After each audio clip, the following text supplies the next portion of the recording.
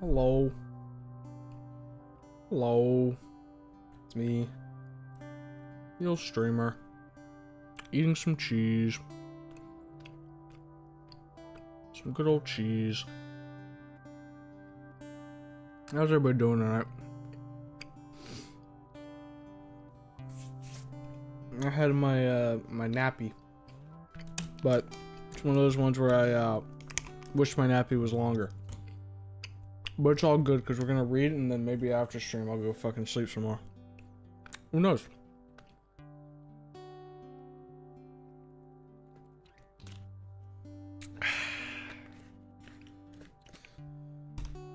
Alright, we got cars here saying Mr. Creamer over and over. Got Gavin throwing a cheese in. God help us all. Funny. Castrosa pickle. Okay. Interesting. Still figuring that out. Hello, Mr. Streamer. It's still a Sunday, by the way. Yes, it is still Sunday. Though it seemed like there was many factions vying for the Sunday time slot today. So, as much as I might support Stella Sunday, the Sage posters were trying to work their magic. He's finally eating cheese. I eat cheese all the time. What kind of cheese? Just some fucking string cheese, you know, a little mozzarella stick. Just some good energy that's quick to consume. When I started the stream, said it's creaming time and then ate cheese. Well, I did do one of those. Oh, actually, I did do 3 of those. No, 2 of those. 2 of the 3. There we go. Hello, Mr. Keyboard. You know, I could just start typing some long ass thing. Then I would truly be the Mr. Keyboard. Sound just a teensy bit. There we go. I'm happy now. Almost forgot this. Well, you remembered at the end of the day, right? That or the announcement pulled you over here. Either or, you're here. Mr. Consumer, I do consume. The boss man is here. I am here. Howdy. Hey, hey. Can't stop reading fics now. It's an addiction. Currently on Bad Apple now. That's what it seems like happens to some people. They just start diving into this shit and they can't get out. Just pulls them deeper and deeper. Luckily, you got stuff to go through, so. And there's no shortage of recommendations in the fucking Discord. Hello there, Mr. Schemer. I do not scheme. But hello.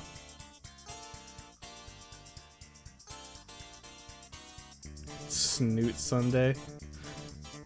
Lasso to the greedy, trying to take Fang Friday and Snoot Sunday. Hi, face swap. Stella Sunday on the Snoot server. Good for the Snoot server. But you're here, motherfucker. Should be Rosa Sunday. It's the day of our Lord and his son, Raptor Jesus. Again, very rarely will I mandate a day. I'm continuing the simp battle. Well, if that is what must happen, that is what must happen, cars. Good luck with your simp battle. Cheese. Cheese is good, guys. If I was lactose intolerant, might need to kill myself. Gonna be real. I just fucking like cheese way too much. Sage posters declare war on Stella posters. What an odd war to declare. What with Sage posters being attacked on all sides? Very interesting. I also need to turn this to live chat. There we go. Make sure I don't miss messages, or at least try not to miss messages. Get spring roll wrappers and wrap a string cheese in it. Fry it in shallow oil for some banger mazza sticks. I've actually had those at a restaurant once. They are pretty fucking good. I'll give you that. No one is Stella posting in the Discord. Disgraceful. If I may share my opinion, yes, it is a little disgraceful. Where's the dorky green dino? I'll negotiate with my fellow Sage posters for slurs to call Stella posters. You Sage posters are a different fucking breed. Gonna let out a just waking up thought. I'm surprised people are respectful enough not to pickle react Rosa images when people post them. Well, okay, so if you post Rosa from GVH, you're beckoning the rule. You're beckoning the pickle emote. But otherwise, people are like, yeah, no, this is just Rosa. We're all good.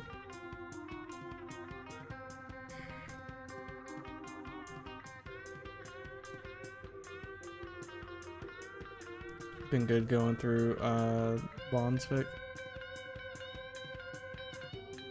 Still need to figure out what we're gonna read in tandem along with Nun in the Chamber, because I'm wondering either tomorrow's gonna be another Nun in the Chamber night, or I might switch gears and read a little bit something different for tomorrow. Not sure yet. We'll see how we're feeling at the end of the night. Mr. Skeever. We sure wonder what kind of wacky misadventures will Anon get into this time. Surely it'll be nothing depressing. Well, I mean, his current adventure is insanity. That's an interesting one. Okay, yeah, so was making sure that I was on the right chapter here, so we're on chapter 10. Tinkering.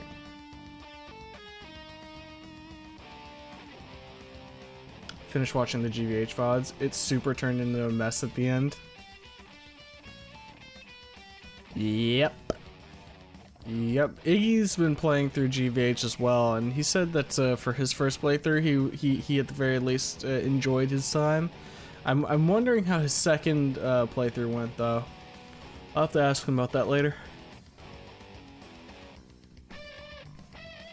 Mr. Screecher. With Rosa, it's a 50-50 that she's packing.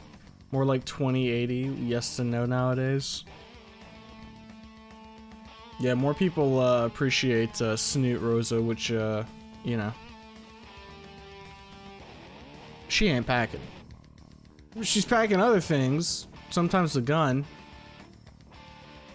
I like the Rosa with the golden gun. That's a good image. Had to lock in on a rubber room.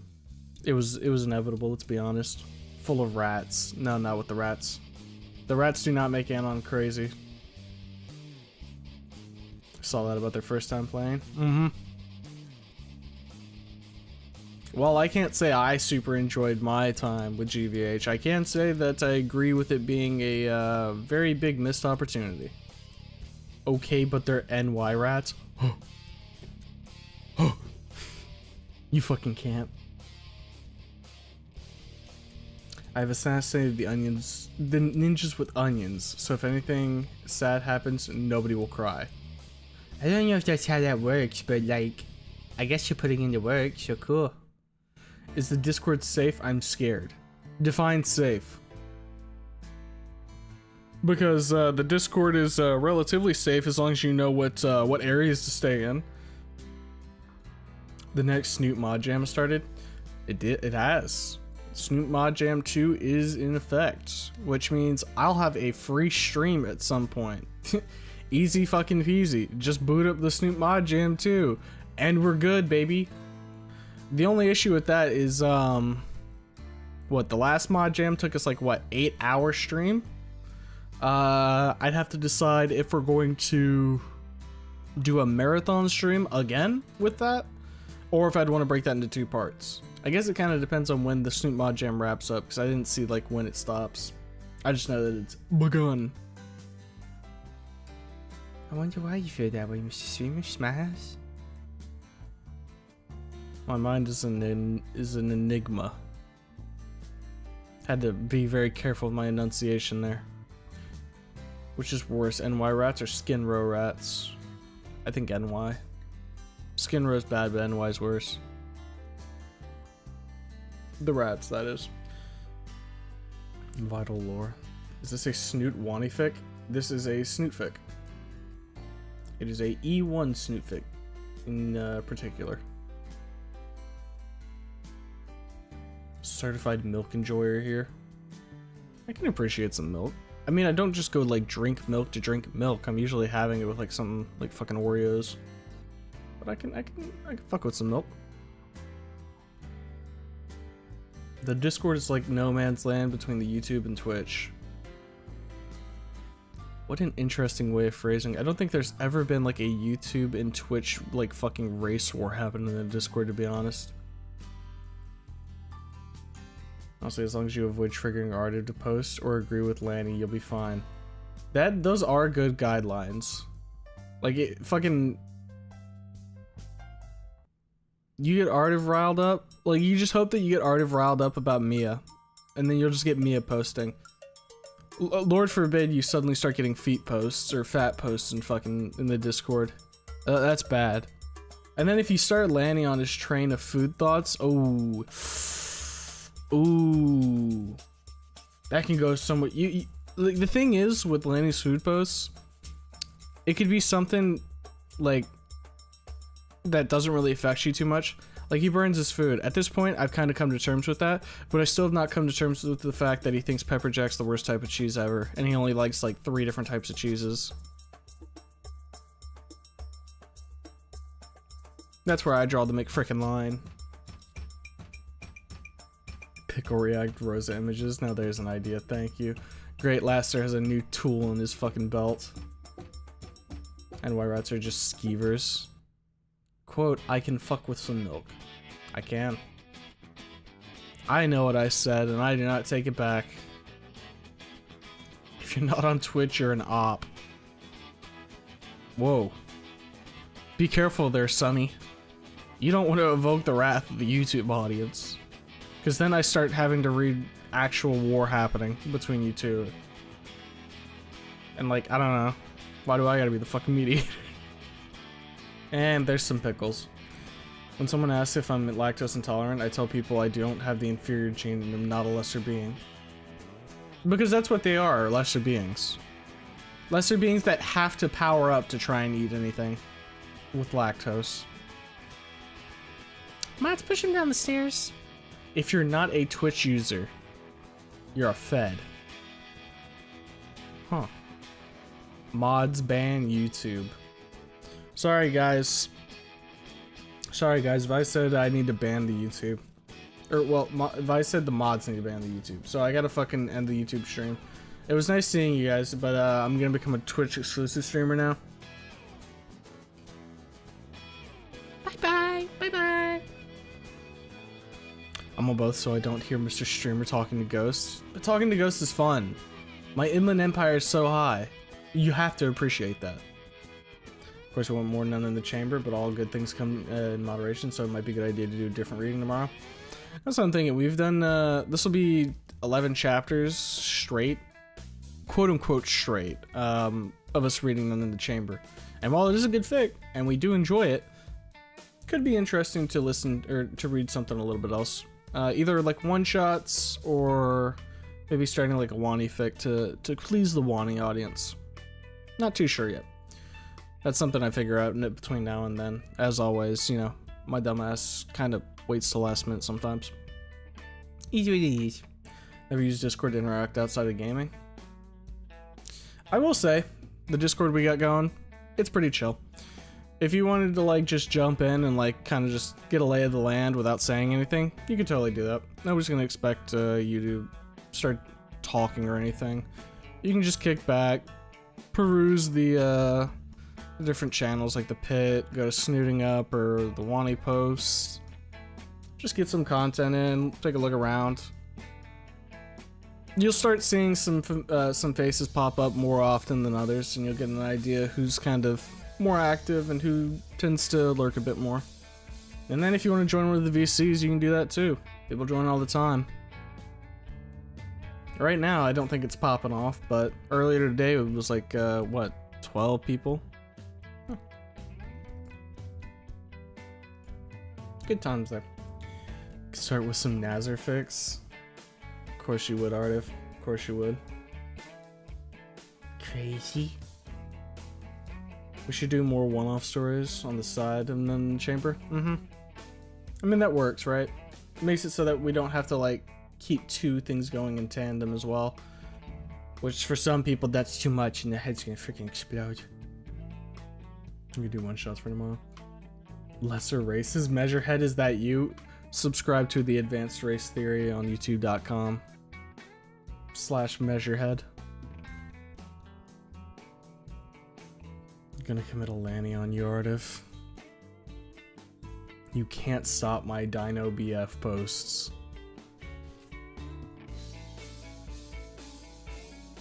What if Mr. Streamer's not on YouTube? How will we get the VODs? Oh, you get the Twitch VODs, guys. You know, the Twitch VODs that auto-delete themselves after 2 weeks. You know, those VODs. Aren't you excited? Aren't you glad that Twitch is such a competitor when it comes to archives? VC tends to be occupied most of the day by at least a few people. Nice to see. It is. It's one of those things where you can hop in, like at any time frame, you can hop in, there's usually at least somebody to chat with. And most of the time, the conversations don't devolve into like people just saying the most unhinged shit. That's probably only like half the time. We need security measures around the pit? No. If I put security measures around the pit, how am I supposed to just push people in? No, we don't. Exactly, Cars, exactly. Should post more, actually, now that Mr. Streamer is distracted. As if you need a fucking excuse, Ardiv. When have I ever, like, walked out and put my hand out and said, Ardiv, this is too much, brother. You gotta stop. No. The person you need to be distracted when you're posting is fucking Lassiter. Lassiter's the one who will come over and say, Ardiv, I'll fucking kill you. Ardiv, kill yourself. Ardiv, I'm gonna hit you with my truck. Mr. Streamer will just sit there, hit unspoiler and be like, huh, alright. Keep scrolling. Maybe we can find a way to live in peace with YouTube. Are we on our make love not war arc? You're gonna have a fun time trying to get past Lassiter with that, but you know, more power to you. Not unhinged at least 75% of the time. I mean, there's definitely chaos agents in the Discord that if one of those are in there, your unhinged is going to be a bit higher. Perfect Lassiter impression, 10 out of 10.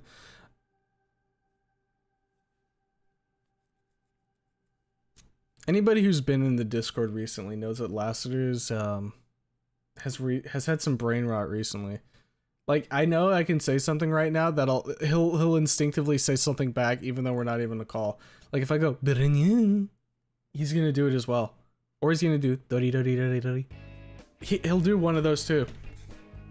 It's fucking hilarious. I bet like when I scroll down I'm gonna see him like yelling at me now. Hope someone makes a little gator version for Snoot Game. It would be funny. I would like that. So can't figure out your taste. I think I've got like a decent like idea of Ardiv's tastes. He also posted like what his favorite tags were. So like, you know, that kind of also helps. Ardiv, my Dino BF is better than your Dino BF. Oh my god, here we go. They're playing fucking card games. Snips Clock Tower Shears. We need Chat Livia and Happy Wheels. But like, is Chat Livia invincible, or are we gonna have to like animate Chat Livia fucking exploding? I am present, I am ready, I am not missing this. Hey Jake. Glad to see you here, buddy. Yes. Okay, well, sorry Chat Livia. They want to see you commit die. Bro, you drink milk alone when eating dry cereal. I do. I absolutely do. And I'm not gonna act like that's a crazy fucking take. I eat cereal and I drink milk. I simply keep the two separate as God intended. That's right, cereal separation, everybody. Maybe Mr. Streamer does practice the advanced race theory. Whole milk, chocolate milk, whole milk, chocolate milk, good. I haven't really drank chocolate milk, or like strawberry milk, or any other different types of milk. I've only ever really drank cow milk. And that's it. Funny gate, you go boom. Who's the best dino BF from Snoot Game and Wani? That's, well, other people are gonna have opinions on that. Some people have a need for reads. Some people are Sage posters. Some people, honestly, I haven't seen many Damien posters now that I think about it. Huh. There's Ben posters. I know there's Ben posters. They like putting him in the dress. They really like putting him in the dress, in case you were curious. That's it, mods. Kill Mr. Streamer. No. I pushed the mods into the pit. Mr. Streamer really doing cereal segregation. Look, all I'm saying is, and I said it the last time I talked about this, I don't like putting a timer on my cereal getting soggy. It's not fun for me. Plus then I don't have like a fucking milk broth afterwards that I have to work through. If I just have my milk on the side, I just sip that up the whole way I'm going. Nice pacing.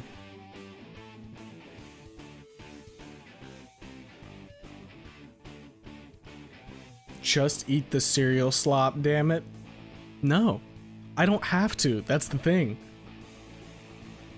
Look, all I'm gonna say is I'm not gonna attack you for your cereal choices, and I would ask that you don't attack me for my cereal choice. And if you are gonna attack me, at least try and cross the aisle for once. Just hold your hand out, shake mine, and give it a try. Try eating your cereal with a glass of milk on the side.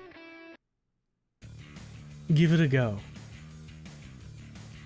Mr. Streamer, just like that girl from Get Out. Okay, I'm not that psychotic. I'm not eating like one fucking piece of cereal at a time like a fucking freak. Why can't you just be normal? That's normal? Yes. Thank you, Vice. Thank you for stepping out here. And like, I don't know, pseudo-defending me, I think. I like to go milk first. Dry cereal is like eating fiberglass. You're a fucking baby. Probably the safest member in the Discord server. Smiles. No, not that one. You're the one who wants to like fucking hit everybody with a... Well, it was a frying pan at first and now it's a shovel. You like upgraded. We need to burn Lanny like he melts my brain. Look, guys. The thing with Lanny, he's got a lot going on, right? I'm able to be okay for the most part with Lanny. Today though, he was streaming Minecraft and I think I almost McFrickin' lost it. That boy had some gameplay decisions. Anybody who was in the fucking call today when he was doing that can attest. Mr. Streamer was starting to get a little frustrated with some of the choices he was making. Make sure you use it on me first. I fuck with the Twitch dudes. Look at that. There's some viewer solidarity there. Fed this dick up yet as what? What the fuck? Oh, I'm sorry. Like Anon says, what the fluff? By Mr. Kimet. I don't know what that means. A Wani fic, you say? Oh, Jake leaning in, punch drunk in his hand, getting ready to push it. Would you like to read this? Would you like to see my character, Dorian? That's the right name, right? I'm not a fucking idiot. Stella Post is more like Fridge Lover. Look, I don't think Fridge Stella is the worst thing in the world. It's not as bad as like fucking Fat Stella. Don't you dare mention that abomination. I'm 100% expecting you to start talking once you join the Discord. Oh boy. Dragon Corp's throwing out some fucking big expectations for the new people. Yo, Mr. Streamer, how you doing? I'm doing alright. I hope you're doing good, Six. Six the Demon. I just realized I probably need to make like a distinction between that and Bat Six. Usually hang out in VC, sometimes talk, sometimes some of us play together stuff. Post memes and shit talk one another, friendly banter. Yeah. And people are, one of the things that's really good is people are usually tactful enough that if somebody's uncomfortable with something, they stop talking about it. All you have to do is ask. It's been a couple times where something like that's happened, where somebody's been like, I'm actually uncomfortable with that, can we stop? And everybody usually cools their jets, pumps the brakes. Cereal segregation? I can imagine Damien smile with that. Bet Lenny uses the Jenny mod in private. No doubt. Fridge Stella more like Thwomp Stella. Thwomp Stella more like a brick. Based in Twinkpill, Nazera's growing on me. Ardiv, we must commission Mia twerking. Ask Shad, man. Dude. Haley Trill really, I think I've seen that man asking for Mia twerking quite a bit. If it's not just him, it might be multiple people. I don't fucking know. Through your fucking window. Brick through the window is a good fucking poll, let's be honest. Jesus Christ. First thing I'll commission will be a Mia curb stomping me. Doesn't surprise me, Ardiv, doesn't surprise me. Ardiv's like fully leaned into that. I kind of just want like Mia to kill me. And like not even in like any way that usual people would want. That's both a core memory and a PTSD in one name. I don't want peace. I want problems. I know, Laster. Go commit not feeling so good, Twitch audience. And then you say, you say, Laster, you can't say that. And you'll say, yes, I will. And I have the right. Laster's a hammer in search of nails. The thing is, he runs out of nails pretty quickly, so he just starts hitting fucking anything. Particularly Lanny's knees. Answer's still the same, but it's just like clarity. Or the brick or Stella, the answer's still the same, just like clarity. So mad you can't throw bricks like eggs and snowballs in Minecraft. You know where you can? Terraria. Calamity.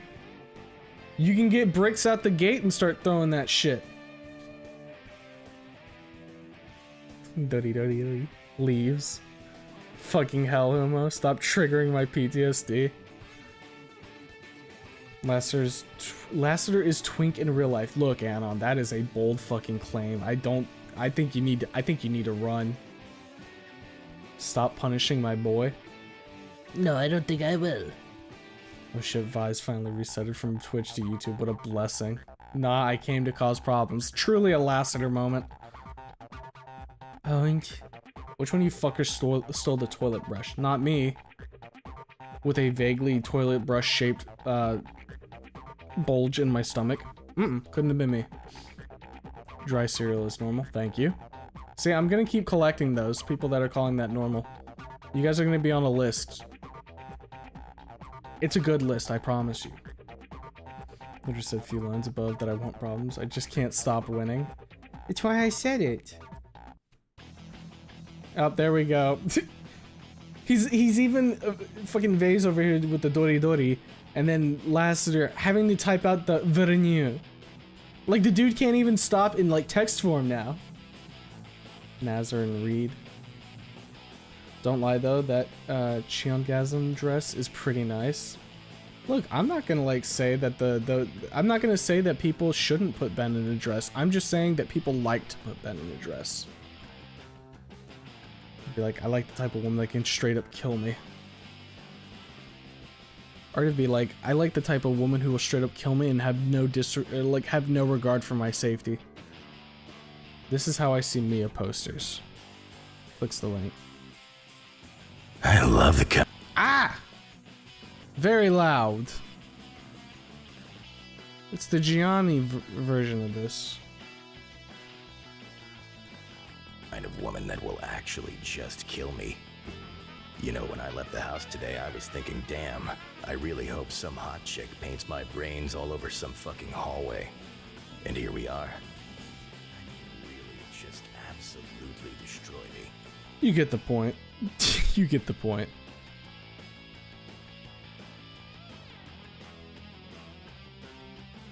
Squints my eyes. Before YouTube sends me to the Shadow Realm, let me just say that this is an educational video made to inform the viewers about racial discrimination and is in no way meant to be a guide to becoming a more efficient racist. I stole the brush, it's now my wand. It only casts E. coli-based poison spells. You monster, I respect that. Get pickled, Twitch chat. Pickle emote. My god. Friendly fire, literally me. Silence, I cast explosive diary on thee. Don't hit him with explosive diarrhea. That's a one-time thing. Hit him with the curse of IBS. Mr. Streamer, hello. Hey, Grey Feather. Plays Gianni Vid. Doesn't play the me after fapping my boner. Rachel, what? Damien, probably. Man, now that you reminded me of it, I just realized the female tag isn't even in my top 20 in my E6 favorites. That was... I did notice that, Ardiv, and I was like, huh. Ardiv is a bit of a fan of the man, huh? Hi, Cars. If Ben doesn't want to be in the dress, then he shouldn't look so good in it. I think it's the blue, like the red on the blue, you know? It's a pleasing color combination. I need to add salt to the wound first. I cast no. Gotta hit him with the mend butt crack.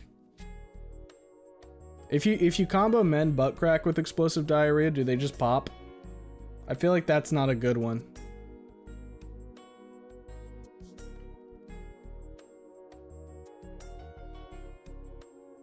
If Ben no femboy, why femboy shape? Man, I don't fucking know. Milk broth is the best part. It's like a new milk flavor. Alright, milk broth enjoyers, you can have your fucking soup. Ben posters making Ben a twink. Leave it to the internet to want to make the mentally ill character a twink. Wait a minute, you're actually right about that. What the fuck? They should have made Ben a fucking programmer. And I'm gonna leave that there. Solidarity, brother. There's a vid posted and snooting up for you. Aw, cripes. Oh yeah, I should probably like fucking take this down real quick. There we go. Nah, it goes out the other end. Foul message. Absolutely rancid. Hated that one. What's in snooting up? Scrolls to the bottom. What is this? Look, guys, it's Stella.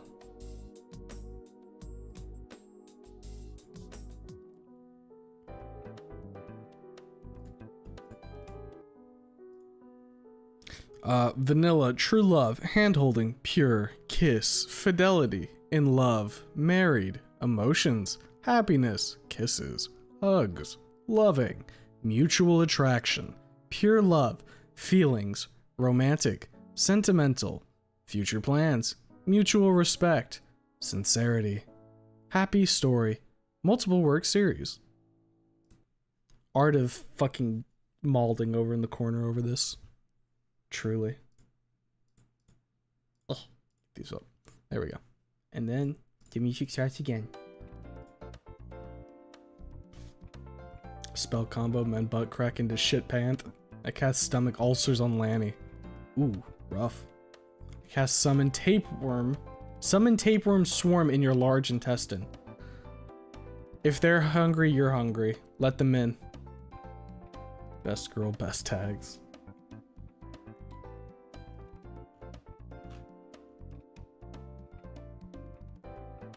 I'm eating my cereal the way it should be. Heat the milk and pour the cereal into it and stir. Oh man, guys. You're gonna let Lassiter get away with that one? Heating the milk? Oh.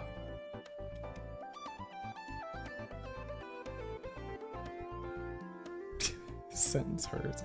Lanny's officially an op for not drawing Sage. I'm gonna tell Lanny. He's pretty good. To be fair, Punch Drunk should be next. Punch Drunk is certainly on the list to get to. Jake knows this. Jake sits excited. Lanny always been an op. Speaking of Dorian, Cry of Fear book Dorian moment in fridge. Pops over to the fridge real quick. Guys, look. Cry of Fear Dorian. He's gonna beat the fucking shit out of you.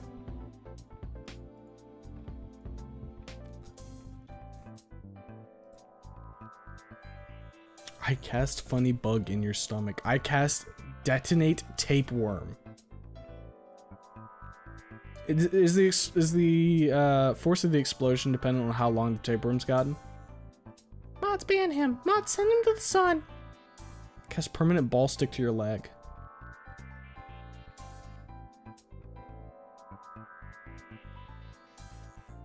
Mod, send him to the Vor Realm. No, some of those fucks will like it. Don't send them there. You need something that'll actually hurt them. Valley Girl Fridge Stella. Who's the other 6? That 6. Wait. Don't mention that thing. What? What? I've seen while Stella's sneaking her way into the newborn room in the hospital again, and I have to emphasize this every time we talk about Fridge Stella. If you see Fridge Stella going somewhere to get a snack, you must not engage. Let Fridge Stella eat and act like you didn't see anything. I think Cold beat me to it. Hammers are made for hitting things. True, that is their intended purpose. The tapeworms pop like firecrackers. I cast Hot Pillow. Well, that fucking sucks. Why would you do that to me? Mods, send them to Kalid. Mods, unsegregate his cereal. Please don't. I like my cereal nice and segregated. It makes me happy. With the pre-patch dog. Wait, the fucking dog that's like a chainsaw and will instantly kill you if it attacks you? That Elden Ring dog? Fuck that dog. Infinite aggro range too. Oh man. Mods, tell him I said nuh-uh. That'll fucking destroy him. Better than the list I'm on. Whoever said I'm a twink, forget that I am a Slavic man approaching 30. I look more like an ogre. Lasted over here fucking ogre maxing. Dumb question, no one will kill themselves over a story, right?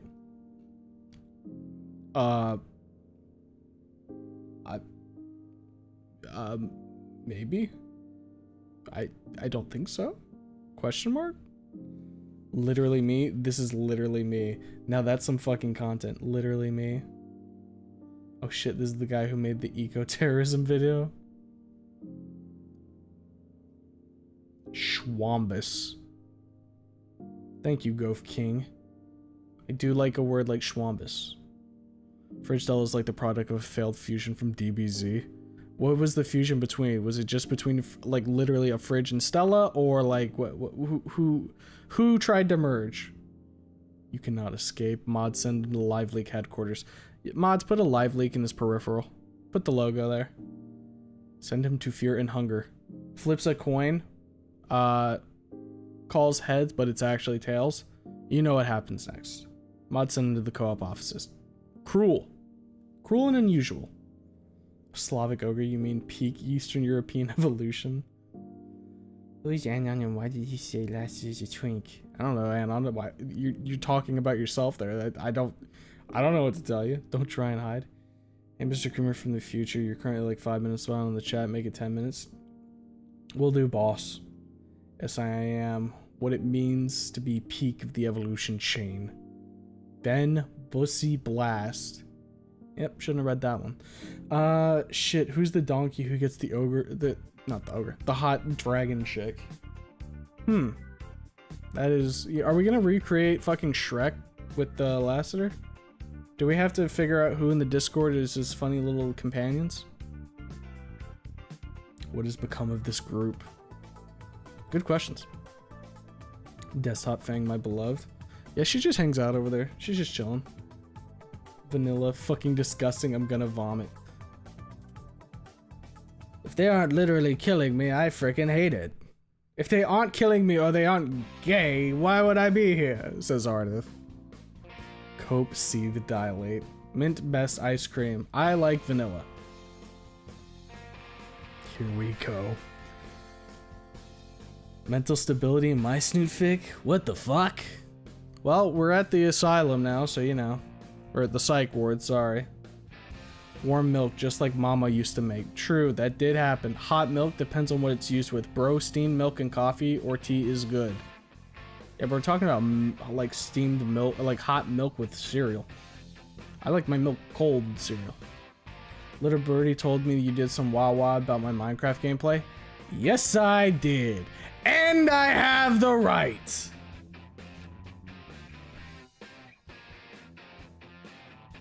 Punch drunk Gator fans when Slap Sober Fly walks in.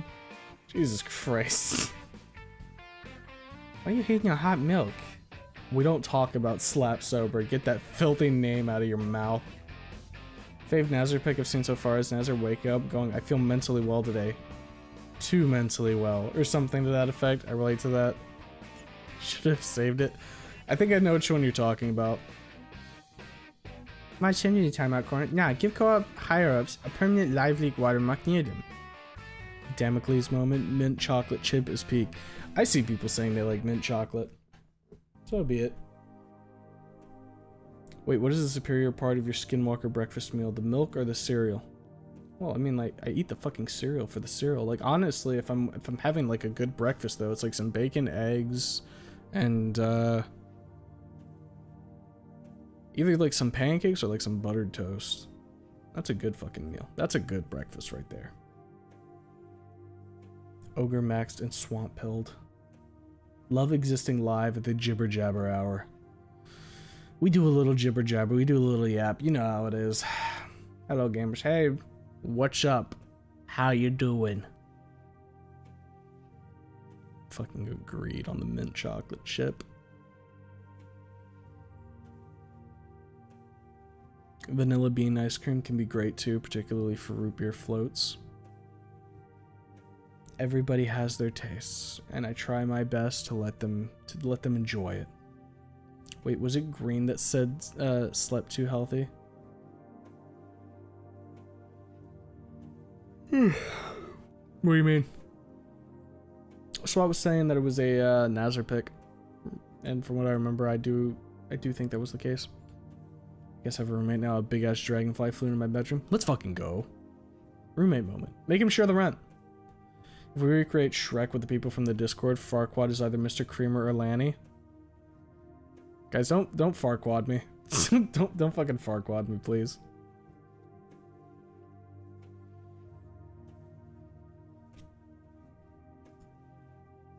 Also, what the fuck? Who snitched me to Lanny? Who snitched me to Lanny?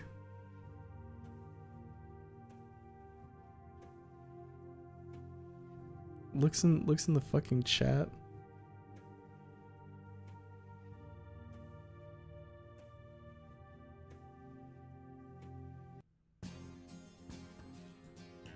He isn't even like in like a fucking VC right now. Somebody had to like direct message him, or it's in one of the chats that I'm not seeing.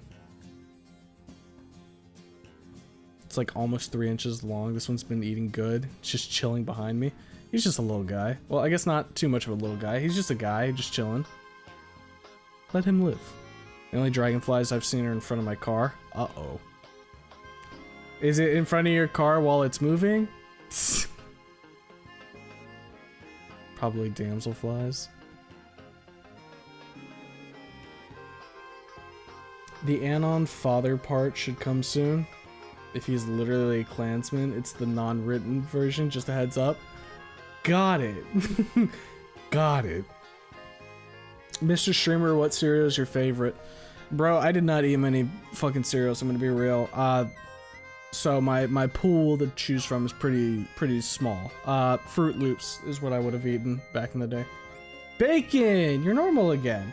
Dude, bacon's good. I honestly, just depending on the day, I could either go with like some fucking nice flapjacks or some waffles.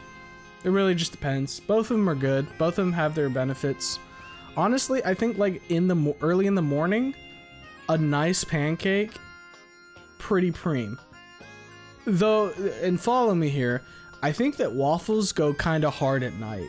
All right, maybe that's just because from back in my college days, I used to like buy like frozen waffles and then have them as like a late night snack.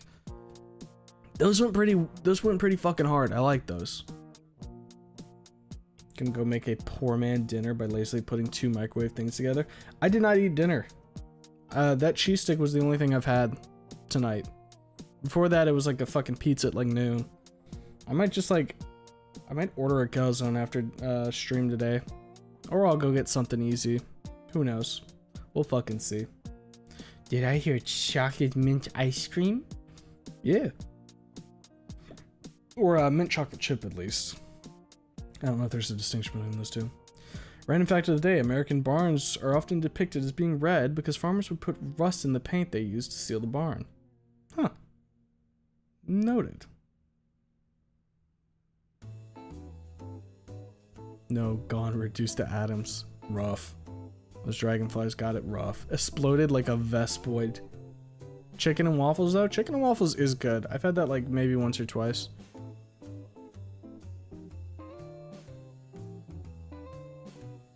Steak in the morning also can go pretty fucking hard. Waffle House at 2 a.m. is so peak. Well, that's what Waffle House built for, let's be honest. Fight pits are awesome at my local one. You got like a betting ring going on there too. That's it, I'm writing bio snoot. Let's fucking go. No, skinwalker milk is skin milk. Nasty ass water posting is milk. Oh. Milk opinions. Very interesting. There's thunder in my area. I'm not reading that last part. I'm just gonna say there's thunder in my area streamer. Hold me and sing a lullaby. You're gonna have to wait for the karaoke stream for that. Sorry. Cars is the one who snitched. I'm gonna kill Cars. I prefer not to give my opinion on that. Ayo, someone had to DM him. Anon's father is Walter White. Anon! We have to fuck dinos, Anon! Our reigning champion has won 6 straight battles. That's a pretty high score. You think he's gonna be usurped soon? Can't wait for Snoot Shock. Don't you dare touch Cars. Why not? Give me one good reason. He has the villain role. I am morally justified in annihilating him.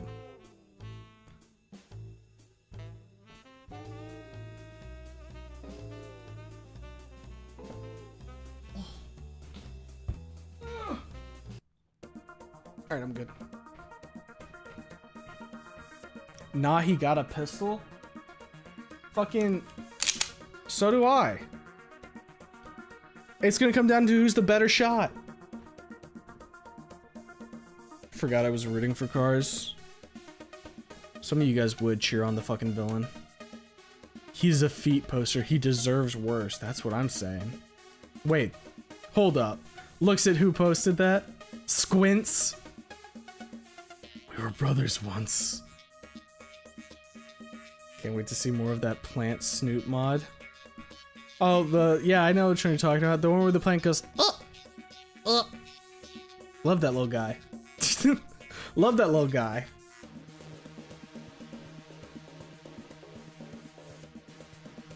Alright, let's catch up on the YouTube side. Red color that was created by the rust paint stuck. Ah, crap, I'm late. Yeah, don't worry about it, Twisted. You're only about, looks at watch, just under half an hour late. You're all good. Waffles from IHOP are underrated. I haven't been to an IHOP in fucking forever. Who would win, Rosa or Ripley? Ripley, sorry. Rosa's pretty strong, but Rip's just on another level.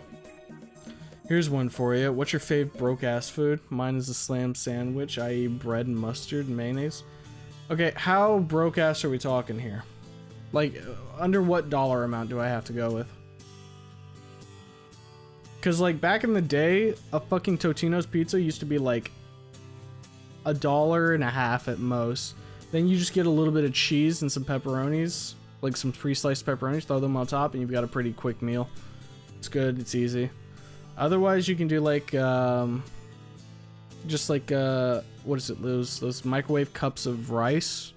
Just throw that in, and then do like some egg and mushroom with it.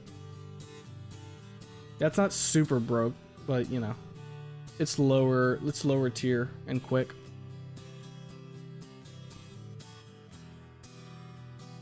Just a little criatura. Just beams E1 Anon's brain. Funniest shit I've ever seen. He just goes, and then, my brain! Why is Fang jumping? Ripley literally killed a fully grown bull rhino with just his bare hands. That's what I'm saying. Ripley's on a whole nother level.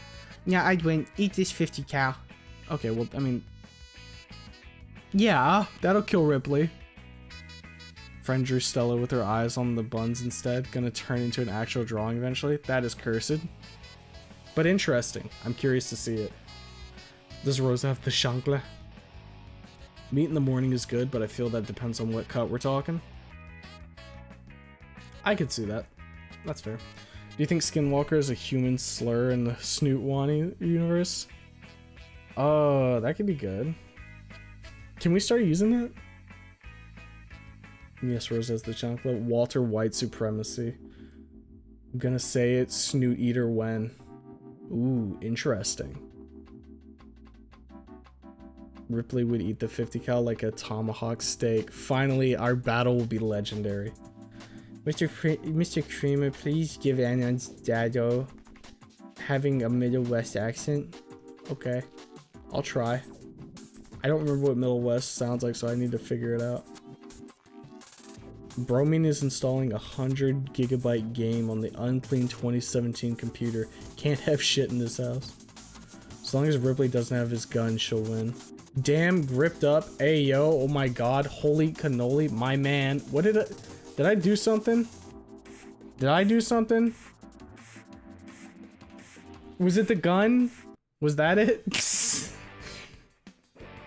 Yo, there's a Snoop mod jam happening. There is, correct. He's strapped. Second Amendment go or second. All right, I'm sorry. Second armament goes raw. Sorry, there we go. All about animations. Oh fuck! I didn't know that animations was the fucking crux of it. Let's go. I made obligation to defend cars somehow. At this point, he's become impossible to defend. Yeah, you picked the wrong fucking defense pack to make there. I'll give you that. Nah, you'd get rocked like the Hulk punching Thor halfway across a block. Is Skinwalker like a snow bunny?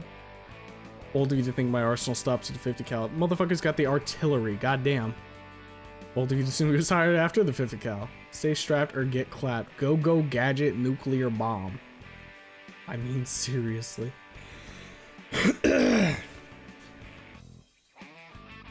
Half an hour, it's 50 minutes since start. Did I misspeak? I meant to say you're just under an hour. Rosa Pickle attack.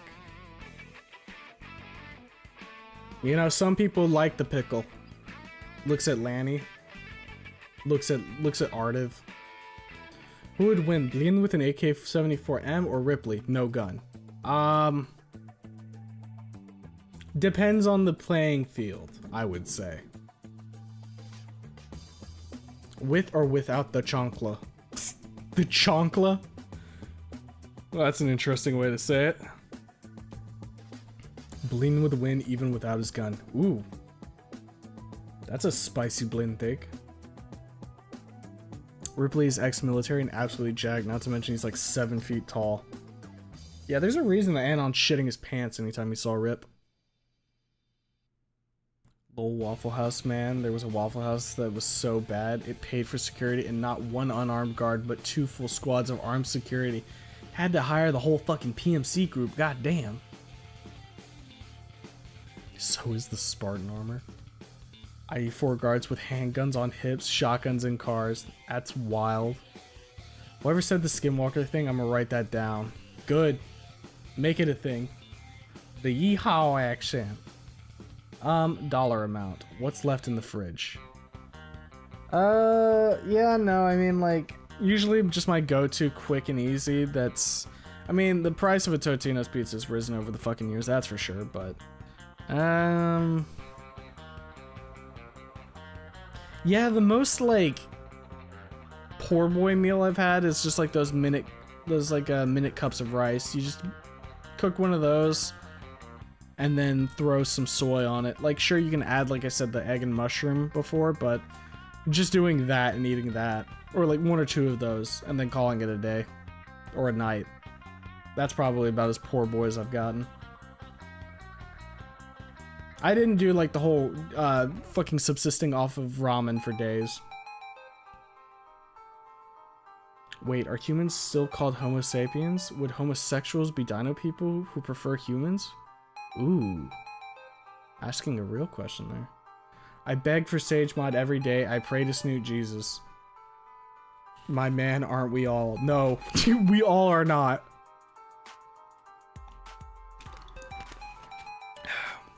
Mr. Streamer packing heat and he speaks 45 ACP.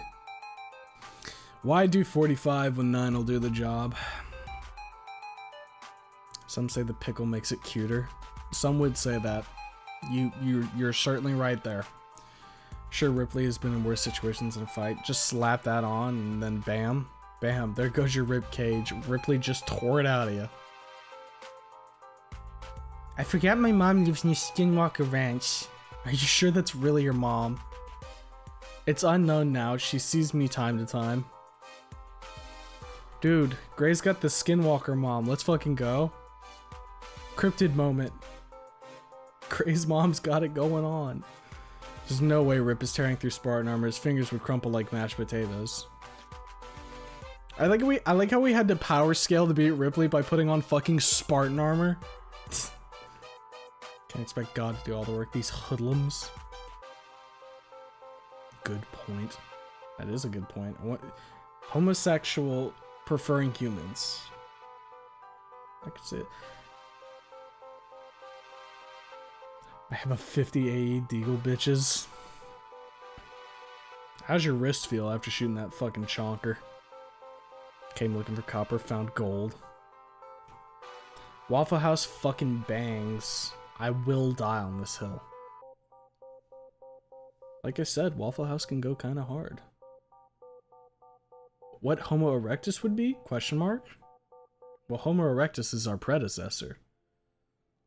So would that be like the Monkey Man? I believe we have a new Stella poster in Discord. Real? Checks the Discord real quick. Check snooting up. Where's my Stella posting? Why am I so far back? What the fuck? I've seen all this shit. Aha! Stella posting! Very good. I can appreciate this. Fuck yeah.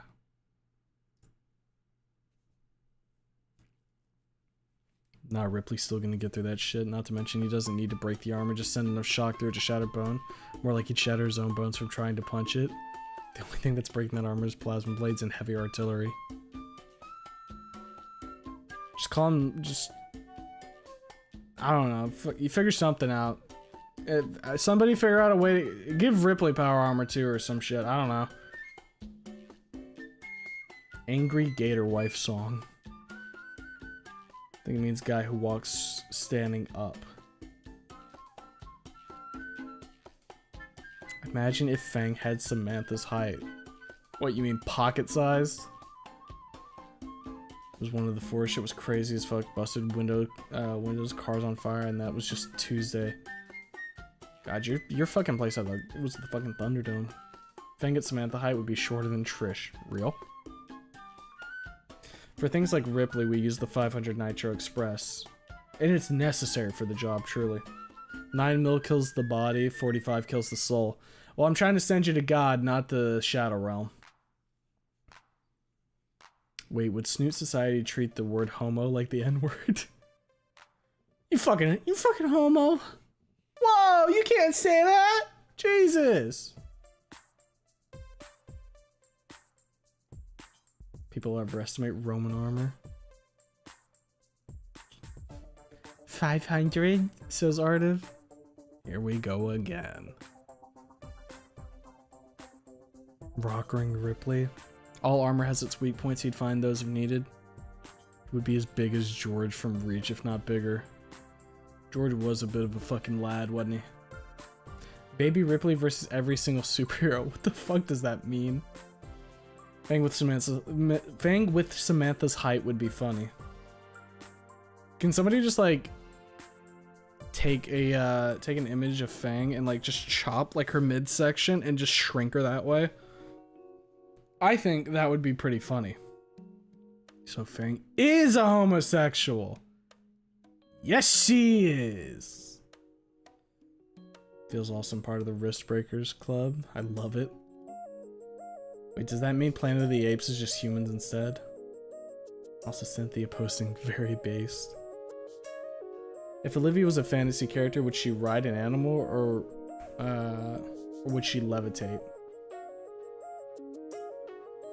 I kind of like the idea of like fucking Olivia on horseback, but if she was a magic caster, I could see the levitate.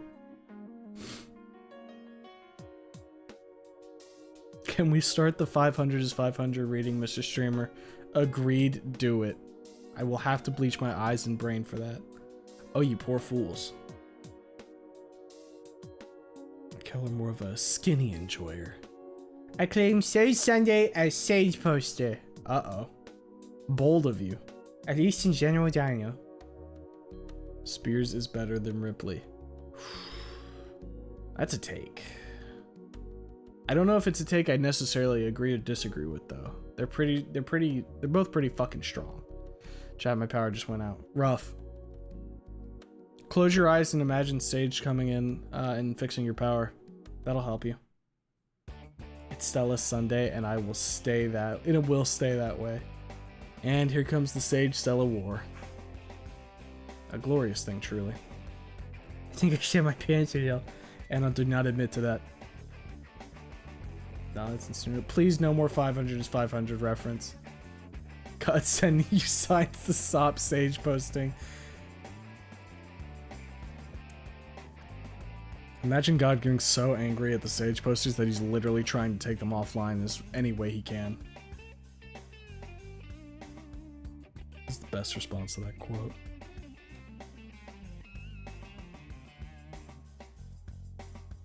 Ugh. Pray for that. If God is against Sage posting, then so be it. I will bring down the gods of heaven in the name of Sage. God, you Sage fuckers really are ride or die, huh? Okay. I mean, that's almost respectable. Never stop Sage posting, brother. We stand strong. Fuck you. It's Snoot Sunday and Snoot Saturday. Last Sage poster got shot. Spears beat a fire demon. That is fucking true. He did body that. I mean, at the end of the day, he still died, but he did beat that fucking fire demon. Spears would easily demolish Ripley. I don't think it would be easily.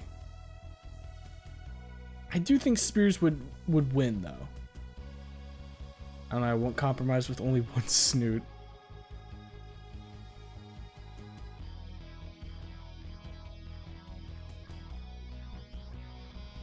No, Planet of the Apes would be cats and dogs. Spears would beat out Ripley. That I can agree on. Spears stopped the meteor.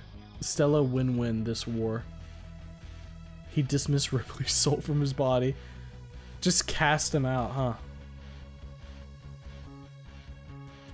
Does Spears have a spear? If he's serious about winning, yeah. Why only one mean we could have all the Snoots? Because some people want their Snoot to be more prioritized. Why wouldn't he? No, he has a club, duh. Somebody get that guy.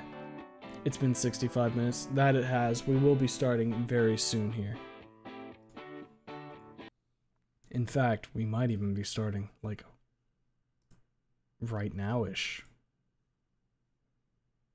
First things first, though, I need to show you guys something. Pops up the screen. Guys. Peep this.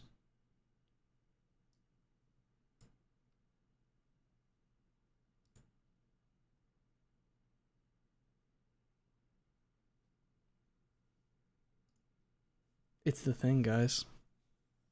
It exists. I don't know why this isn't selected as the fucking thumbnail, but you know, there we go. It exists. The Inco noted supercut. And it looks like it got done rendering.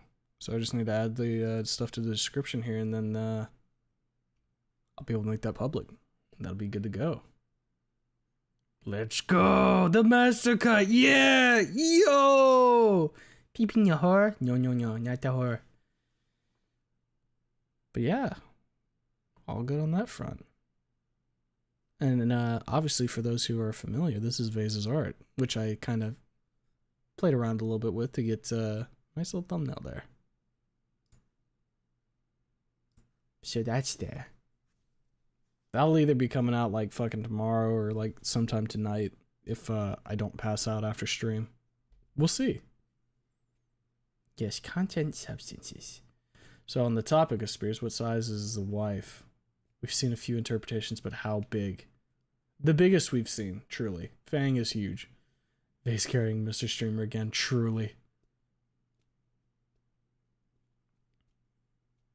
Boo, not the Snoot Wani iceberg. Throws you off of a cliff. How would I even like start doing like a fucking Snoot Wani iceberg? What the fuck?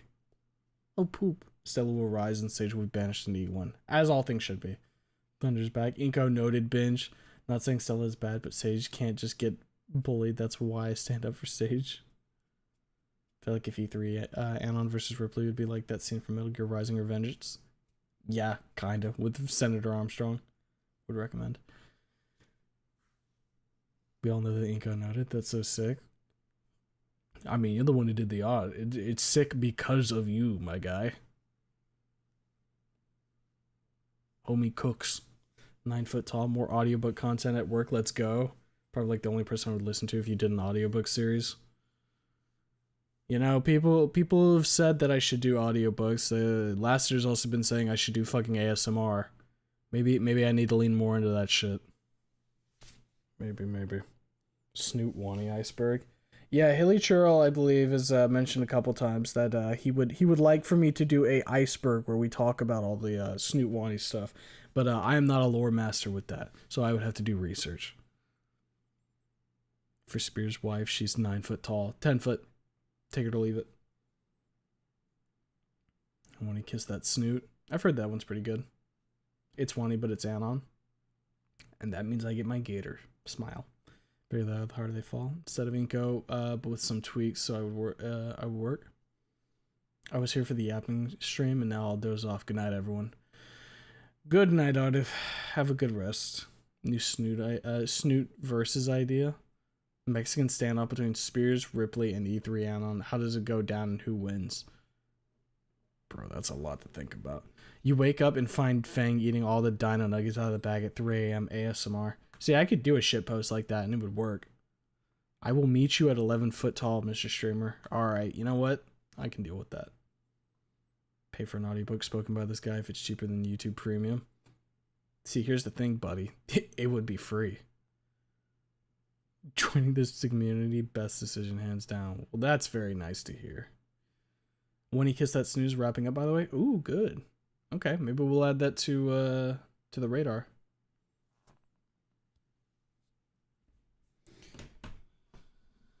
Okay. Let me stretch a little bit here before we get this fucking rolling.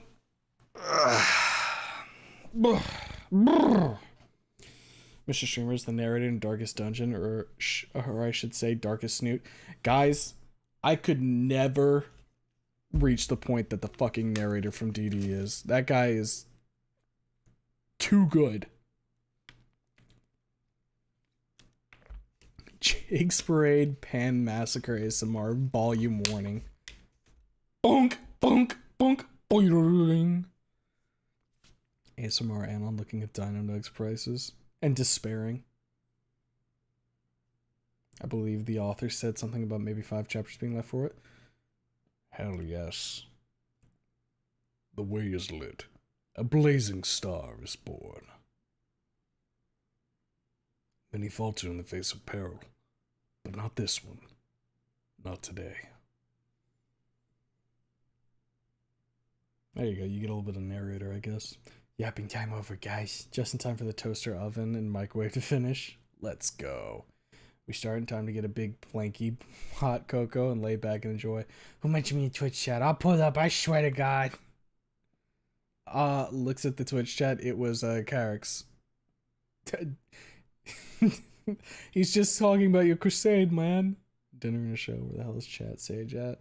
One day you'll get your Chat Sage, and that'll be the only thing I ever give you. Could reach that peak. Finished ending 1.5 the other night. It's short and some stuff is kind of left out, but it wasn't bad. I was promising the records long ago. Yes, it was. Stop it. No. All right. With that, we're going to go ahead and get into this.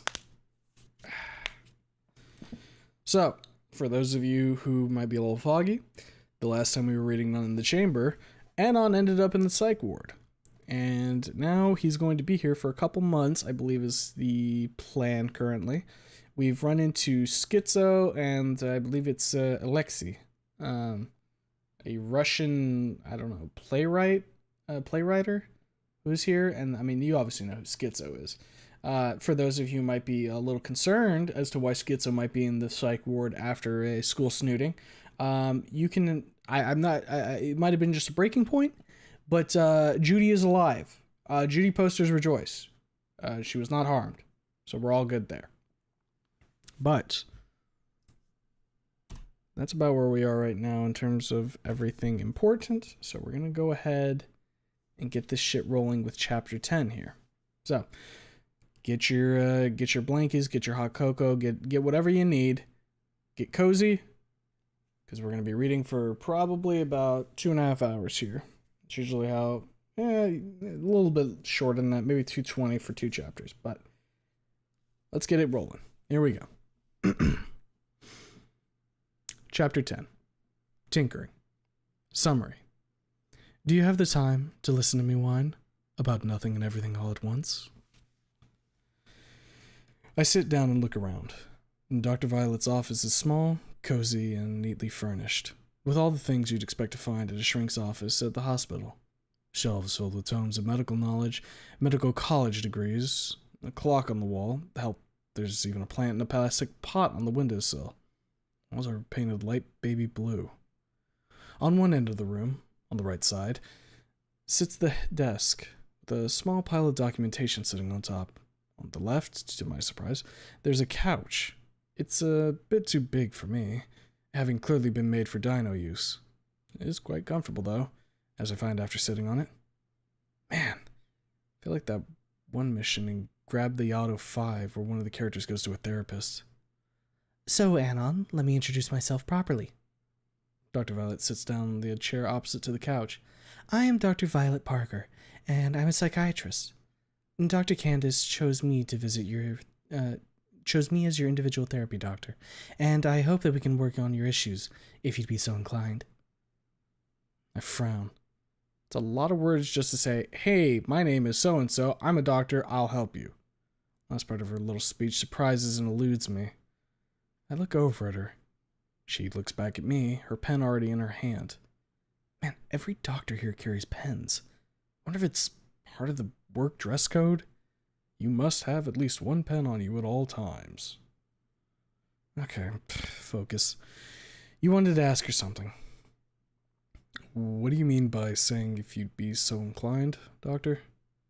I mean that we don't have to talk if you don't want to. We can just sit here in silence and enjoy each other's company. She shoots me a calming smile. Of course, if you want to make progress in your healing progress, you should consider talking to me. I see. Talk or don't. If you don't, you'll be stuck here for longer. That I don't want. So I nod and lean against the backrest, wrap my arms behind my head, and stare at the ceiling for a while, listening to the ticking of the clock. Tick, tock. Tick, tock. She's obviously getting paid the same rate, no matter if the loon talks or not. Gonna have to remember that for the future, if I'd want some reprieve from the group therapy, which I'm also certain is coming up somewhere down the line. Might as well get this show on the road. Don't want to make a bad first impression, and I've been silent long enough, I think. A little more and she'll start considering me a candidate for the special care unit of this fine establishment. So, how does it work? Do I just talk, or do you ask me a question? Usually I let my patients do the talking. She shifts in her seat. If you'd prefer, I can ask some questions to get you started. Fuck, I myself don't know where to start with. At the school thing? How it all began between us? Maybe with Trish and her shitty attitude? Rock bottom? So many options. Too many, way too many. Ask one question and we'll see how it goes. Is that okay? I sit up straight and face her. Of course, of course. She nods. She leans over a side table by her chair and fiddles with a dictaphone sitting there. After that, she clicks her pen. So let's start at the beginning. She looks down at me with a soothing expression. I look back at the ceiling. I flex a little. Don't shiver. My face tenses up almost on its own. Must not show weakness. I don't want to end up at the eponymous Block B with the creme of the crop of the mentally unwell. Come on, this isn't the police station. Oh, hey, Conscience. I see you survived the initial salvo of brain pills. Good to see. They'll allow you to cry here, my mind tells me. As long as you don't go about breaking shit and starting a fight, you'll be fine. Yeah, maybe onto something. Those people aren't ripping as goons. It'll be fine. Most of the issues we have begin in the first place we remember. Our family home. Dr. Violet continues. Please tell me, how was your life there? I let out a short, bitter laugh. Fuck. My family home? Scratch my head, shaking it at the same time. I don't even know if I should call it that. Calling it a bed and breakfast would be much more fitting. She pauses and gives me a prolonged, curious look. What do you mean by that, Anon? I chuckle, pressing my back harder against the backrest, with my hands behind my head. From the corner of my eye, I see her tilting her head. She's looking at me as if she wanted to ask me something. That's what it says on the tin, Doc. I say after a moment. I look down at her. I only ate, slept, and spent time there. No warmth, no other such tear-jerking bullshit going on there. No, sir. I scoff, quite bitterly. Can you elaborate? Can I? Lady, I'm just getting started. It was as orderly as the fucking army, the part of which my old man is. I grimace, recalling what my old man said about my future prospects. Talk about following in your father's footsteps, huh? Focus, you were saying something. It was cold and precise to a fault. The only thing separating it from an army boot camp or an army base was the lack of corporal punishment. She grimaces the last two words. I look down from the ceiling at her. You don't like to hit your kids, Doc? No, she says firmly. It's an outdated, primitive form of enforcing discipline.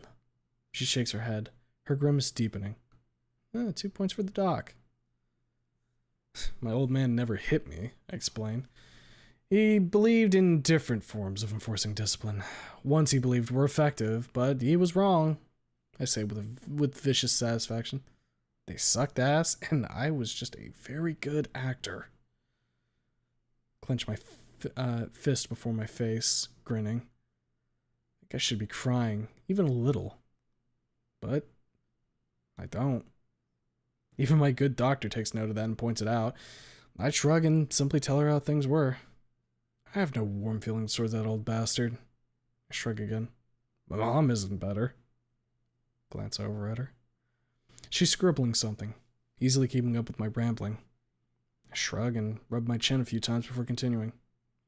She never said a word in my defense, only stood by Dad, always told me to do what he says, dear. He knows what's good for you. I croak out in a parody of her voice. Doc Violet's pen stops for a moment, rustling a paper. She flipped the sheet. The pen continues its stride down the page. I should hate them both, I think. But I don't. I just don't care for them. She stops. I look over and she's looking up at me. Why do you think you should hate them? They made me into who I am. That's why. She tilts her head to the side slightly, but doesn't say anything. I continue on, starting another ramble. Sure, I made shitty choices in my life, and I'm sure my time at my old school played a role in turning me into the person I am, but parents are still the center of a teen's life, right? I scratch my head and shrug. You may not like them, even hate them, but they are the core of what makes you, well, you. At least before you get some fucking life experience.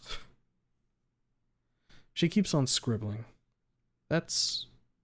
Huh. That's a nice ambience. Kind of relaxing, actually. I like it. But I don't care for them. Neither of them. We're blood relations, but we sure as hell aren't family. I wince. We just shared living space for a while, and even then, I was more of a guest than a fucking member of the household.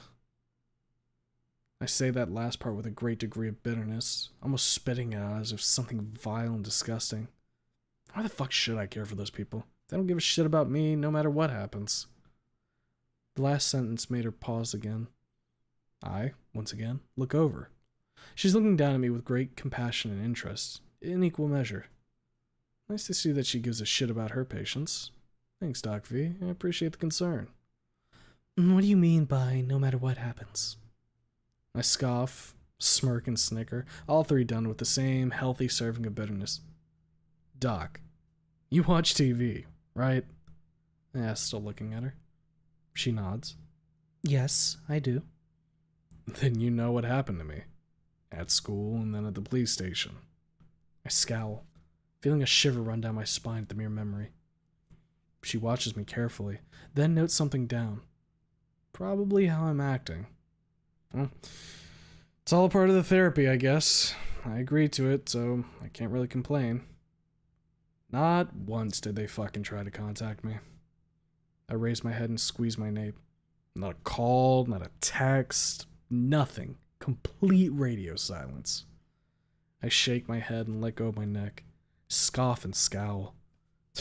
When I called them, they didn't ask how I was doing. I shrugged. I was a burden to them. I frowned, my hands tightening into fists. Might as well have fucking died in that shooting. They breathed a sigh of relief. Gently smack my knee. That makes her shift in her seat. The scribbling slows down for a moment, then picks up speed again. She doesn't say anything though, only writes. I don't care. I need to get this fucking shit off my chest. It feels fucking good to be able to do that, all on government money. My tone grows even more bitter, but my voice is calm and collected. Some fucking parents, huh? My mother might have pushed me out into this world. My father may have fed me and put clothes on my back, but they can both go to hell for all I care, Doc.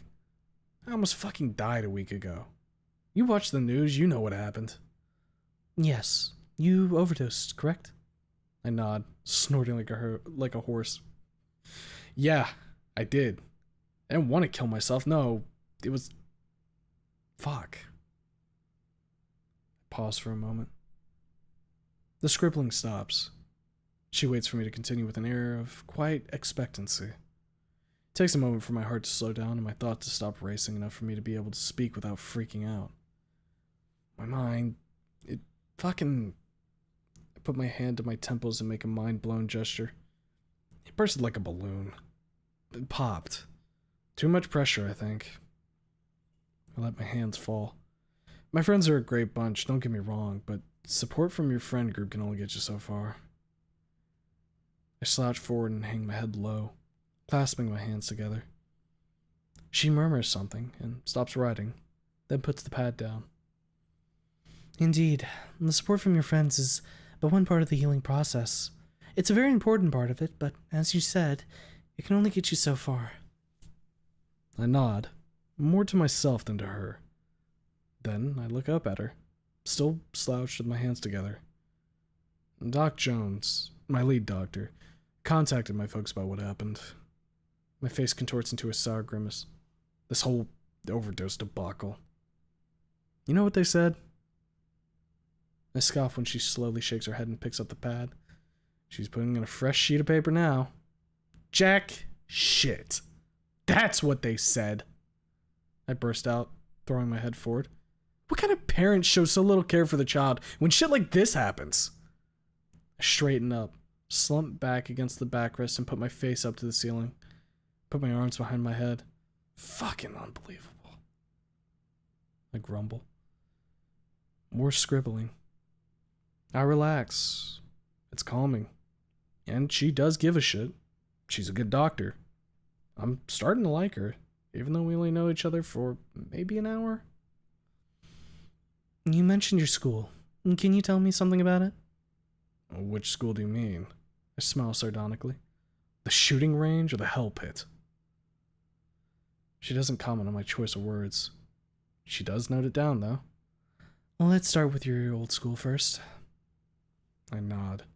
I look around the room and rub my chin to gather my thoughts.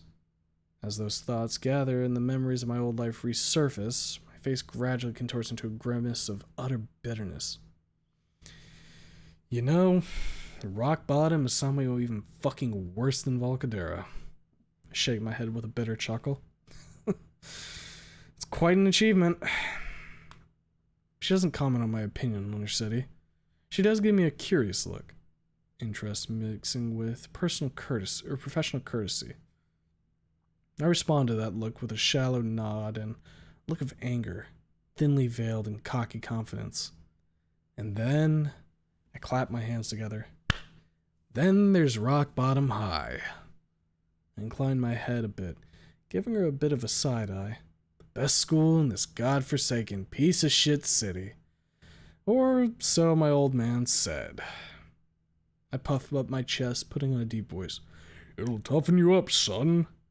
It was alright, until I made a fiddle slip of letting people know how high my power level was. She smiles awkwardly. Your power level? Oh, fuck. I spurred out there a little. Well, better explain it, even if it is really fucking embarrassing. Basically, how much I liked anime, manga, all that Japanese crap. I explain. After she nods, I continue. From that point, everything went downhill for me. Literally. It all went crashing down a spectacular cascade of burning bridges and black smoke of isolation, with the debris of friendships littering the landscape. She raises an eyebrow. Yeah, I'm good at word games. Even Fang noticed it, so I must be quite good at those. I became bitter, hostile. I rubbed the base of my nose. I entrenched myself in my own little castle, slipping by in the corridors, snapping at anyone who'd get in my way. You wanted to become a ghost? I nod quickly a couple times. Yeah, something like that. Trying to stay invisible didn't fucking help, of course. And I got my unhealthy dose of bullying. Shoving, punching, playing pranks. Fucking hated the people there. I grumble. Wanted them to die. Wanted to die myself many times. When I mention wanting to die, she stops. I look over. She's looking at me with questioning look. Back then, Doc. Not anymore. Shake my head. Well, on the day that happened, I wanted to end it all, but something like this really fucks with you. I got better over time. Not by much. But I don't want to kill myself, if that's what you're curious about. She notes something down. Please continue. What else would there be to say about my old school? The school was a fucking dump. Reeked of ass. Everyone pointed and laughed at me. Hell, every single dipshit zeroed in on my location the moment I got out of class. I grit my teeth. Who knows how far they'd go if my old man didn't graciously agree to me switching schools. It was nice of him, the single fucking nice thing he ever did for me. From what you're telling me, your parents were very distant, yes? Distant? Doc, that doesn't even begin to cover it. I shake my head with a very bitter snort. My old man may as well have not been living with us at all. I point with my hands at nothing in particular on my left. And my mom could have been some random person off the street. I repeat the gesture on the other side. That's how close we were. I look at her with a frown and an angry scowl. She returns my look with patience and calmness.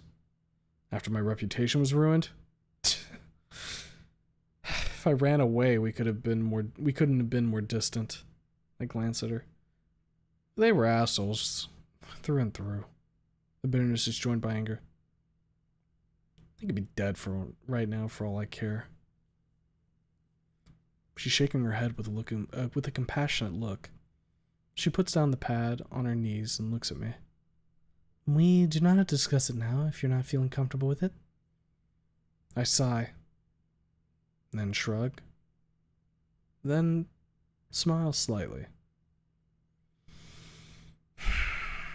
Thanks, Doc. She looks at the clock. I look at it too. Holy shit, it's been 2 hours already? Time flies fast when you're having fun, huh? She looks back at me, shuts off the dictaphone, and nods at me with a smile. And that concludes our session for today. Thank you for being so honest today, Anon. Usually patients are reluctant to talk about their issues. Honesty is the best policy, Doc. I nod with a smirk. Helped me thus far. Won't hurt me here. Very true, very true. She gets up. Come, I'll take you to the common room. I follow her outside and down the corridor. I wonder if Wendy is in her usual spot. Maybe she's having a meeting with a shrink of her own. She did mention something about a doctor named Lewis during our conversation yesterday. He's supposed to be a super good therapist. Well, I was lucky with my therapist too. She's the nicest doctor I've met. Discounting Doc Jones, of course. Speaking of the Joneses, there is something I'd like to ask my personal doc. Hey, Mrs. Parker? Yes, Anon? A friend of mine wants to visit me. Who do I talk to about this? Dr. Candace. She looks over her shoulder. We'll need to examine you more before allowing visitors, so you both need to be patient. Alright, thanks. We stop near the common room. The Ruski passes us by with a fresh sheet of paper. He glowers at Dr. Violet, then at me, as if we were responsible for his current state, then goes to his usual spot by the window. Loud, angry scribbling follows. Poor man. He's been through so much. What do you mean? I ask curiously. I'd rather not discuss the matters of patients with those not involved in their therapy. She rebukes me firmly. Now please go and try to relax and think of what we shall talk about tomorrow. I shrug, not caring for her sudden rebuttal. Not my spot to prod at. Her circus, her loons. You promise not to use that word. Who cares if I use it in my head? No one's hurt by it. Out of sight, out of mind. Besides, am I wrong? Look at that Ruski go. He's pushing the pencil down so hard that it's a miracle he hasn't torn the page up yet. Nice mindset. Keep it up. What the hell is that supposed to mean, conscience? You know exactly what. Is Wendy a fucking loon? You had a nice talk with her yesterday. She's a schizoid weirdo, a loon, a spurg. Well, that's just uncalled for.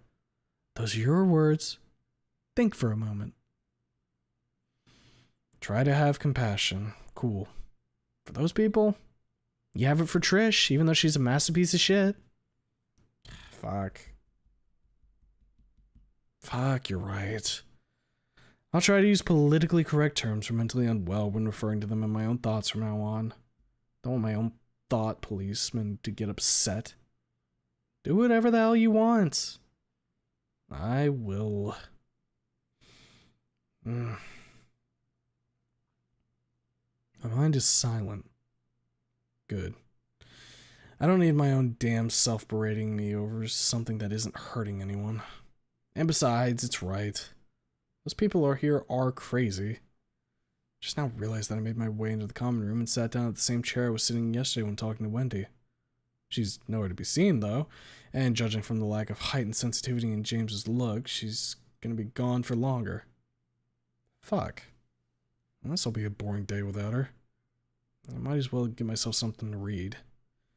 I go over to the microscopic shelf they call the library here, doing my best to avoid the eyes of the paranoid raptor. Let's see here. We have Dickens, Tolstoy, Dumas, and other classics on the menu. My, I feel like I'm in a literature class. Guess something fun like Lord of the Rings isn't fit for this sort of place. Someone may try to recreate the grand trip to Mount Doom in real life.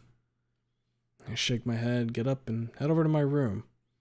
I pick up a random manga and go back to the common room, where I take my rightful place and plunge neck deep into the sweet world of desert punk. Who knew a guy making sweets could be such a dickhead? And the way he berates his helper. It's hilarious. It's almost like watching Gordon Ramsay tearing some hapless schmuck a new one. Go get him, Chief. Quite a reprieve from the constant lack of tension in the co-op group. Apparently, the prospect of inevitable death does little to incite interpersonal drama. Okay. Is this Wendy? This might be Wendy. What are you reading? After Jesus on a bicycle. I almost dropped the book. The girl knows how to sneak up on you. A manga? I explain. A manga? Force myself not to cringe as I say. A Japanese comic book. She nods and looks over my shoulder. She freezes, while her eyes dart across the pages at a speed that's both surprising and a bit disturbing. She frowns, looks at me, and nods at the book. How do you read this? Right to left, top to bottom. Weird. Very weird. Super weird. Yes. Why not make a normal comic book instead? Her head twitches softly. That's how they do it in Japan, I explain. Changing it wouldn't be right. She zones out. I wait for her to be back before asking if she's done with the page. She shakes her head and then asks me to go back to the beginning. She's dumbstruck with the layout. Or at least, I think she is, judging from her eyes.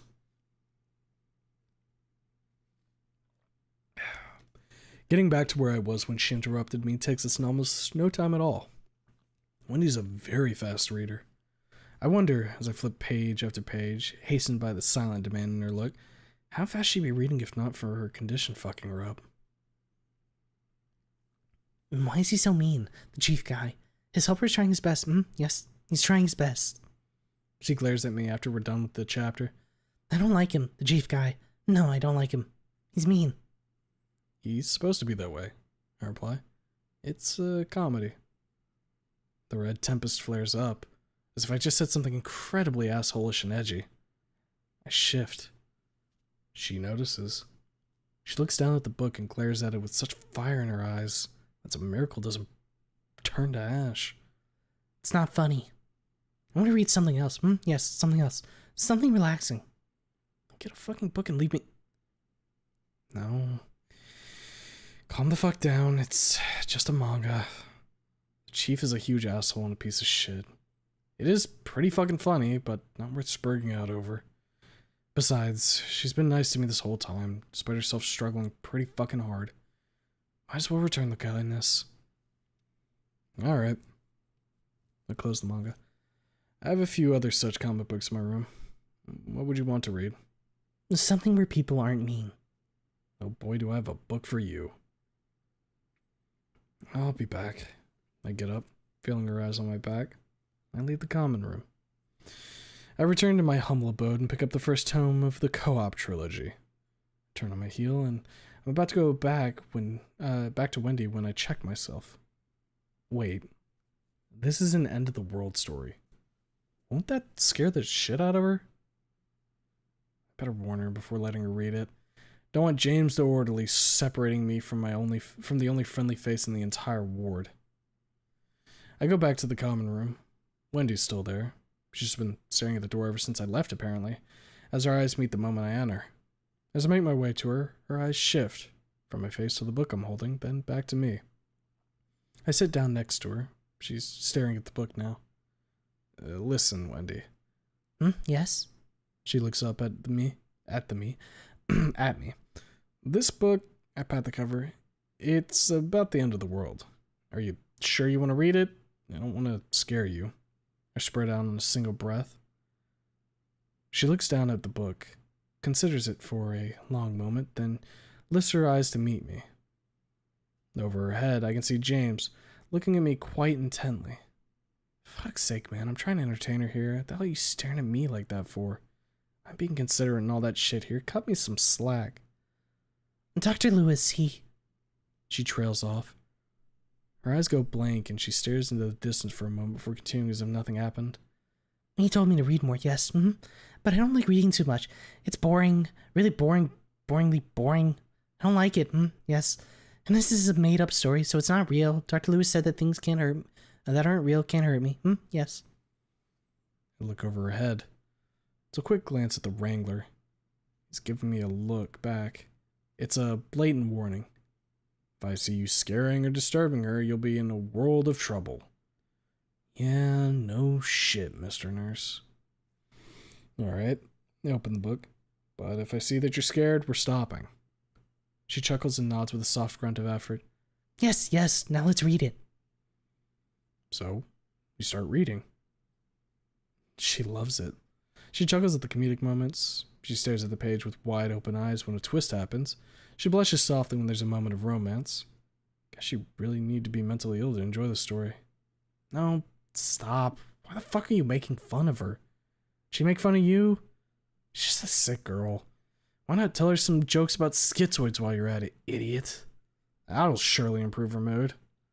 Can I grip you, damn Spurg? Turn the page. Shit. Thanks. She keeps reading and enjoying it. It doesn't matter if the story's good or not. She's enjoying it so much. That's nice to see. It seems like she's taken quite a liking to Faye, some tarot chick character. Very foul-mouthed and very forward about everything. Now that I think about it, Faye kind of reminds me of Fang. Kind of. She's not bad enough. She's not a bad enough bitch to be her. Far from it. Fang was chocolate ice cream sundae, and Faye would be a spurt of vanilla in a cardboard cone. And on mouse, I look up from the page where Raoul is I introduced. There's an orderly in the common room door beckoning to me. A phone call for you. I look over at the twin phones on the other side of the room. No, those are for calling the hospital. Come. Wendy starts when I get up. She grabs my sleeve. Please leave the comic book. She pleads. Sure. I smile and give it to her. A small smile lights up her face. She takes the manga from me and starts reading it. As I follow the orderly outside, a short laugh from her reaches my ears. Feels pretty damn good to do something nice from time to time, I'll be completely honest. The Wrangler leads me to a room near the staff offices. It's not too big, and is painted in calming shades of blue and green. A single orderly sits by the door, looking quite bored. Camera under the ceiling. Curses. My dastardly plan of escape has been foiled. On the other side of the room, phone on the table. Green light is flashing on the side of the receiver. Mouse? The guard asks. Yes, I nod. He yawns. A phone call for you. He nods at the receiver. You have half an hour. Not again. Man, it feels like a prison here. Got it. I sit by the table and pick up the phone. There's a click in the receiver. Hello? Hey, Anon. Can't help but smile. Rosa, you absolute treasure. Hey, what's up? A brief silence, followed by a sigh. Trish called me yesterday. Oh, great. Fan-fucking-tastic. How the hell did she do that? Doesn't Rose have enough worries of her own without my bullshit? God damn it, Trish. She said you were upset. What's wrong, Chico? I'm in a mental institution, Rosa. That's what's wrong. I grumble. And to that, all the other bullshit we've been through the past month. And my reasons become quite clear. I've met with silence. Drags on for a long moment. There are no clocks here, but I'm almost certain that me and her spent almost a minute sitting in complete and utter silence. Fuck, did I offend her? I did speak somewhat harshly. Sorry. I finally speak up. I had my first therapy session today. We talked about my home, about my old school. Guess the bad mood hadn't left me completely up. I rubbed my eyes. I'm sorry. I can hear her shift. There's loud, ambient school break noise in the background. Footsteps and conversations. There must be break time at her school. Don't be sorry. She pauses for a moment. It must have been awful if you're still so upset. Snort softly. Yeah, remember that presentation? I chuckle. She murmurs something in response. Yeah, multiply how people reacted by like 100 and had a good degree of ass kicking. I chuckle grimly upon hearing herself gasp. Yeah, that's how bad it was. Moving here was a blessing. I paused, gripping the receiver tighter. And a curse. She murmurs encouragement, something in Spanish. I don't understand a word besides the occasional chico and niño. Even though I have no idea what she's saying, it still melts the ice in my chest. And I relax. Everything will be fine. Well, almost everything. Fang will end up in prison. No. Enough beating yourself up all the damn time. Cross that bridge when you get there. Now you need to focus on healing yourself. Won't be much of a help to Fang if you keep putting yourself down. Rosa? Yes, Anon? Her voice is slightly tense. How's Reed? He told me his parents found him a therapist. She shifts in place again, then speaks. She sounds more relaxed. Oh, yes. He's been going to therapy for a couple of days now. She laughs softly, with a degree of sadness and compassion. Pobre hombre está sufriendo tanto. She clears her throat. Sorry, I got a bit emotional. I smile, and slowly shake my head. How one's person heart can hold so much care for so many people will always elude my cynical self. Yeah, I grimace. How is he? Better. He's more calm than before, she tells me. I still can't mention Trish to him or he'll get very angry. But he's more relaxed. With her and that doctor working on him in tandem, he'll be healthy in no time.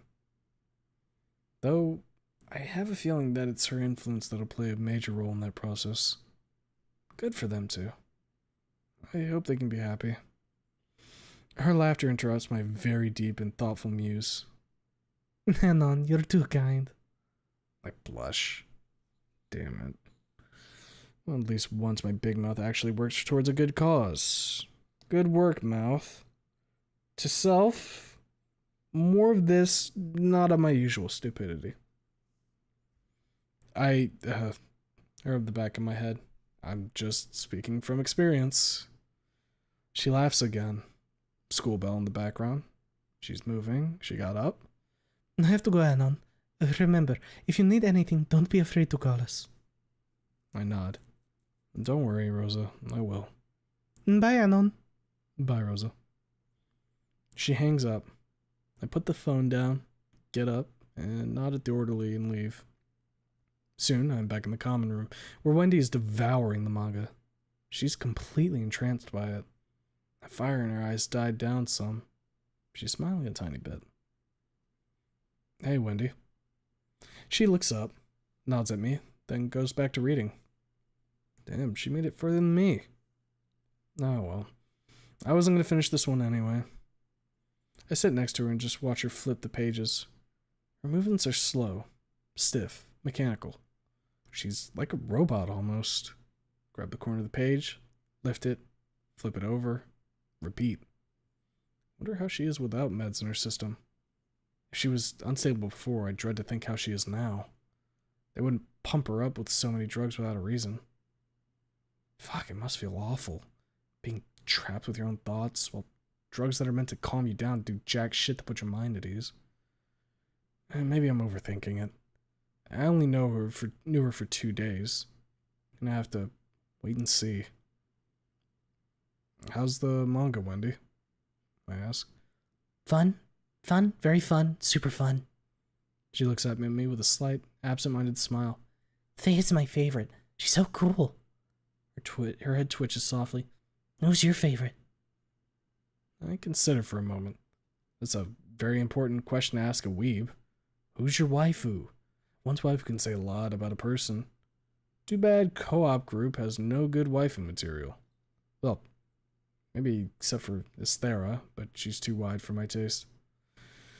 Raoul, I look at her. He's funny. She nods, then sinks next deep into the world of humans and dinos. I look over her bent form. James is looking at me attentively. For the first time, there's no suspicion in his eyes.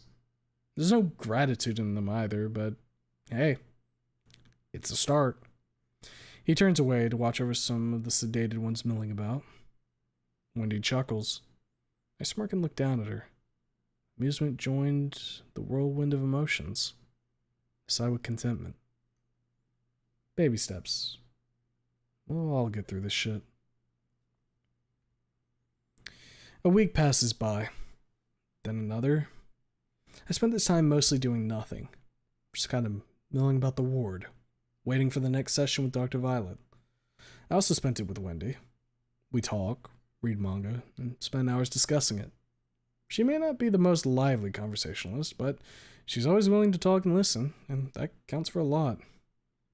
I even get a glimpse of Judy as she's leaving the visitation area one day. She recognizes me. I get a nod, a smile, and a wave. I, of course, return all three. She's small. Really small. Even smaller than Trish, which is quite an achievement given how much of a dwarf the salad tosser is. More calls from Rosa and Reed. More conversations over the phone with Trish. Reed's making quite a progress through his therapy, with Rosa being supportive all the way. Trish finally got a shrink of her own, and from how she sounds over the phone, she's feeling much better. It's her dad who pays for the therapy, from what she tells me. She's still bummed out about not being able to visit me yet, though, which eludes and perplexes me. I guess she shifted her loyalties from Reed to me, which is as endearing as it is troubling. "You can't speed this up or something?" she asked me one day. Shook my head, rubbing my nose. "I don't make such calls here, Trish. It's your dad and Doc Candace." "Candace nuts?" she grumbled. I had to bite my fist not to burst into a fit of laughter. She heard me, which made her chuckle and become much more smug for the rest of our conversation. I used to hate her being like this, but hell, I don't know. Felt good to have her back, even if for a short time. It was as if nothing bad had happened. Nice little moment of reprieve. I spent those 2 weeks with Doc Violet just talking about my time at home and school. Had a lot more to say about both those things than I initially thought, and she was more than willing to listen. Today, we finally changed topics. "Tell me about your time at Volcano High." My smile widens, and I nod. She looks at me more attentively. Now that's something I can discuss for the whole day. Hell, for my whole stay here. "The best fucking 5 months of my life, Doc." My smile falters. Well, excluding the first 2 weeks, and a certain person who was hell-bent on butting into my business every goddamn chance she got. I clench my fists and open them. But we're good now. We had a heart-to-heart, you know? Fucking hated that bitch, and now I think she's not all that bad. She looks at me, her pen suspended over her pad. "And who is that person? Do they have a name, or would you prefer not to name them?" I rub my jaw with my pal, hemming to myself for a brief moment. Do I want to out Trish? She does want to visit me, and me telling them how much of a fucking piece of shit she was could easily put an end to that plan. I'm ashamed to admit it, even to myself, but I'm kind of looking forward to that visit. What the hell is happening to me? I would prefer to avoid names for now, if that's alright with you. She nods a couple times. "Of course, I won't force you if you're not comfortable with it." I nod and softly sigh. Then I look at her. She's patiently waiting for me to continue speaking.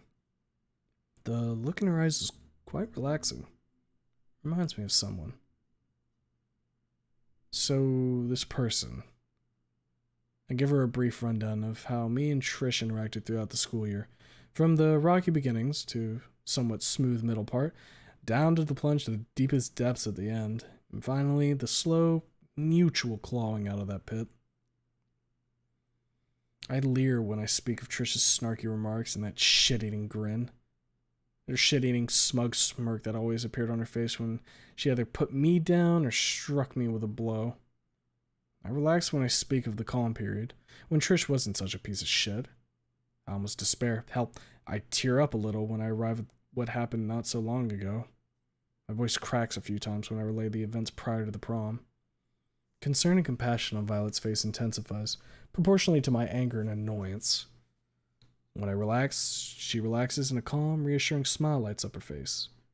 When I despair and rub tears from my eyes, she saddens and looks at me with such kindness that I can't help but smile through tears. Now that I look at her, she reminds me of Rosa. She does look like she actually gives a shit and doesn't just see me as a meal ticket or another difficult patient to contend with. Rosa? Who's Rosa? Is she the person you're talking about? Ah, fuck my big mouth. Why don't you keep shut? God fucking damn it. Wait, she thinks I'm talking about Rosa? No. We are rectifying this shit immediately. I wave my arms, quickly shaking my head. She stops writing, looking at me with a raised eyebrow and a tilt of the head. She's still smiling, though. No, Rosa's a friend of mine, Doc. I hastily explained. She is not the person I just told you about. She nods. You remind me of her, Doc. A look of puzzlement flashes across her face. There's a question in her eyes, and a hint of reluctance. Right, she doesn't know her. Well, let's fix that, shall we? She's the nicest, most kind, best fucking friend I've ever had the luck of making. I hastily explain. She notes it down. The question's gone, so is the puzzlement. That relieves me to such a degree that before I know it, I'm yapping away. I start spilling the beans on how good of a friend Rose is to me, Reed, and even Trish. She's like a rock, you know, Doc? I smile warmly, turning my head up to the ceiling. Rock solid. Who knows where the three of us would be without her? She's been there for me from the day the... My smile drops and I turn pale for a moment. Doc pauses. She waits. It's a struggle to recall that day, and I think the pain and anguish show on my face as she notes something down on the pad. She then looks up from the paper and beckons at me with her head, smiling encouragement. From the day of the shooting, I hastily finish my sentence. Like a damn band-aid. Rip it off quickly. Hell, she lended me her shoulder to cry on. I may not be able to do that last one, but I hope you find me rock solid as well. Violet smiles warmly. I nod a few times, looking in the eyes. You're headed that way, Doc. I give a thumbs up. Scribble, scribble, scribble. And tell me more about that friend of yours, Rosa. She seems like a very good person.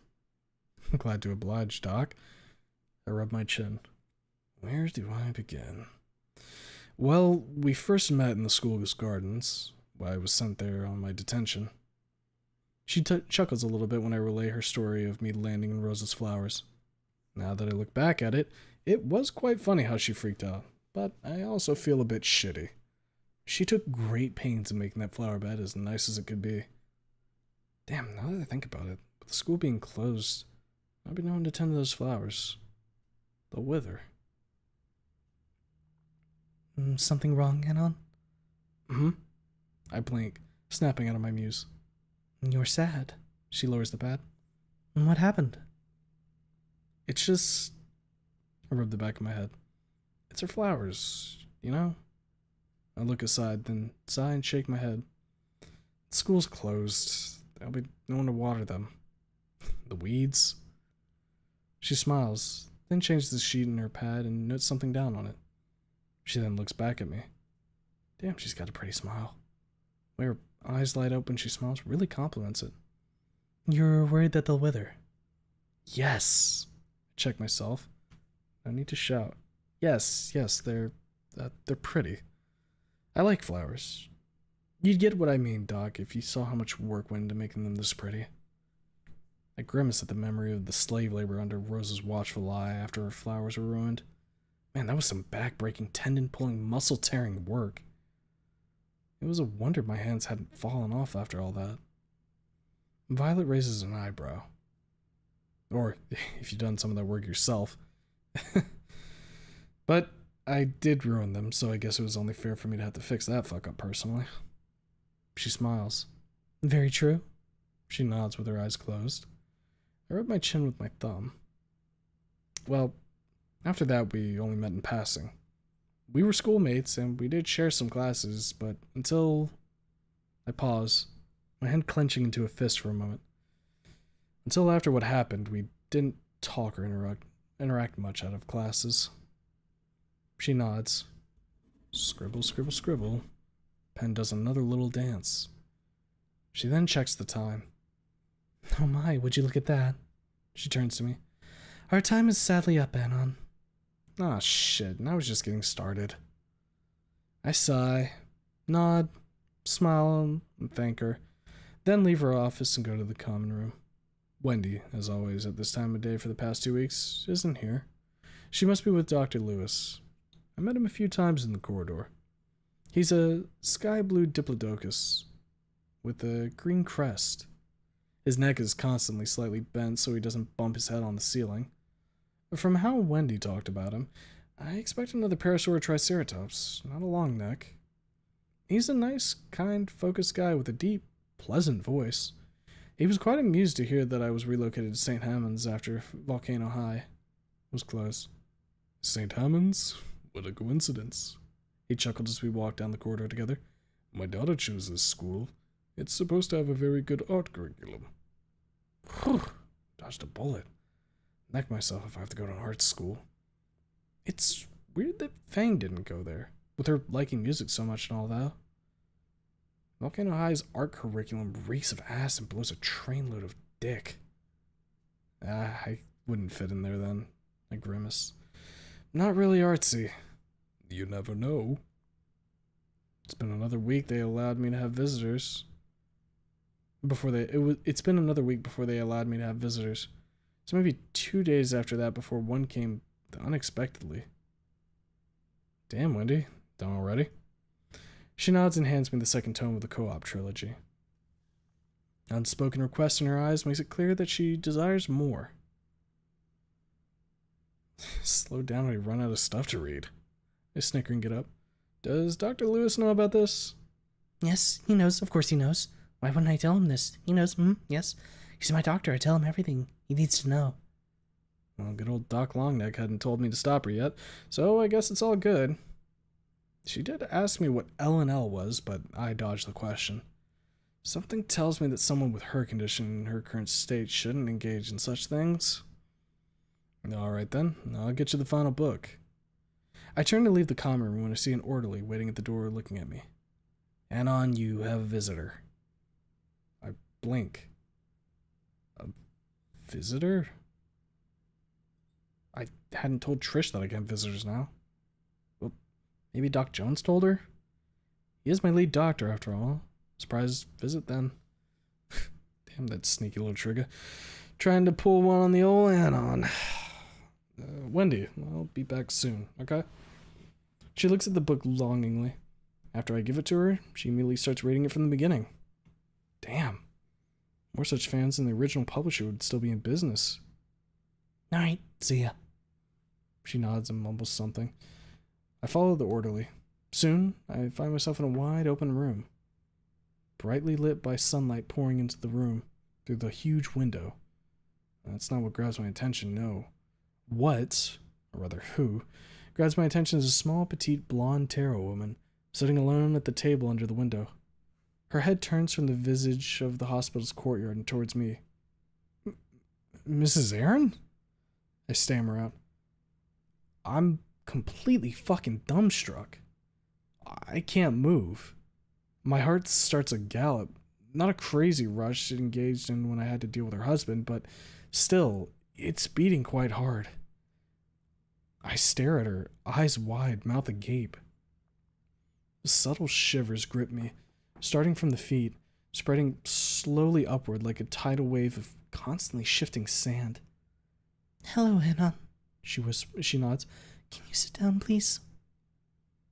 I blink. I move my foot. I shift it forward. Then, the other. The chains that bind me have been broken. Huzzah. Then, I stop. I check myself. Wait a fucking moment. Wait just a goddamn second. Why is she here? What does she want? Does she want to torture me like her husband? No, she wasn't an asshole like him. Bit of an airhead, sure, but she wasn't a bad mother. I know worse. Yes, of course. I walk over to the table and sit down. So, Mrs. Aaron, how are things? She's silent for a second. Then she gives me a prolonged look, gives a long, tired sigh, and hangs her head low. I frown. I haven't seen her so sad in ever. She was always happy and caring. Hell, if not for how it all went down, I'd call her a perfect mother. But being a wise ass in this situation is uncalled for. She didn't have a crystal ball that would tell her what would happen. Hell, I myself had no idea everything would have such a violent end. Who am I to judge her parenting methods? Me and Ripley, we're divorcing. I freeze. Rock solid. Rigid as a block of iron.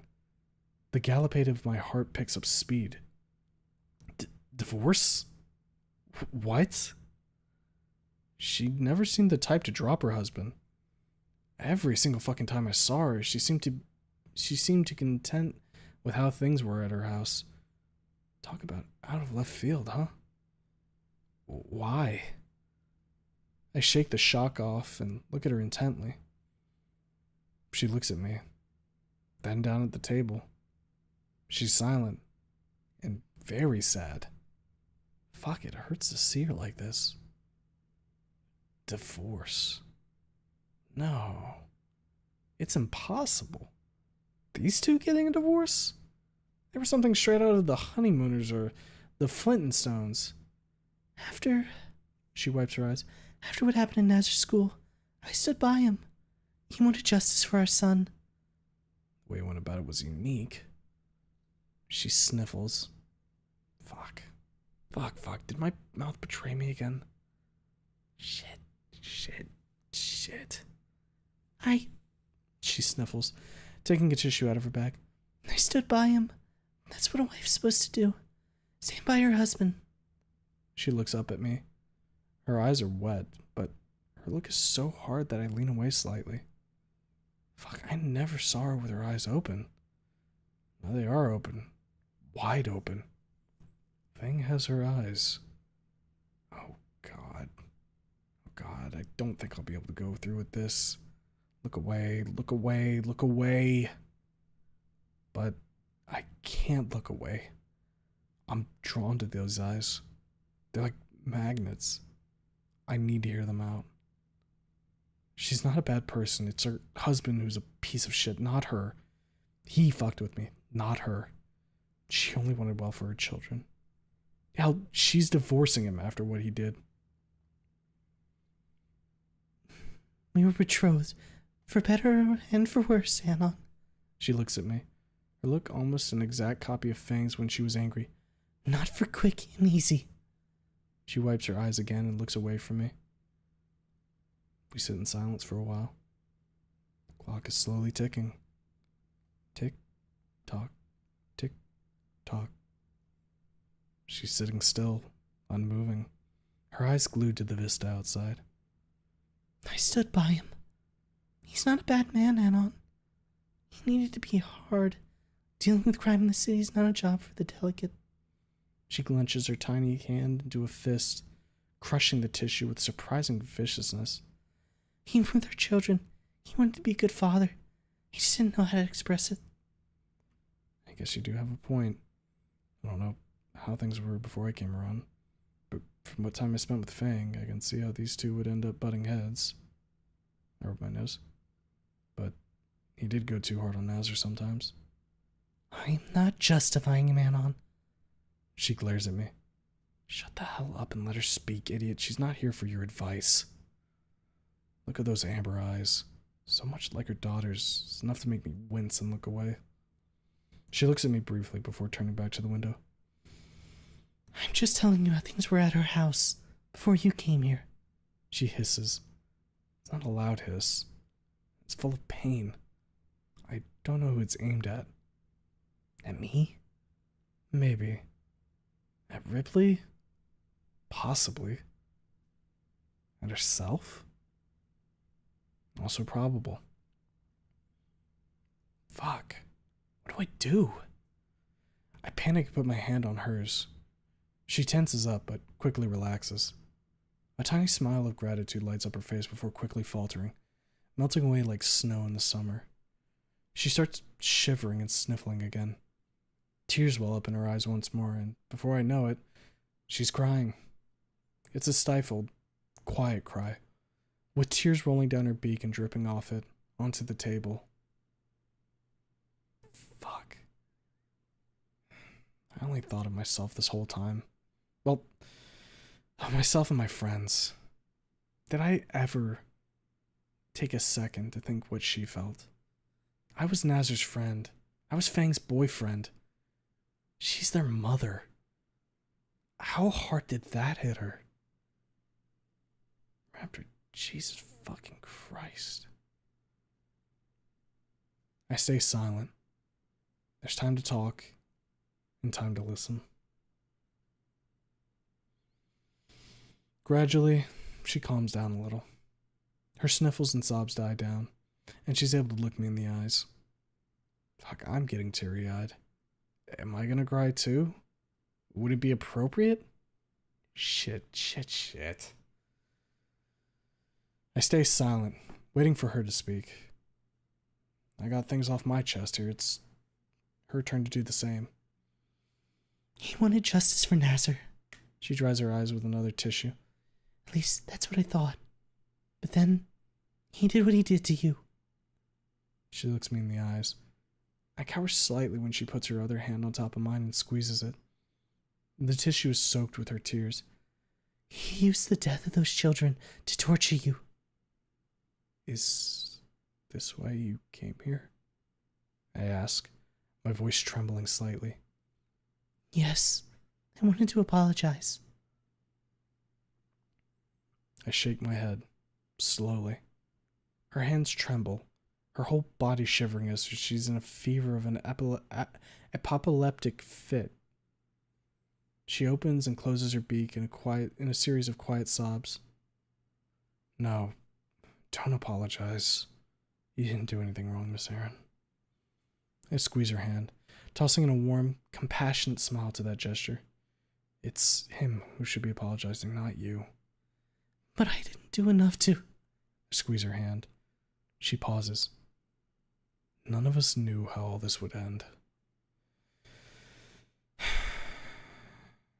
Don't blame yourself for it, Miss Aaron. You're a great fucking mother. But Lucy... Took me a while to realize it, Miss Aaron. I gently interrupt her. But this whole thing's much too complex to shift blame onto one person. I messed up. Reed messed up. Trish messed up. We all messed up pretty fucking badly. She blinks. Then she lets go of my hand to wipe away her tears. I keep talking. What we can do now is face this shit. I tell her. Together, Miss Aaron. None of us can do this alone. She swallows wetly. Then, after a moment of silent shivering, she nods and sighs. Her voice is still trembling, but not nearly as much as moments before. I let go of her hand and she slowly pulls it away. You're right. She swallows again, sitting up straight. My baby girl needs me. She needs all of us, Miss Aaron. I sigh, rubbing my dome. Do you have your phone with you? She tilts her head, but nods. I'll give you the number of a very good friend of mine. She's a friend to Reed and Trish, too. As soon as you leave the hospital, call her and tell her that it was I who gave you her number. She nods again and takes her phone out of her bag. I dictate the number to her. She puts the phone away and looks up at me. She's calm now. Nowhere near her usual self, but she's composed. Thank fuck for that. You're a good boy, Anon. She smiles up at me. I smirk. I try to be better than I used to be, Miss Aaron. She shakes her head. Did I say something wrong? My name's Samantha. Call me that, please. I give a quick nod. Samantha. Nice name. Well, She gets up. I better be going. Bye, Miss Samantha. She nods at me. I watch her leave. I wait for a minute or two, drumming on the table with my fingers before getting up myself. The moment I leave the room, I feel like punching a wall. Fucking Ripley. I hate that son of a bitch. Motherfucker, I hope you rot in prison for what you did. Yeah, a good long sentence will straighten you up. Dickhead. The thing, or rather, the person that stops me from breaking my fingers is the nurse, waiting for me outside. He gives me a long, attentive look, taking in my seething self with an eye of an expert. Fuck. Control yourself. I take a deep breath and relax a little. How was the visit? He asks as we walk back. Not the person who I was expecting, I rub my jaw, but I'm still happy that they came. He nods with a murmur. Glad to hear it. He starts walking, with me following close behind. Usually unexpected visits end with a screaming match, or a tussle. He grimaces. I asked him to wait at my room's door. I go inside and take the third book of Co-op Saga, then go with him to the common room. By the time we get there, I'm calm and composed. Fang's mom. Fuck, I didn't even know her name until now. Some boyfriend I was, not caring to learn the name of his girlfriend's mother. Hey, Wendy. I wave at my friend with the book. Her face lights up, and I smile. Sit by her and watch her as she starts devouring the fresh tome with the ravenous relish of an experienced weeaboo. After another couple of days and a few therapy sessions later, Doc Violet asked me the question I dreaded, but at the same time, knew it was coming and was prepared for. So, Reed and Trish, are they your friends too? She asks, pausing. I nod, albeit a bit reluctantly. I wouldn't call Trish a friend, not after what we've been through. Reed, though? Well, the former is more of a friend than the latter. Better be vague for now. There's a sudden realization in her eyes. She knows who I was talking about those few days ago. She gonna prod me about it? Fuck, I really hope not. I don't want to yank on that shard now. There's a moment of a silent standoff between us. I'm tense. She's extremely attentive. A lot of self-control goes into keeping a straight face and stopping myself from screaming into her face not to ask about it. Inside, there's a tempest. A true, raging hurricane. Outside, though, I'm a paragon of composure and calm. I can clearly see the struggle in her face. A battle between professional curiosity and compassion, and delicacy. I force my face to change its expression to a more pleading one and relax a little. Hell, I'd put my hands together if that would help.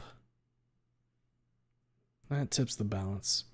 She slowly nods and notes my answer down. I let out a long, silent sigh of relief, the tension escaping along with the air, like a pierced balloon. Tell me about Reed. Reed has been the friend of Fang. I bite my tongue. Fuck! Idiot. Second question you mentioned of such a fuck up. Cretin. Fucking retard. What the hell is wrong with you? Violet opens her eyes a bit more at my violent start. Fuck, control yourself. You end up in the cozy block B. Who's Fang? She asks, narrowing her eyes. A glimmer of curiosity replaces the surprise from earlier. A friend from school, I immediately reply. I quickly follow it with a hasty, slight and panicked ramble. Good friend, very good friend. Now, let's talk about Reed. She hesitates. There's a look of warm compassion on her face. She's even leaning towards me slightly. Fuck, she knows. She isn't stupid. She figured it out. Fuck. All the shit I've been trying to stamp out for the past month must be playing on that big, shiny face of mine right now. Stamp out this fire. Calm down. I'm gonna join the real Loon Club. Fang, don't push it, Doc. I clench my fist, looking at her hard. Please. She sits up straight. It is clearly a very painful subject to you. I will not force you to speak, but please consider. I interrupt her with a bitter, slightly shaky laugh. I look down at my slippers. Nice stitching. Wine red really complements this shade of blue. Painful? I grip my teeth, grab my mouth, and take a slow, stiff breath. Doc, you have no fucking idea how painful this shit is. I move my hand from my mouth to my eyes. I sit silent like this, trembling, my heart drumming at a steady, fast-paced rhythm against my ribs. She doesn't say anything. She waits for me to speak. You want me to talk? Very fucking well. I go on a ramble, which is nearly incomprehensible with how fast I'm speaking. You know, all that happened, the shooting, how they treated me at the police station, the fucking aftermath of all that. I look up at her, feeling my eyes getting dewy. Pales in comparison, from my selfish fucking point of view at least. Smack my thigh with my fist. Fuck, shit. Do you have any tissues here? She's a bit tense, but still compassionate. She points at the small table by my chair. There's indeed a box of tissues there. Man, I feel like I'm in some shitty soap opera. Don't be afraid to cry, Anon. She says after I take one and quickly wipe my tears. You can cry, you can scream. Sometimes our emotions can get overwhelming, and it's a bad idea to keep them bottled up. Yeah, I know that, Doc. Thanks for clearing things up, though. Alright, I crush my tissue in my hand.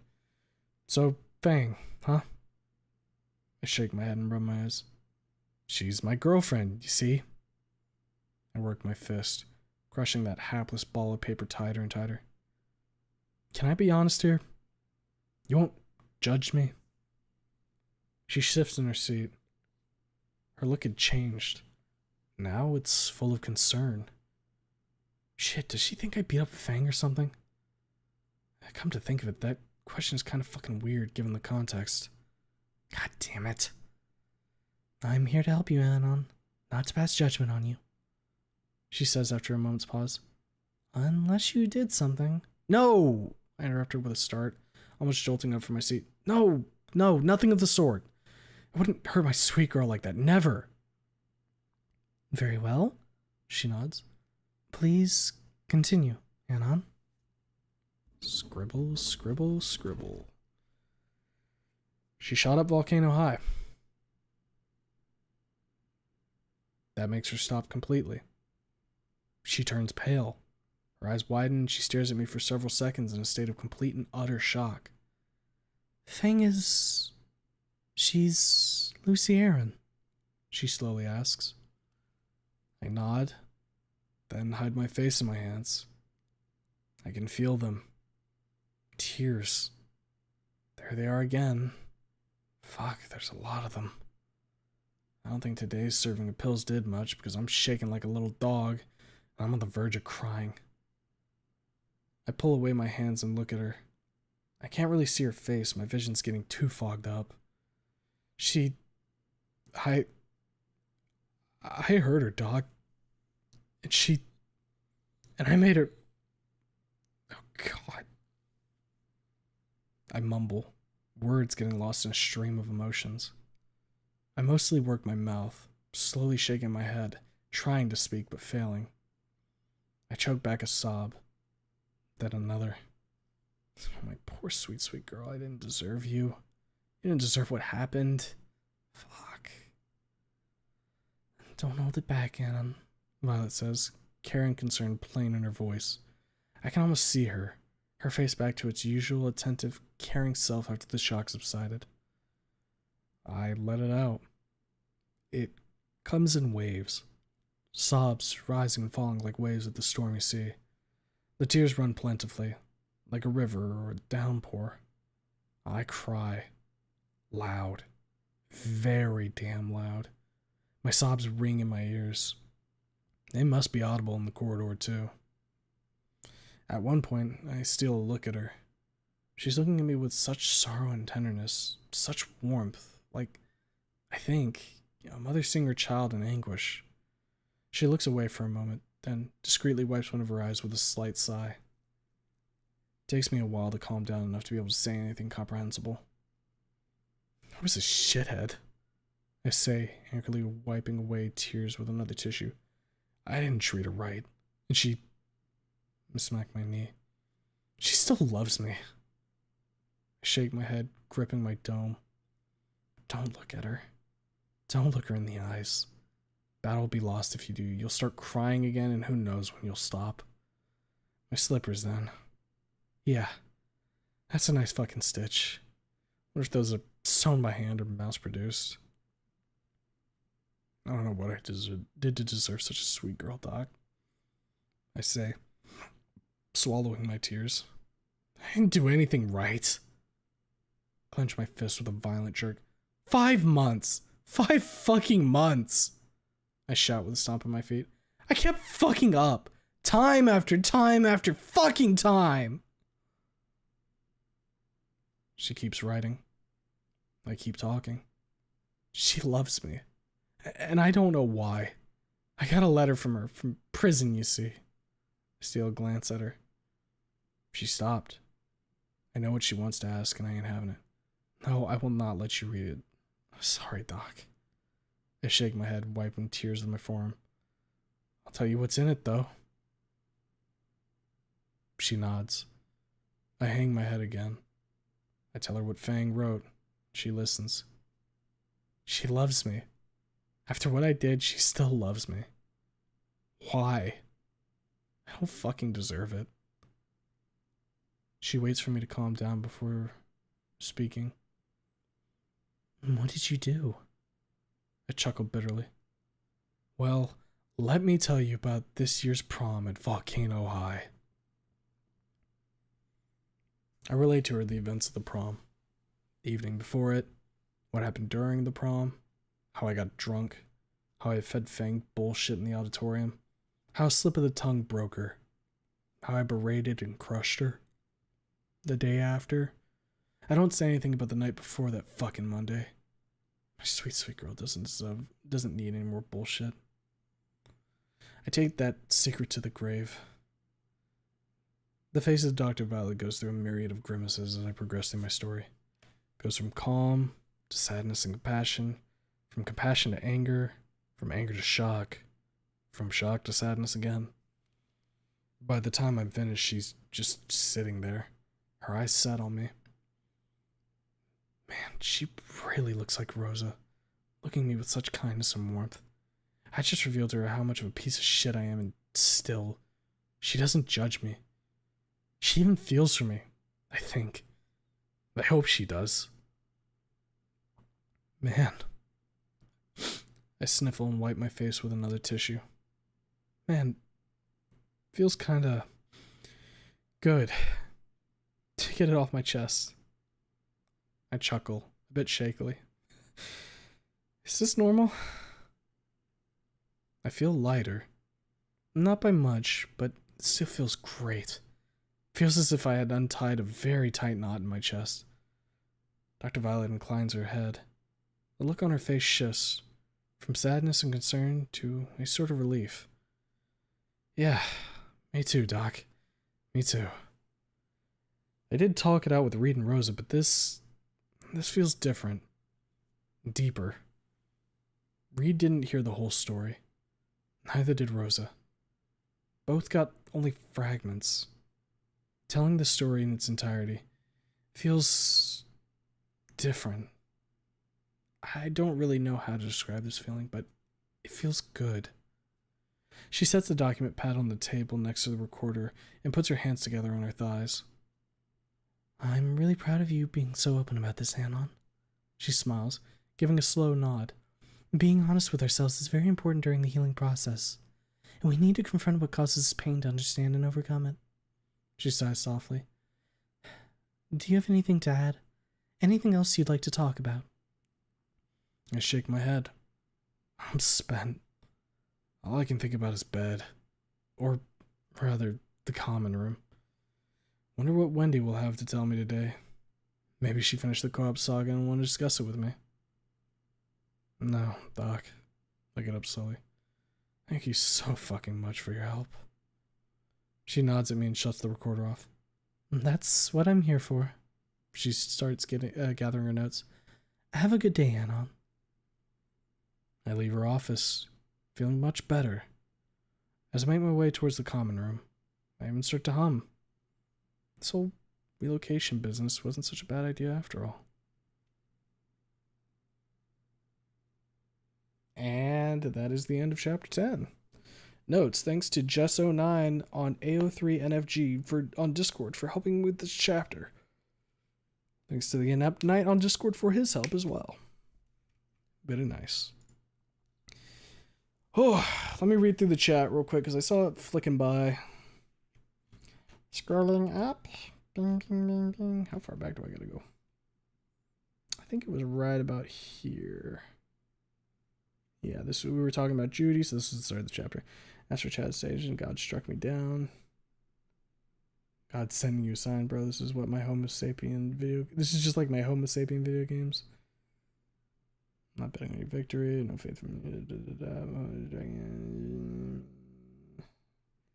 Can I be honest? The author seems like he has quite a lot of knowledge of how PTSD and police tampering works. Perhaps he/she's a former cop. It could be. I don't know if it's necessarily that. It could just be research into the topic. I mean, you can kind of have an idea how these types of things sort of work after observing enough of it. I mean, you won't be able to 100% relate to it, I don't believe, but you can kind of understand how a character would handle some of these issues. It's generally well made on that front. Had quite a lot of family members on the line to do the head of the issue. Not to say that it is impossible, of course. But yeah, no, it is well written. I can appreciate it.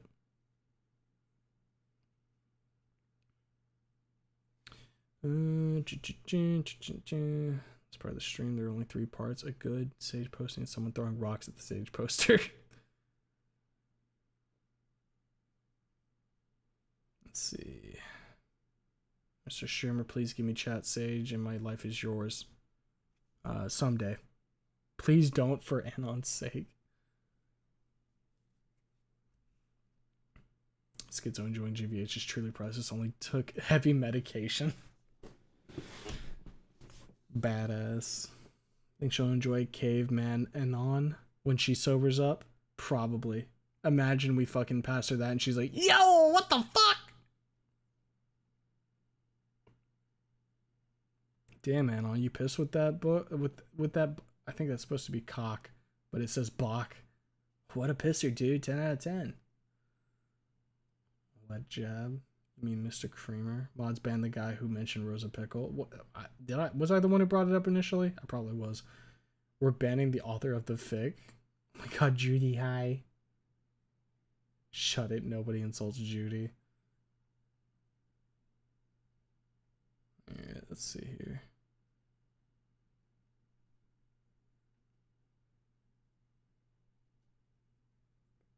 Hey chat real quick, who wants to take me to court whenever I say something? I would be at the house all fucking day if I had to do that. Sam is here, Mama Taro. Nice to see you. How you been? I've been alright. We're just reading. A little bit scary right now, but it will only get worse. Hell yeah, it will. The plot thickens, dumb joke, I know. Gave me a stroke.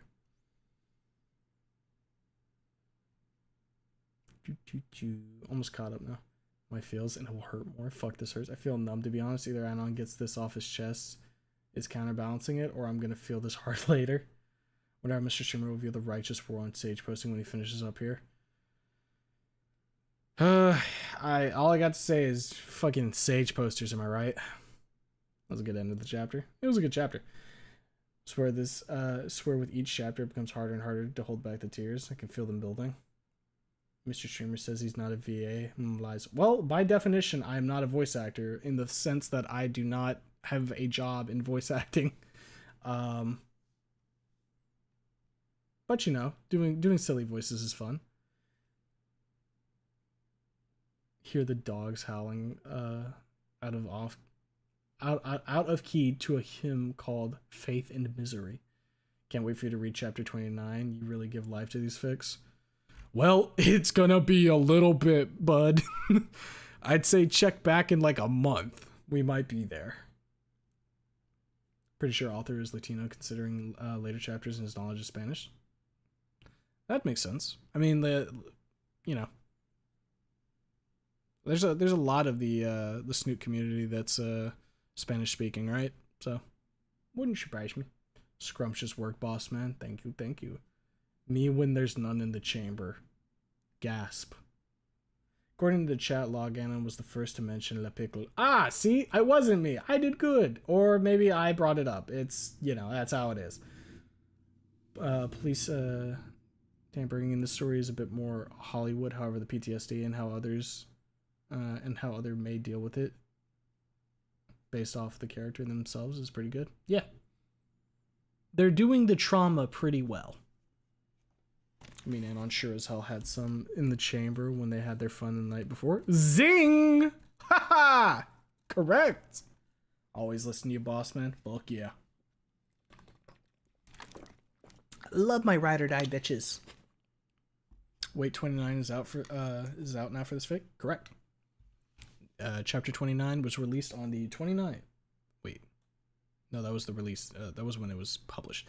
It was released on the 19th, apparently. 29 out of question mark chapters. Finish the simp battle for today, Mr. Streamer. You need to catch up. I'll gloss over it later. God, Mr. Streamer, this story made me cry a lot in a good way. It's nice to have catharsis, right? When we make chat sage, the stream will start out silent until Majora's Mask Final Hours OST boots up. And then we pull that little fucking purple twink onto the screen. By the way, the dragonfly flew off like 20 minutes ago. Can't wait for chapter 69. Don't say that. We can't have six. Dude, there's 29 chapters and there's 342,000 words. We can't have 69 chapters. Only thing that annoys me a wee bit is they foreshadowed the baby way too soon. Yeah, imagine if they hit you with that bombshell later on. That'd been crazy. Alright. We're going to take a small intermission here. I'm going to get up, walk around for a minute. That one was a long chapter, too, it felt like. Was that one like an hour and a half? Or... because it felt longer than the other ones we've done thus far. But... yeah, everybody, you can go get your own sippies, whatever you need. Take a little stretch yourself. Whatever you need to do. We'll put the BRB screen up for about, say, 2 minutes. And then I'll be back and we'll maybe chat for just a bit longer and then roll into chapter 11. So, I will be right back.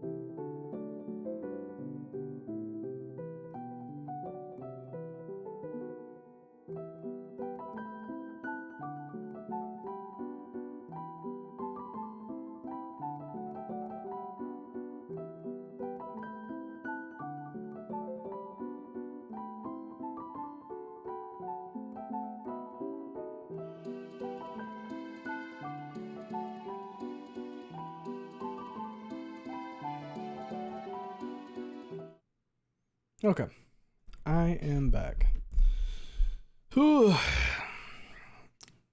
Took a little bit of a walk, went and got like I can feel myself getting a little yawny near the end there, so I went and got some gamer subs. Just a little bit of energy, hopefully it helped me get through the rest of this. And then afterwards, I need to eat like some fucking dinner, that's for sure. Once that subject returns, it hits good.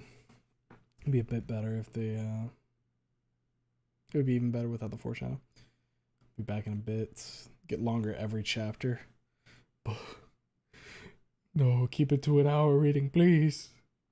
Time to help with dinner. Dinner time. Like a Ripley, a hardened cop who became commander-in-chief of police and other PTSD from work. Plus the loss of his son and his by his daughter in a school snooting with saying to any reasonable person. Yeah. I mean, that's the thing with Rip. Like, he was kind of a hard ass before, but like, you know, trauma's trauma, man. You can't really get around that. She nunning in my chamber till I mentally break down and cry. Oh yes, that would break a man, even the toughest man. You can very well see why he did to Anon what he did. Yeah. It's a situation of you understand why, but you don't agree with it, right? Which is, you know, that happens a lot. People act irrationally or cruelly in situations where they just aren't thinking straight. To the brink of insanity, then you take Ripley as a character, and it seems like how he would handle it, and snapping, losing himself into madness to face his own flaws in himself as he is. I hope we get some more with Rip, to be honest. Mr. Streamer, I have an idea. Oh boy. Oh boy. Oh Lord, Cars has an idea. That's what I'm fucking saying. I already made a she nun in my chamber joke, I'm pretty sure. I want royalties for that one. Well, you're gonna have to take him to court. I'm not gonna be able to do that. Same. Yeah, because I want to see like what happens to Rip now. I mean, the dude's broken. He's getting fired. He's having a divorce. Like, he's probably in like his lowest low. Honestly, he's probably eyeing up that noose. If I'm real. Back in my bread is unfortunately moldy. That is rough, bud. Whichever fucking witch cursed your bread to be moldy, I hope they have a bad fucking day. Hold up just a sec. Yep, Discord's on the screen. Let me pull this over here, and then we can pop this back open. Bing.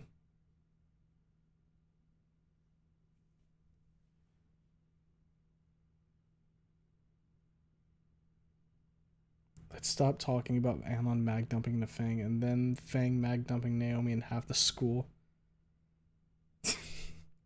What do you mean, Lasseter? You're the one who was talking about fucking Anon mag dumping Fang. You're the one who said that. For a side stream or even community night, we can voice the simp wars. Chief, are you sure you want to go down that route? Only royalties you get from me is the crown drawing of D. Get cooking, motherfucker. You shouldn't have offered, because he will super be down for that.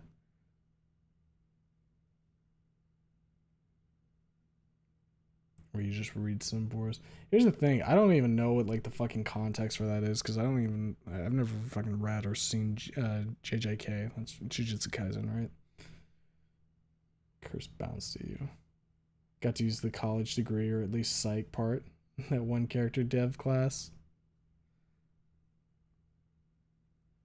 Using our education. I wrote it, you said it, Humo. True. Real. Time to make soup. What kind of soup? That's important. See, Bat6 and I are already on the same fucking wavelength. I didn't even see that he asked the same damn question. Curse is just poorly demolded cabinets. One loaf got moldy a while back, and now they keep getting moldy faster. I need a stronger disinfectant, I think. The mold persists. Good soup. God, I'm so salty about that. And Dragon's just screaming. I don't know what happened to Dragon, but he's just sitting there screaming right now.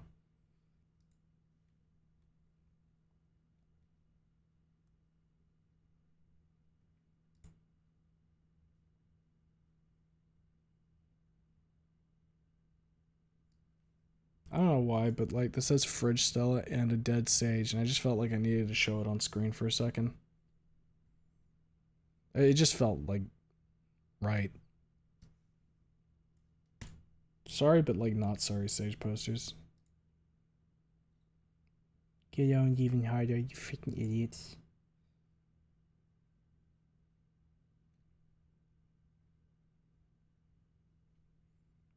Alright. I was just taking a quick look at the fucking Discord. What do you mean Dragon is just screaming? I mean, look at the chat. He just went, ah! He's just screaming. I don't know what happened to him. Did somebody hit him? Did somebody take his fucking food?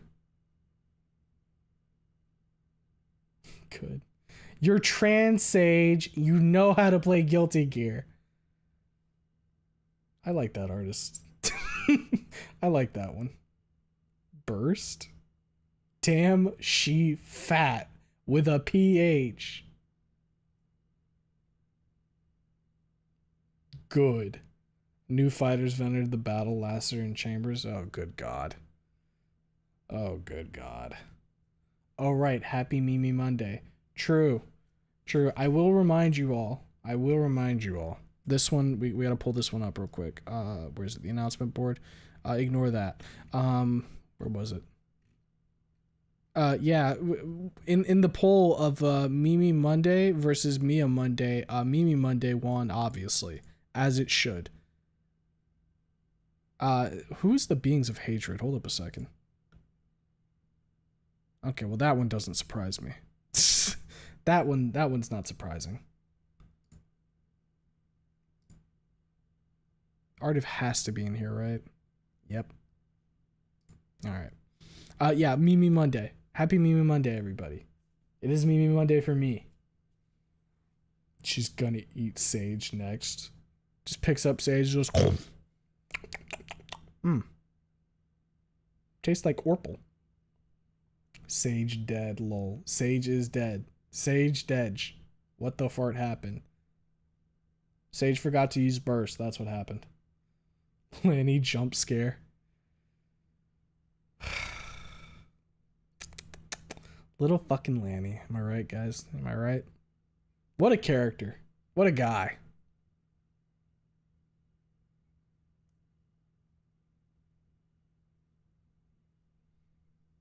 Man, I can pull up my fucking downloads. Oh, desktop thing. Hello. Where is it? Fucking downloads. Like recently, there was a night where I don't even know what prompted it. It was like I just made Lanny's profile picture like a fucking emote so that we could use it as a reaction. And I did it twice, and then I cropped one of like the fucking pictures from his like when he that people have of him with his face cam, and just made like a fucking high emote with it. And I think it's I genuinely think it's like a really good fucking really good fucking emote. It's great. Oh man. BRB, time for dinner. Okay, Bat 6. Eat for the both of us, because I need some sustenance as well. Mimi heart. I am fueled by hate. Yeah, I know, Lassiter. You kind of like feed off of everybody else's hatred too. I feel like when somebody else gets angry in a call, you start powering up as well. New poll, Mimi Monday or Mo Monday. I think Mimi Monday will still win, but you know what? Fuck it. Why not? Why not make a poll? Why not? This was requested.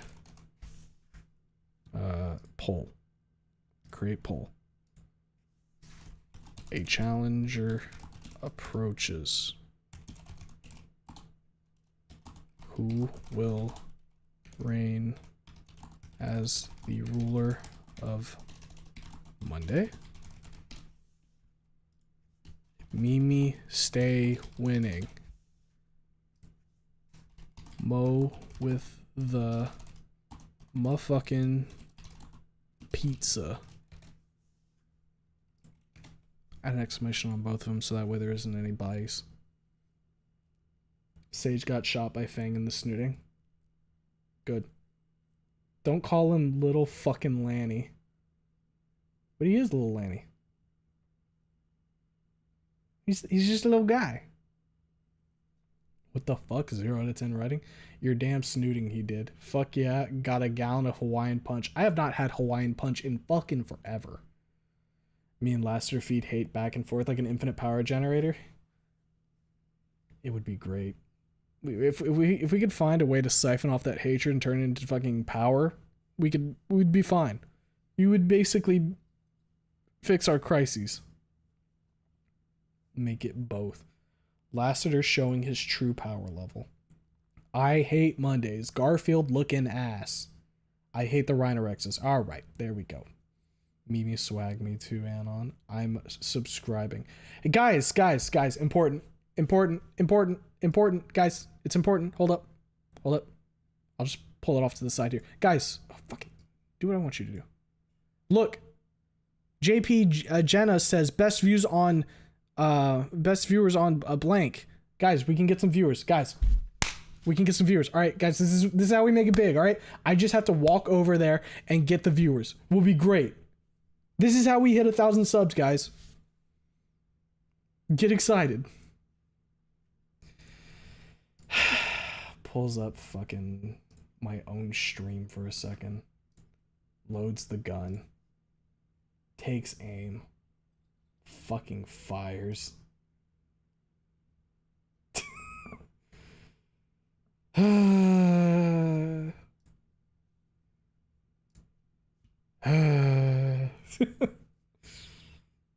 Goodness gracious. Send them to the penis explosion chamber. I need to build that thing. We really need it. Double kill.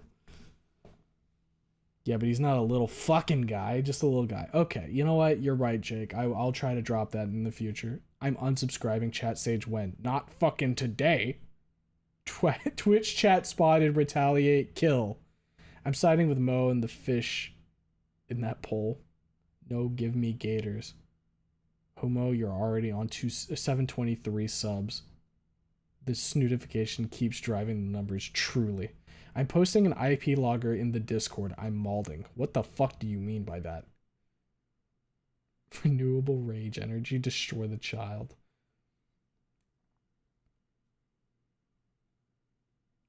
You know, I told Lanny that I would give him mod privileges for a day in the Discord whenever we hit 1,000 subs. Just for the fucking funny. What should be like the... Is there gonna be like a third answer here? Is like a third answer and... Does this make sense?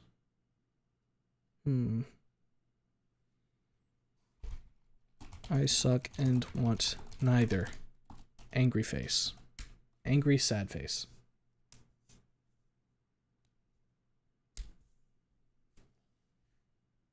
There we go. You have 24 hours. 1 vote, 2 votes. These motherfuckers were ready to rock and roll. Mimi's... It looks like Mimi's gonna stay winning, fellas. Lassiter just went, I don't care, Mr. Streamer. I'm gonna choose the neither. Damn. Damn. Mimi supremacy. Holy shit. God damn, Mo. What the hell? Kill confirmed, Captain Streamer. Why? This is why I'm engaging in diplomacy with the Lanny. He might ban everyone for the funny. When I told Lanny that, he was like, I would do something. I would probably like post something, forget it the whole day, and then be like, oh shit, wait, I'm mod now. And then like he proceeded to tell me, okay, if I was mod, I would do this. And I'm like, Lanny, you can do that literally right now. Lanny, you don't need to be mod to do that. And he's like, yeah, but like if I was a mod, then people can't yell at me. And I'm like, buddy, puts a hand on your shoulder. They can make fun of you at any point. Having power does nothing to stop them. You know, you would think he would know that the most, given that he has... The reason the crib exists is because he's challenged my authority and has not backed down regardless of my authority. You would think he would be the most, like, cognizant of that. Swear to God, bots on here and Twitch that are lurking. If the next scam you give isn't something that promises me gators, I swear to God. Yeah, no, if it doesn't have gators, I don't fucking want it. Poor Mo? Yeah, for real. It's a fucking slaughter out there. God, somebody in the crib. When you're hitting the post button, I need to be torn between the boss or the Giga Trigger. Yes, third option. Knew it. We need to that simp cord up and running. I had to. Can't not take the Giga Trigger. I'm in it for the Paisano. Mimi supremacy real. People who didn't vote Mo will get concrete shoes. Mo, I respect you, but I need big woman. Snoot bicycle, I don't think you've said a realer statement than that. How many bits for Sage Fanfic Day? Is there even Sage Fanfics, man? Gonna bully Lanny even more when I'm mod. When Lanny is mod. You know, it would be funny to like make Lanny and Lassiter mod at the same time and watch Lassiter jump on that gun like the quickest motherfucker that has been in existence so that he can aim it and shoot Lanny in the head while Lanny just sits there, arms wide, going, man, making me feel like Tony Stark right now.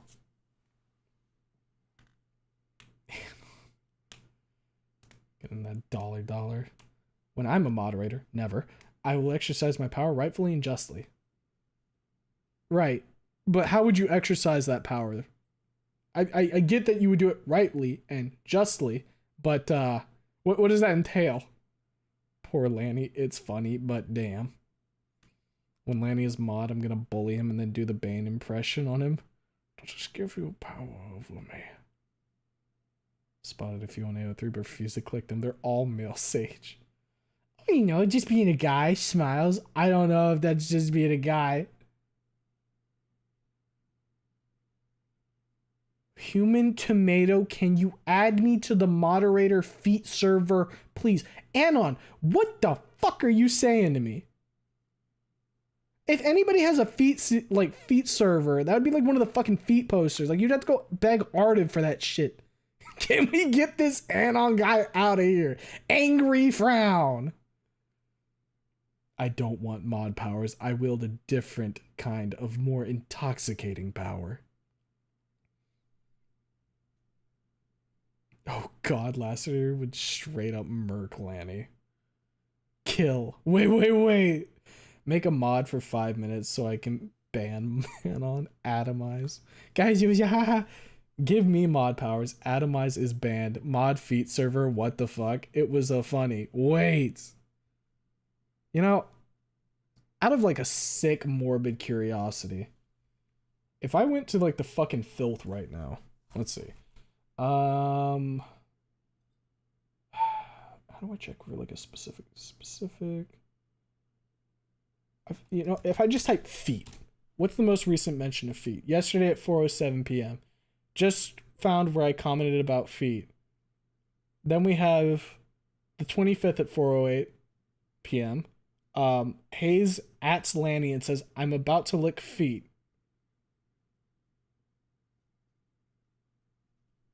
Okay, and then there's a pit. Yeah, I should repost some Mia feet JPEG, says Artiv. Yep, that makes sense. Then a day before that, Artiv says, true form, no feet JPEGs and no ponies. Okay. And then there's Lassiter and Phil talking about how he's gonna scream at somebody about the feet and inflation. All right. It's too late now, boy. Why does Anon have an Anon Goodbye Volcano High tag?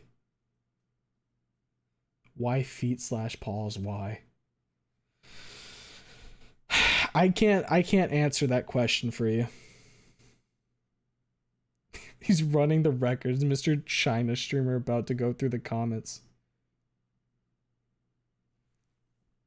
You know, that's the funniest thing about this the damn search feature. Like, I can type any word, like, fucking, when was the last time Mia was mentioned?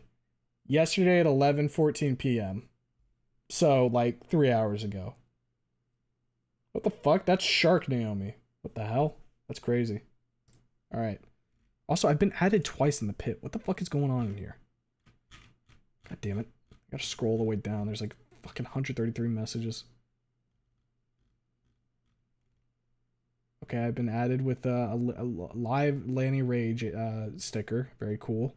And then there's the damn making me feel like Tony Stark. Yep. Alright, that tracks. Both Lanny related, of course. Alright. Oh, what does this mean? Oh, Jesus Christ, I'm gonna fucking break my back one of these days stretching. I now want to find a pony fang with feet and post it in filth. Twisted. That is that's crazy. But you know what? If that's what gets you going, by all means, I guess I'm fucking sure. Shnomi? Naomi Shark? I want to vivisect Naomi, I think. Alright, Jake. Alright, buddy. That doesn't surprise me as much. Because AO3 just put Snoot Game as a shortened title for Goodbye Volcano High, it said that when I click on the Snoot Game tag. Jesus fuck no. Dude, if you post like anything like you just stated, Twisted, Lasseter is going to fucking he's gonna make sure that the hammer that was reserved for Lanny will be used for some other people too. His name is Twisted. It is Twisted Chaos. You gotta remember that. This is why Discord scares me. Again, as long as you stay in the cordoned off areas that aren't absolute filth, you'll be fine. God, no. It's fine. You should join. We're nice. Smile. Forced sounding on Lasseter. And on what? I need to rub my eyes for a second. Holy shit, what the fuck is going on in my chat? Guys, what is going on? You guys are like fucking feral tonight. What is happening? Holy shit. This is crazy. We got Feet Guy here, and somehow Sage Poster needs to die. It's not fair. Can we make Lasseter have power to put role names for Lanny to see what he comes up with? That could be kind of funny, honestly. Hammer. No, what scares me is Telegram. Why? Chaos is a ladder. I just dissociated, I think. Come on, guys, I'm not as pretty as the other guy. Time to fix. It's about to turn into a Freaks on Trial stream and not a reading stream anymore. Yeah, some of you motherfuckers... you know, honestly, Cars might have been onto something with having a trial stream. Some of you motherfuckers need to be brought to justice. That much is very apparent at this point. That's what I'm asking, Mr. Streamer. What the actual fuck, Anon? The fuck is sounding? Is that like realistic sonar? Bud, you don't need to know that one. I'm not gonna be the one to leak that to you, alright? But all I'm gonna say is... And now he's like fucking Russian posting. I don't even know what that fucking means. I can't even moderate that. Somebody translate that shit. Should I shoot him? There's an abundance of trigger posting snooting up right now. Well, because they realized that Mimi Monday is in full effect. Yeah. It's in full swing. Yeah. This is why I am the villain. Cars, I'm gonna be honest. You are a villain, but you're kind of paling in comparison to Anon right now. If I'm real with you. Oh yeah, this is the good shit right here. This is what I like to see. Fuck yeah. Oh, also this. Also this. Yes sir.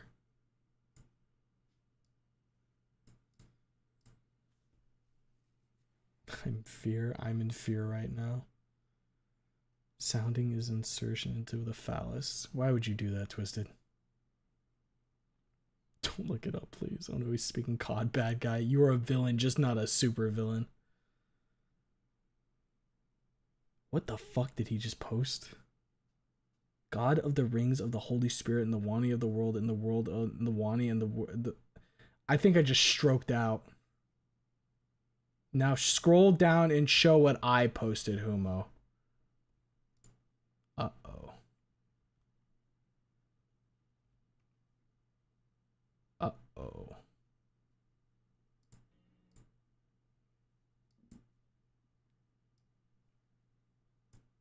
What is this?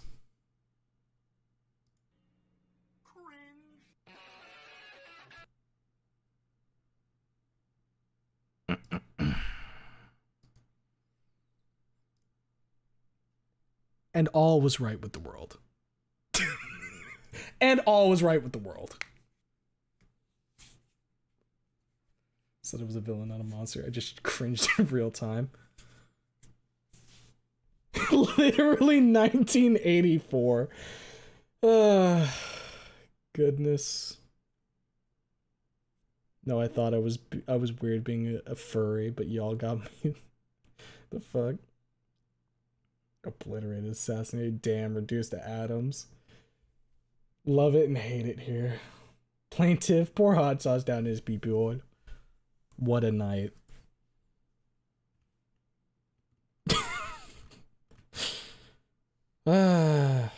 You know, I'm not crazy. You know, sometimes I'm pretty cool. But you know, I gotta swing around sometimes. What the fuck did my friend just send me? Here's the Death Note plot retold in Minecraft terms. Can I pull this up on stream? Yes. Okay, I have... all right, here we go. Let me shrink it down here. All right, what the fuck is this? Here's the Death Note plot retold in Minecraft terms. This is completely unprompted, by the way. I don't know why he sent me this. Light the hero. Imagine a Minecraft server plagued by griefers and cheaters. Enter Light, a seemingly ordinary player who finds a mysterious book, the Death Note. He discovers its power to kill anyone whose name he writes within its pages. Light, determined to create a perfect grief-free server, decides to use the Death Note to eliminate the worst offenders. The rise of Kira. Light starts by targeting known griefers and cheaters, their in-game deaths appearing sudden and mysterious. Fear spreads across the server. Players whisper of a vigilante known only as Kira. Light revels in this newfound power, believing he's creating a utopia. L, the detective, seeing the unusual pattern of deaths, a brilliant detective player named L joins the server. Unlike others, L isn't swayed by Kira's supposed good intentions. He starts a complex investigation using his knowledge of the game and keen mind to track down Kira. A battle of wits. Light and L engage in a thrilling online chess match. Light tries to outsmart L by manipulating in-game events and framing others. L, using clever deductions and psychological tactics, narrows down the suspect pool. Light, fearing exposure, uses the Death Note to eliminate anyone who gets too close to the truth, including fellow players and even NPCs. The server divided. The server descends into chaos. People who support Kira believe he's bringing order. Others fear his ruthless methods and side with L. Factions form, suspicion run high. And trust is shattered. Near and mellow. As L closes in, Light reveals his complex plan involving a second Kira. Mods, there is a second Kira hitting the Death Note. A player named Near, who he manipulates into doing his dirty work. Meanwhile, another detective player, Mello, emerges challenging both L and Light with his own aggressive tactics. The downfall. Light, blinded by his god complex, makes mistakes. L, with Near's help, exposes Light's true identity. A tense confrontation ensues with loyalties tested and alliances broken. In the end, Light is cornered and defeated. The reign of terror ends, but the servers forever changed, scarred by the events. This is a simplified version, of course. The original Death Note has many more twists and turns, but hopefully this gives you a good idea how the story could play out in a Minecraft setting. What? bro, I never even finished Death Note. Oh. The what? Do a F to tier chart of the weirdest people here. I am not rating my chat. That is a recipe for disaster. Just saw Automod yeet someone's chat. I beat E tier. Damn. Put low. Alright, we're reading this instead of chapter 11. Oh man, we got a whole nother hour to go, guys. I got a whole nother chapter. I was playing with Google Gemini. Jesus Christ. This is some AI generated malarkey. Apparently. I think we got chapter 11. I haven't even posted my fetishes. I just see opportunity to cause suffering. Is this Minecraft server fanfic? Yeah, I guess so, huh? That's what got caught in the original Goodbye Volcano. I know the Minecraft server fic would be everyone struggling to load the mod pack with its 500 mods. Next time I'll have to make a lighter mod pack, or use a lighter mod pack for that kind of shit, I guess. AI wrote this. This guy just plugged some prompts into AI and he gets to play autistic storyteller. What a sick joke. He killed a man in Minecraft. I'm the weirdest smell. Actually smoking that pixelated Minecraft wheat with what I heard. I'm gonna gut you in Minecraft and feed you to my dogs. I'd like to see you fucking try, Anon. Your ass would be fucking gone, obliterated in an instant. I'm running, risk of fall asleep. Please read Homo, please. Since we're reading everything but chapter 11, we need to read the Sim Force. No. Alright.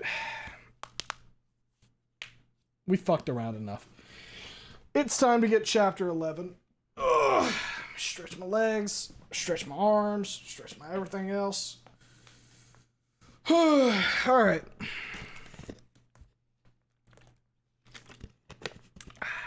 Good old hydration. Fuck, I might have to order, like, if I want a calzone, I might have to order, like, midstream. We might need to take, like, a mid-chapter break if I'm gonna order something. Because I'm still not sure what I want to eat for dinner, so. Just a heads up that might happen. If I stop responding in chat, I fell asleep. Back to Anon in the downward spiral. Correct. Alright, here we go. Back to the good old readings. So, chapter 11. Low Tide. Summary. Leaving the holding cell may be easier than you'd think. It's been a few days since I came clean about everything to Dr. Violet. Today, she wasn't available, and Wendy was gone to a session with Doc Lewis. Since I have nothing better to do, I've been trying to push through co-op group so I can discuss it with Wendy. I decided to check in on Reed. He's been talking with Trish more than with... I've been talking with Trish more than him lately, and it's been making me feel quite shitty and simply bad. He's been there for me when I needed him, while the salad tosser pretty much told me to fuck off and die. I get up. The usual procedure follows. I go over to the nearest brother phone, tell him who I want to call. He nods and lets me in. After I sit in the phone room, I put in Reed's home number. He told me not to call his cell phone for now. Who knows why? I'm not going to prod him about it. His mom picks up. Hello? Hey, Mrs. Card, it's me, Anon. I say with a nod. Is Reed home? Oh, hello, Anon. I can hear her smile I can hear the smile in her voice. How are you? How's the hospital? I'm doing fine. Another nod. More to myself than her. She can't see me after all. The therapy's going much more smoothly than I thought it would. Can you get Reed on the phone? I'm glad to hear it. She leans away from the phone. Redmond, your friend is calling. Yes, Anon. I grin and quietly chuckle. I will never fucking get used to his name. Rick or Roy would fit him much better in my opinion. Hell, even Robert. But not Redmond. Such a pretentious fucking name. No wonder he rarely uses it. Thanks, Mom. Reed takes the receiver from her. Hey, dude. How are you? I'm good, Redmond. Thanks. I smile. He groans. Don't call me that. Oh, God. Man, Rosa wasn't lying. He does sound more relaxed. There's much less of this tense note in his voice. I got used to it since he went sober, but now, hearing it mostly gone, makes me realize just how much more friendly he sounds. Not that he didn't sound friendly earlier, but there was always a hint of reserve in how he spoke and acted. That therapy must really be working.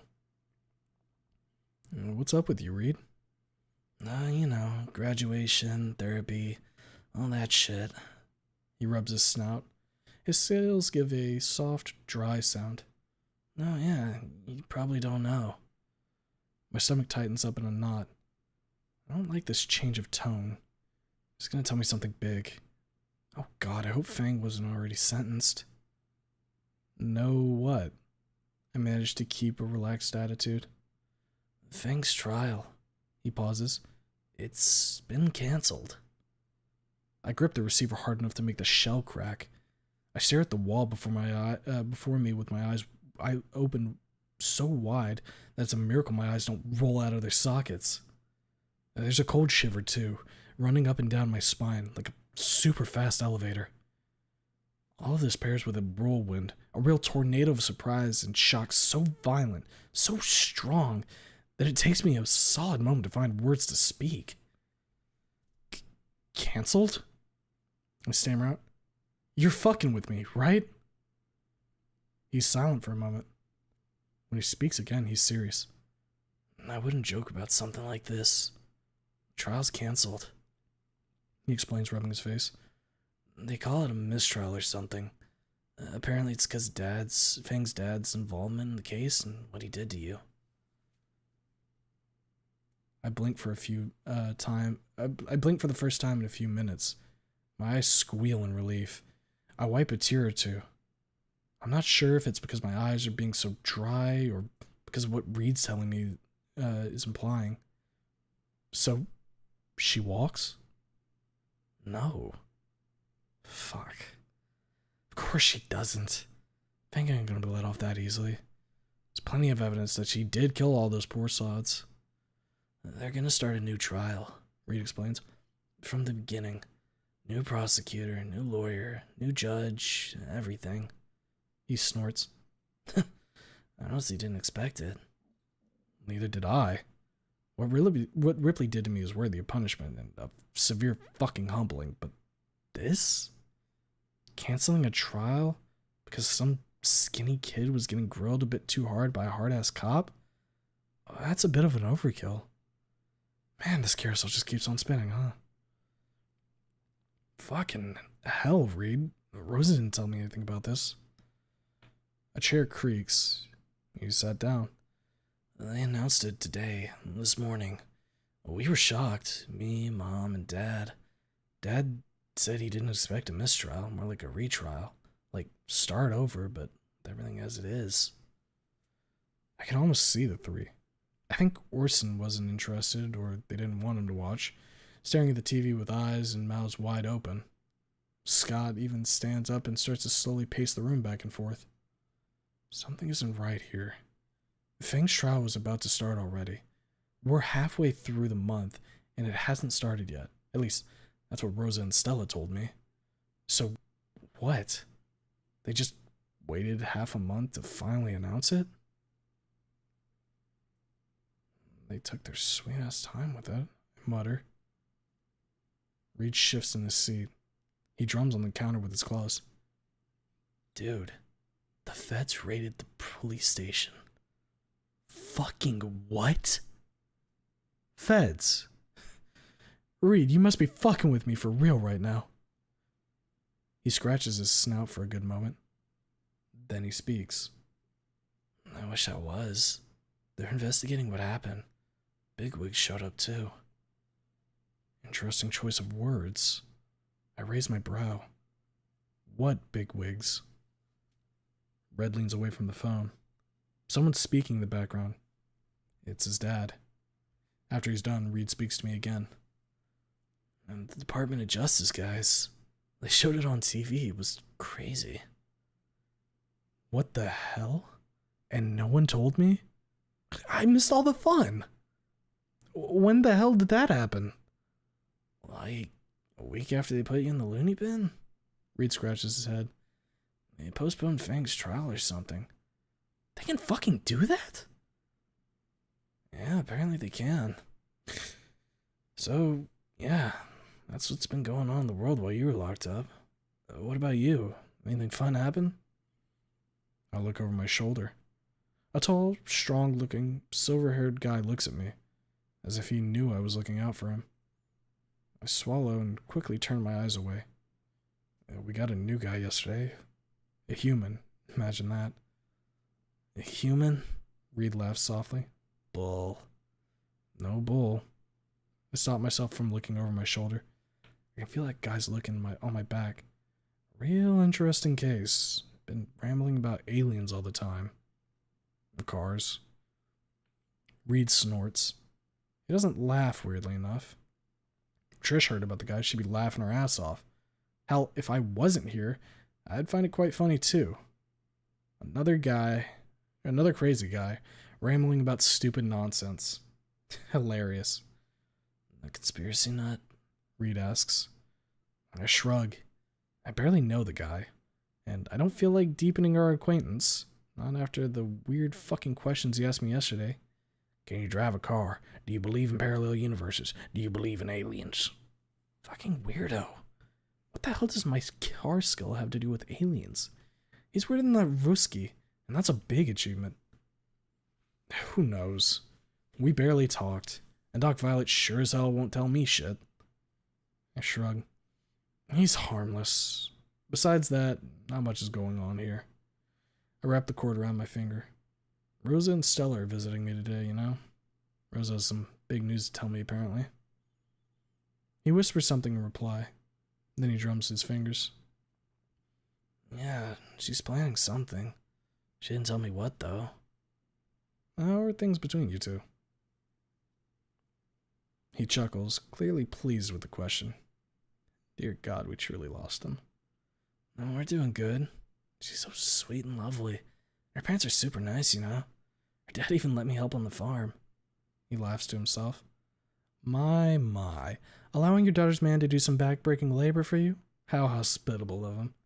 Wonder if Simone lets him keep the barn as a thank you. That's fun, Reed laughs. It's not as hard as you think. Still haven't gotten that tape, Reed. Where the hell is it? Easy for you to say, big guy. I grimace sourly. Hands would fall off after an hour, I think. Nah, you're underselling yourself, Reed chuckles. You know, an orderly peeks into the phone room. Anon, you have visitors. Ah, shit, not now. Sorry, Reed, I need to bounce. RNS are here. I grin, hearing him groan into the phone. Yeah, I'll keep calling him that big guy, live with it. You're tearing me apart, Anon. He groans, then laughs. Well, we'll talk later. Here for you soon, dude. Bye, Reed. I hang up and get up. Follow the nurse.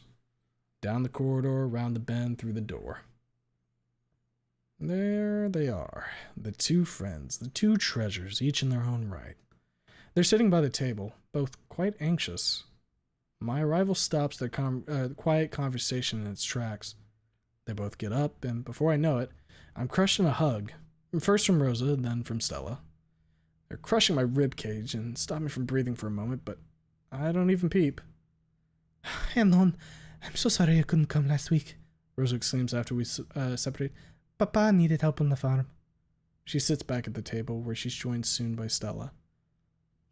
Oh yeah, Reed mentioned something about that over the phone. I chuckle and sit down. He's apparently a voluntary farmhand now.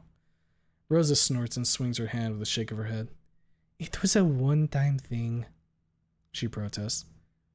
He did enjoy it, though, Stella notes, looking at Rosa. True. Rosa smiles and sighs. So, Anon, how are you? I tell them the same thing I told Reed's mom. Then I ask them about Feng's trial. They're reluctant to talk about it, but they confirm what Reed had told me. Well, this is certainly an interesting development. Really fucking hope Rip ends up in the pen. But who knows? Man's pretty well connected, I reckon. Feds are involved, but he may still wiggle his way out of this like a fucking worm he is. Anon, I have something to ask you. Just ask, Rosa. Oh. Just ask, Rosa. Stella pokes her. He won't refuse. Refuse what? I glance at one, then the other. Leaving the ward. Stella cuts in before Rosa even opens her mouth. That earns her a glare and a nasty Spanish curse muttered under her breath. I wanted to ask him. I start. Man, my heart sure is beating fast right now. Why am I so cold? Why am I so hot? Leaving... What? I look at Rosa, then at Stella. How? Rosa glares at her friend before turning to me, her face relaxing to a warm and composed smile. She puts her hand on mine and leans forward a bit. You see, Anon, I talked to my parents after they moved you here. I asked them if you can live with us until your therapy is done. They agreed, but Dr. Jones said that the doctors here must make sure that you're no longer a danger to yourself before allowing these. Fuck. I don't know what to say. I don't know what to think. What I know is that there's a fuzzy warmth in my chest and such a feeling of gratitude towards her that I can't help but smile and tear up a little. She nods at me slowly, then looks at Sella. The stego oddball watches us with a very solemn expression, me especially. I wonder if she still does tarot readings. That's a question for another time, though. Fuck, Rosa. I don't know what to say. The mere thought of going back to Skin Row, to that shitty apartment inside of which I've been rotting since the shooting, makes me sick to my stomach. I don't think I'd last long if I came back. I don't think I'd last long if I'd have to come back there after being discharged from the hospital. Say yes or no. Rosa lets go of me. We can't force. Yes, fuck yes, I blurt out. This place ain't bad, but it's so damn boring. Like, holy shit, I thought it would be like a horror movie. I look at Stella. But it's more like a retirement home. I turn to Rosa. Wendy pops into my head. My smile falters. Won't she be sad that I'm leaving? I need to tell her first. I don't want to just bail out on her. I rub my jaw, then hang my head for a moment before lifting to look at the two. How would this work? Your parents just kind of come in and take me? Or do you have a trench coat I can use to sneak out? I chuckle. Rosa just shakes her head. No. They petitioned Dr. Jones about becoming your caretakers for the duration of your therapy, she explains. And Dr. Jones forwarded the petition to Dr. Candace. And she has no objections since you're making good progress. She smiles and pats my hand. I see. When will your parents come to take me then? On Monday, she explains. You live on our farm until your therapy is done. Fuck. This girl's a goddamn treasure. You lucked the fuck out. You better treat her well or you're gonna have to deal with me. Oh, I wanted to ask, how's Fang's mom? Rosa's smile gains a bit of somberness. Stella saddens a little and hangs her head with a sigh. She's holding on, Rosa finally says. She's taking the divorce hard, but she's holding on. She called me today, poor woman. She was in tears again. She shakes her head with a compassionate sigh. We do what we can to alleviate her stress, but, you know. Stella sighs again. You can't just get over 20 years of marriage, she pouts. Ripley's an awful man. Ripley. An awful man. Doesn't even begin to cover how much of a piece of shit that guy is. He better rot in prison or I'll put him in a cage myself. The world would thank me for this. Un maldito pedazo de mierda. Eso es lo que es. Rosa mutters under her breath. Stella nods in agreement, glancing over at Rosa. I look at Stella. The question has been rattling around my brain my skull for a little while now, and I guess it's as good a time to ask as any. Stella, can I give some of your manga away? She twitches, then glares at me angrily, like a dragon guarding its hoard. She's pissed off at the mere proposal of such a heinous deed. I understand her a bit too well. I've been pirating my manga off the internet mostly, but I did have a small hoard of my own back at Rock Bottom. There's a girl I met here, Wendy. She really likes the co-op group. I explain. I was thinking I may give her a small parting gift.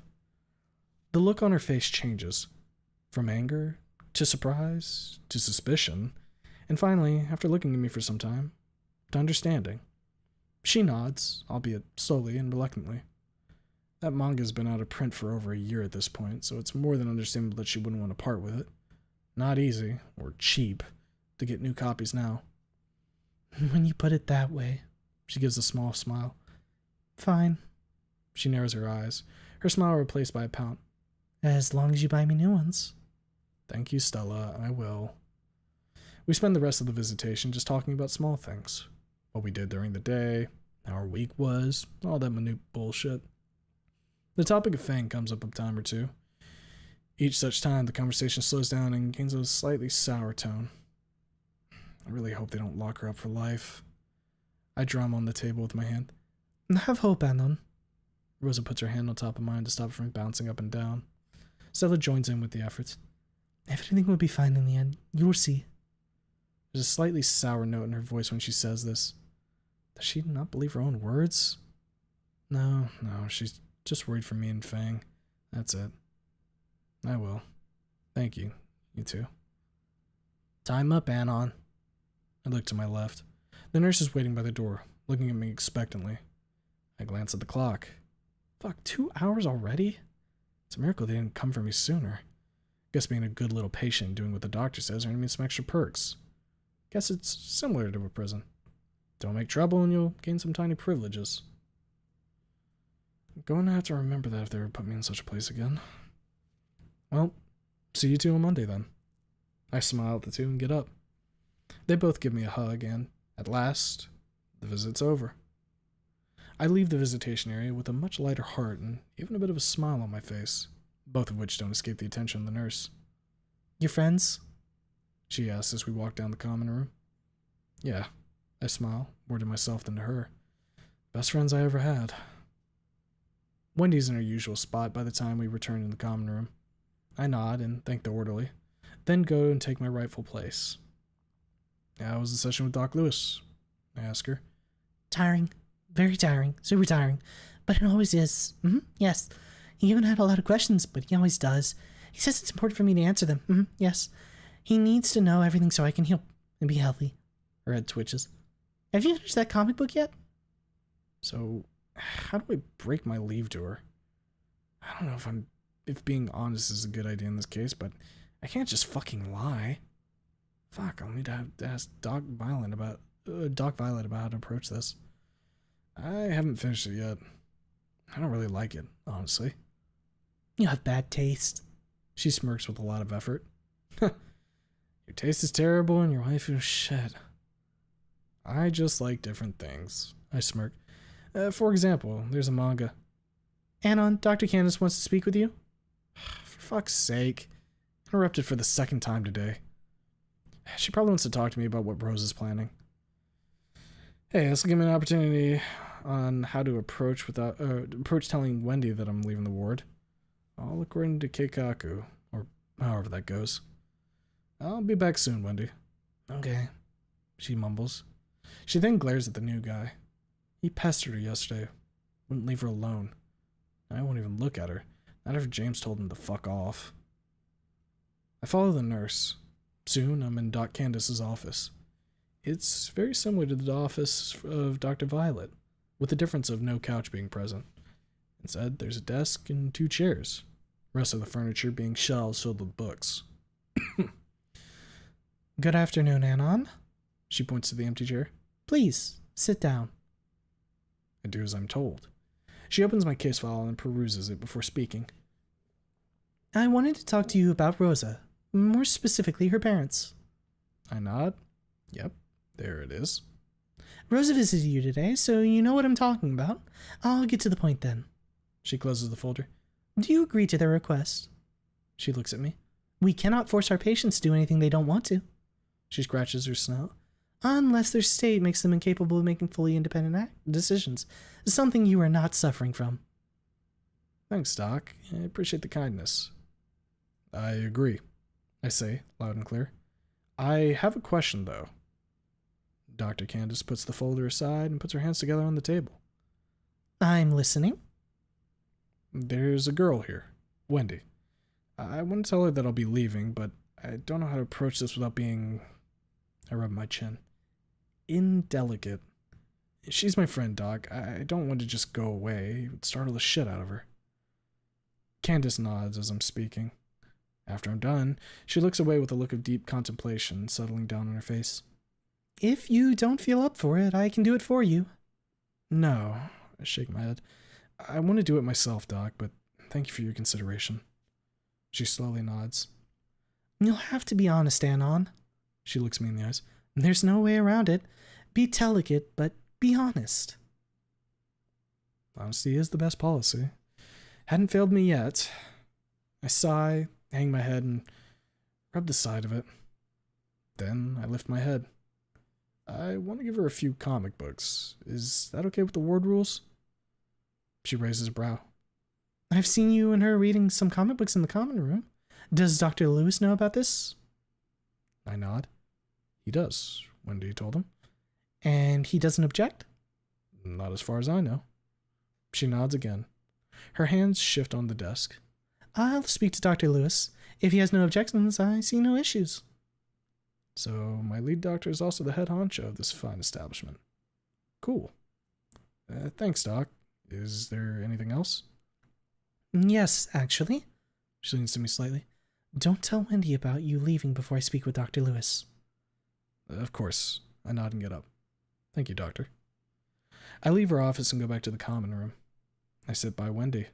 We just sit there for a time. Neither of us saying anything. Just enjoying each other's company. She's stealing glances at me, though, from time to time. I wonder if she knows that I'll be leaving soon. No, there's no way she'd know. No one's told her. When's Judy visiting again? I asked to break the silence. Today, She answers. she's visiting today. Soon, very soon. She always visits at the same hour, you know. Yes. That's nice of her. I smile. Yes, nice. Very nice. I like Judy a lot. Very lot. She's a very good friend. Best friend you can have. Yes. She nods very slowly. Do you have good friends? Rosa, Reed, Stella pop into my mind. I smile. Yeah, I do. I look at her. As good to me as Judy is to you. She sighs quietly with a small smile. That's good. Very good. Super good. Yes. We need friends. Friends help us heal and don't let us be sad. Yes. Yeah, I agree. We spend some time watching the Ruski weirdo go in and out of the common room. It's like a well-oiled machine which turns clean sheets of paper into filled ones with chicken scratchings. Those, of course, inevitably end up in the garbage can. I do wonder who's paying for his stay at the hospital. I'm the citizen here. He must be a foreigner, so his therapy isn't free. Maybe he has a rich uncle? Who knows? Doc Candace calls me into her office. We have a small talk, and I'm back with Wendy. Dr. Lewis has no objections towards my gift. Now comes the hard part. Telling Wendy that I'll be leaving soon. I don't really know how to approach this. We've only known each other for a month, and yet, to me it feels like longer.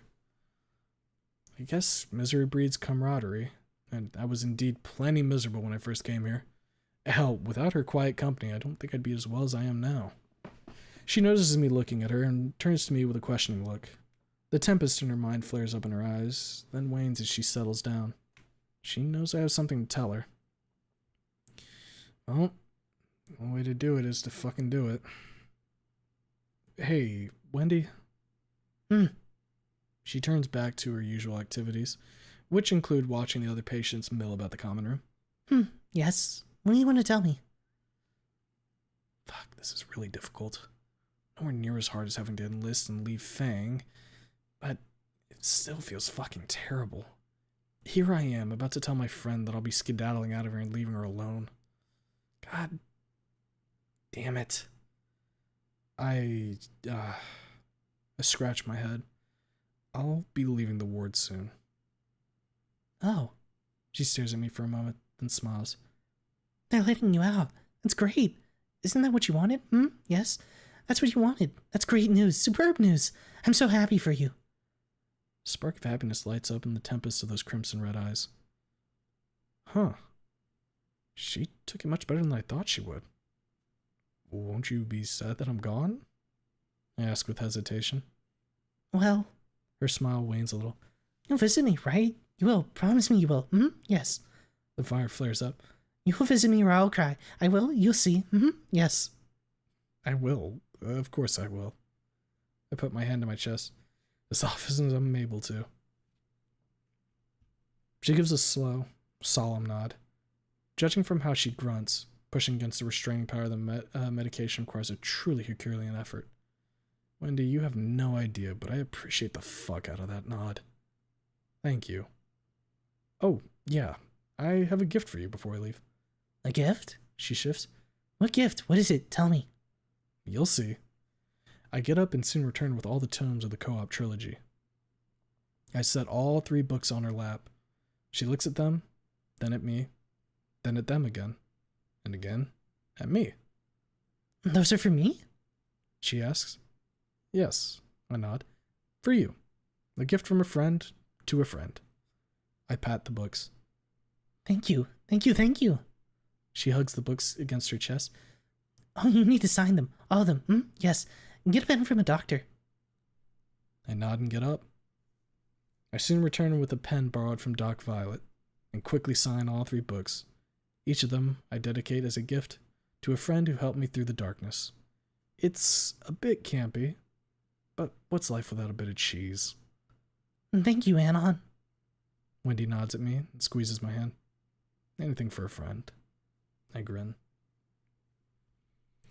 I leave Violet's office. We've been talking about Naomi and Nazar today. Well, not much talking was actually done. I was mostly silent. Violet didn't try to force me to speak, staying true to her word from the start of our therapy. She's so goddamn considerate, that woman. I almost called her Rosa by accident. Luckily, I managed to avoid that catastrophe. The rest of the day goes by as usual.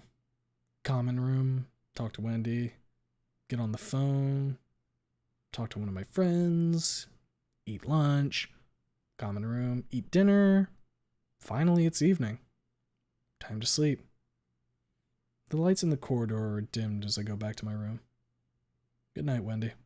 I nod at her. Good night, Anon. She nods back. We split at an intersection. I go off alone while she goes off with James.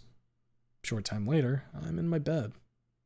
I lay there for some time, arms crossed behind my head, thinking of what I talked with Doc Violet today. Poor Naomi. Fuck, you didn't deserve to go out like this.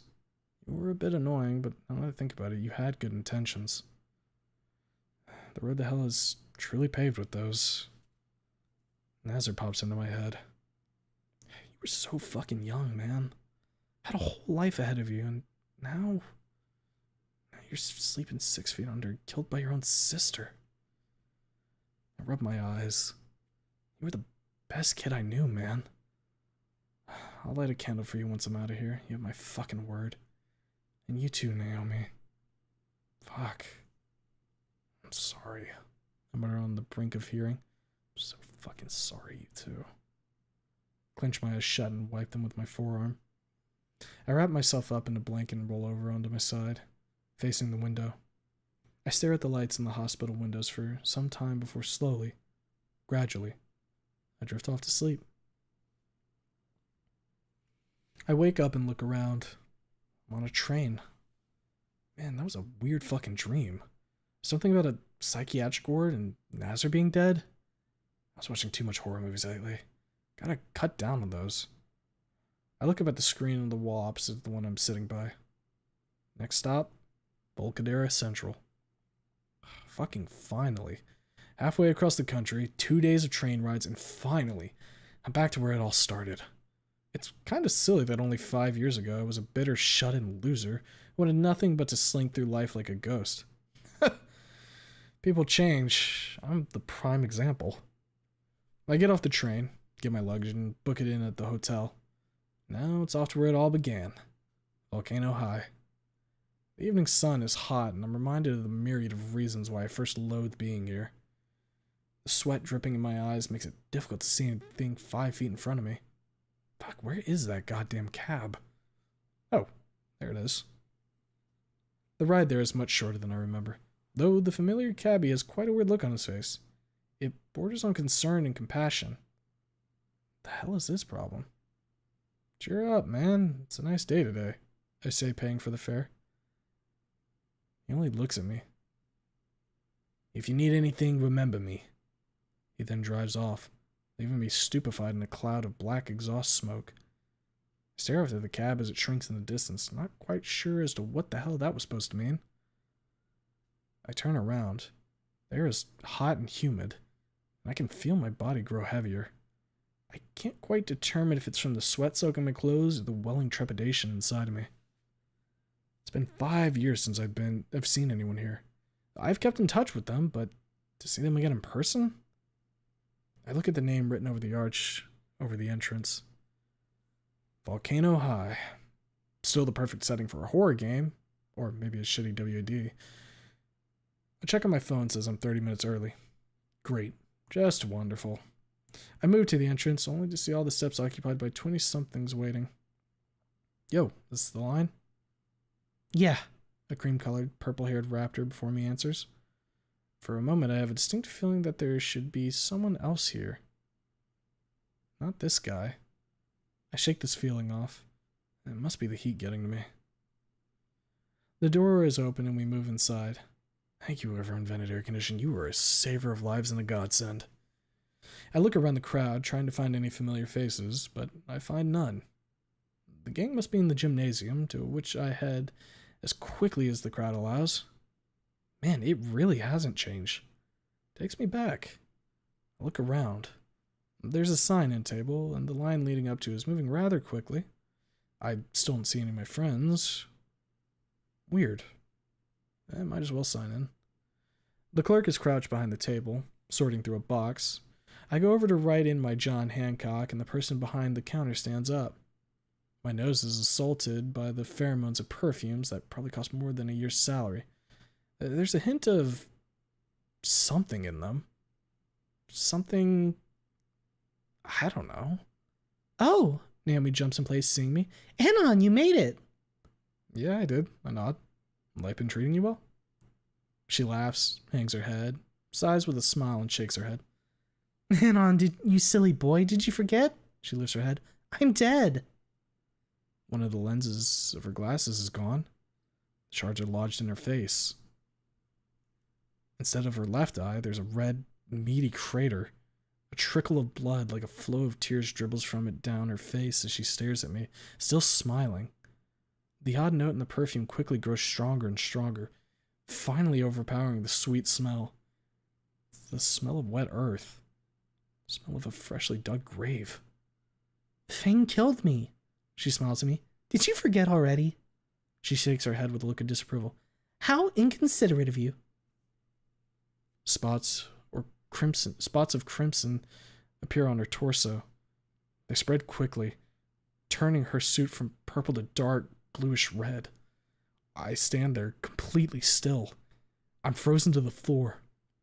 My heart is beating against my ribs, bouncing back and forth like a ping pong ball. I look over my shoulder. Nausea wells up. What little food I had on the train rising up in my throat in a wave of bitter bile. There are 6 people behind me. Their clothes are soaked with blood. They're looking at me quite impatiently. Are you signing in or not, dickhead? One of them shouts. Move your ass! I look at the book. It's not a sign-in book. It's a morgue registry.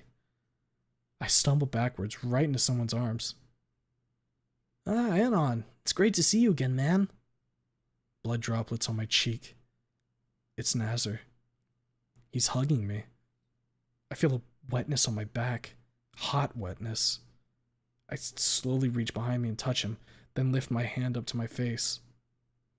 Blood. It's blood. No! I try to wrestle myself free, but he's holding me really tight. No, no, no! The least you could do, Nazar says in my ear, is apologizing to us at our graves. I jolt up, clutching the blanket. I look around, covered in cold sweat. I'm still in the ward. Oh, thank God. Thank fucking God that was just a nightmare. Fuck. Fuck. Fuck. I let go of the blanket. I would clutch my head and give vent to the pants shitting terror, making me shiver as if I was having an apoplectic fit. But I remember the camera under the ceiling. Start freaking out and you'll be back to square one. I take a deep breath, then another. Calm. We're calm. We're stamping out this fire and calming down. Breathe in, breathe out. In, out, in, out, in, out. I close my eyes. Naomi, laughing with the bloody crater in her face, flashes before my closed eyes. They shoot wide open. I want to scream. I want to cry. I want to roll around on the floor like a maniac, screaming apologies to both Nazar and Naomi. But I don't. I can't. If they see me like this, they'll sedate me the fuck out of me. I'll end up like poor Wendy. Calm. Calm down. Nazar pops into my head. Nazar walking towards me with his shirt drenched in blood. The warmth of this blood soaking through my clothes, and he hugs me. Blood spurting from his mouth as he laughs. Oh, God. Oh, God. Oh, God. Oh, God. Calm down now. It takes me a while. A very, very long while. But I managed to get my nerves under control. Do I talk about this with Doc Violet today? No. Hell no. Fuck no. Nah, we ain't doing that. I want to get out of here. Telling her about this will delay that for who knows how long. I glance at the clock. 6 in the morning. 3 hours until breakfast. A long time to be alone with my thoughts. I can't go back to sleep. A distraction. I need a distraction. I grab a manga and start to read. What the fuck was that dream? Why the fuck did I dream this? I was taking brain pills all month. I should not be having dreams like this. Slowly, but surely, I calmed down enough to start digesting that dream. It's time to rationalize. First of all, it was not real. It was a dream. Dreams can't hurt me. Yes, that's obvious. Thank you, Sherlock Holmes. Why this dream, then? I was talking about Naomi and Nazar with Doc Violet. I mentioned the prom. Yes, that's it. What comes after prom? Graduation? What comes after graduation? Reunion. I didn't see any of my friends there. Who's that raptor guy? It should have been Reed, not him. I don't know why, but I'm sure of it. And the cabbie... Oh, shit. He looked at me and spoke just like he did before the prom. Yeah, that's it. What else? Nazar and Naomi are dead. I know how they died.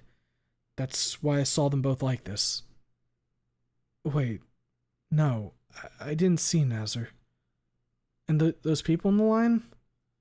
Shooting victims. Morgue registry? That's obvious. Why this dream, then? Think. Guilt. It's guilt manifesting itself. Why do I feel guilty? They died because of me, that's obvious, but there's something else. That realization hits me like a truck. I still hadn't visited their graves. I closed the manga and looked through the window, staring at the hospital, staring at the short summer night. The last pangs of the early morning mist dispel under the sea breeze. I'll go to the graveyard if it's the last goddamn thing I do. I'll ask Samantha to accompany. Yeah, I can't leave my bro hanging without a last huzzah. Everything will be fine, Anon. You'll push through this shit. You will make up for your fuck up. You will need to leave this place first. Saturday and Sunday go by extremely fast. I didn't even notice. I'm laying in my bed on a cloudy Monday morning, musing over what attractions await me on the farm of Rose's parents.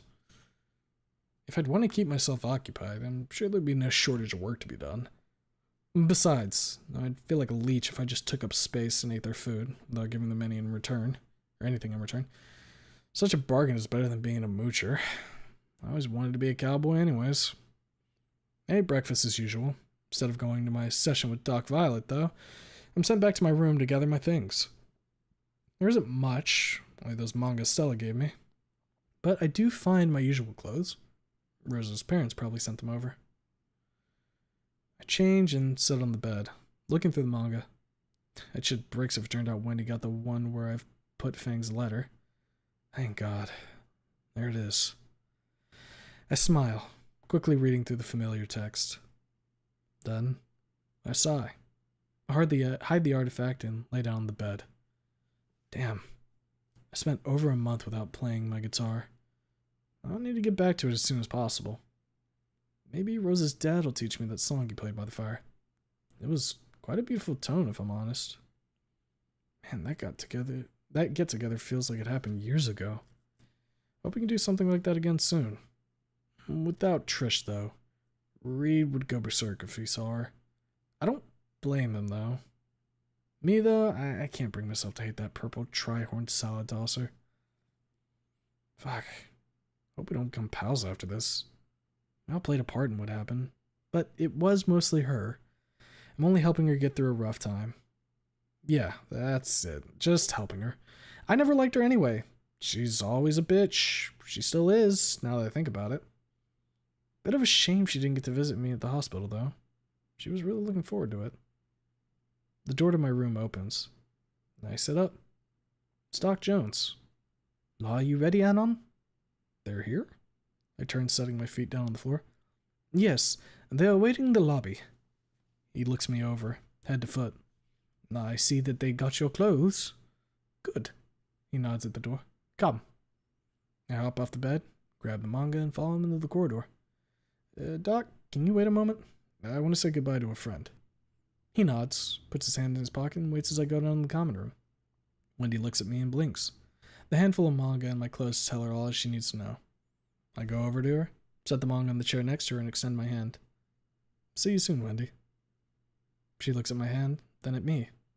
Her head gives a soft twitch. She then grabs my hand and shakes it, slowly and mechanically. You better come soon, very soon, super soon, she admonishes me. I will, I promise. I smile down at her and pick up my books. See ya. I leave the common area and join up with Doc Jones. We walk in silence for a while. Right before we reach the exit, he looks at me. Trisha wanted to come here today, to see you off safely to Rose's home. Why am I not surprised? That girl is getting kind of clingy. What did you say to that? I ask him as he pushes the door open. I told her she can't come. You need a calm environment. He lets me through first, and I'm sure you know how volatile my daughter can be. He closes the door behind him. No sign of the journalists. Must be pestering the FBI and DOJ guys about what's going on at the police station. Thank God they don't know I'm getting removed from the ward. They would trample us, good Doc and me. Now that they look around, neither Lee nor Paul are present. I wonder if they were called off to be interrogated. Come. Doc Jones hurries down the corridor. They've been waiting long enough. Weird. Thought the air outside of the ward would feel different. Sweet taste of freedom and all that crap. But it's the same everywhere. I guess not much has changed for me yet. Or the hospital is a closed loop of ventilation system. I follow Jones through the hospital. As we get closer to the lobby, echoes of raised voices reach us. One of those belongs to Mr. Simone. The other belongs to... No.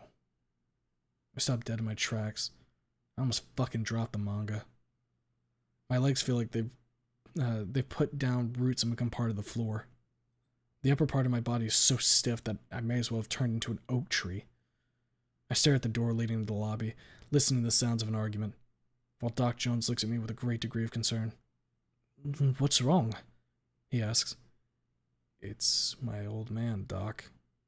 I managed to say after a moment of internal struggle. Oh, fuck. Did he come to take me away? I blink and stare at him.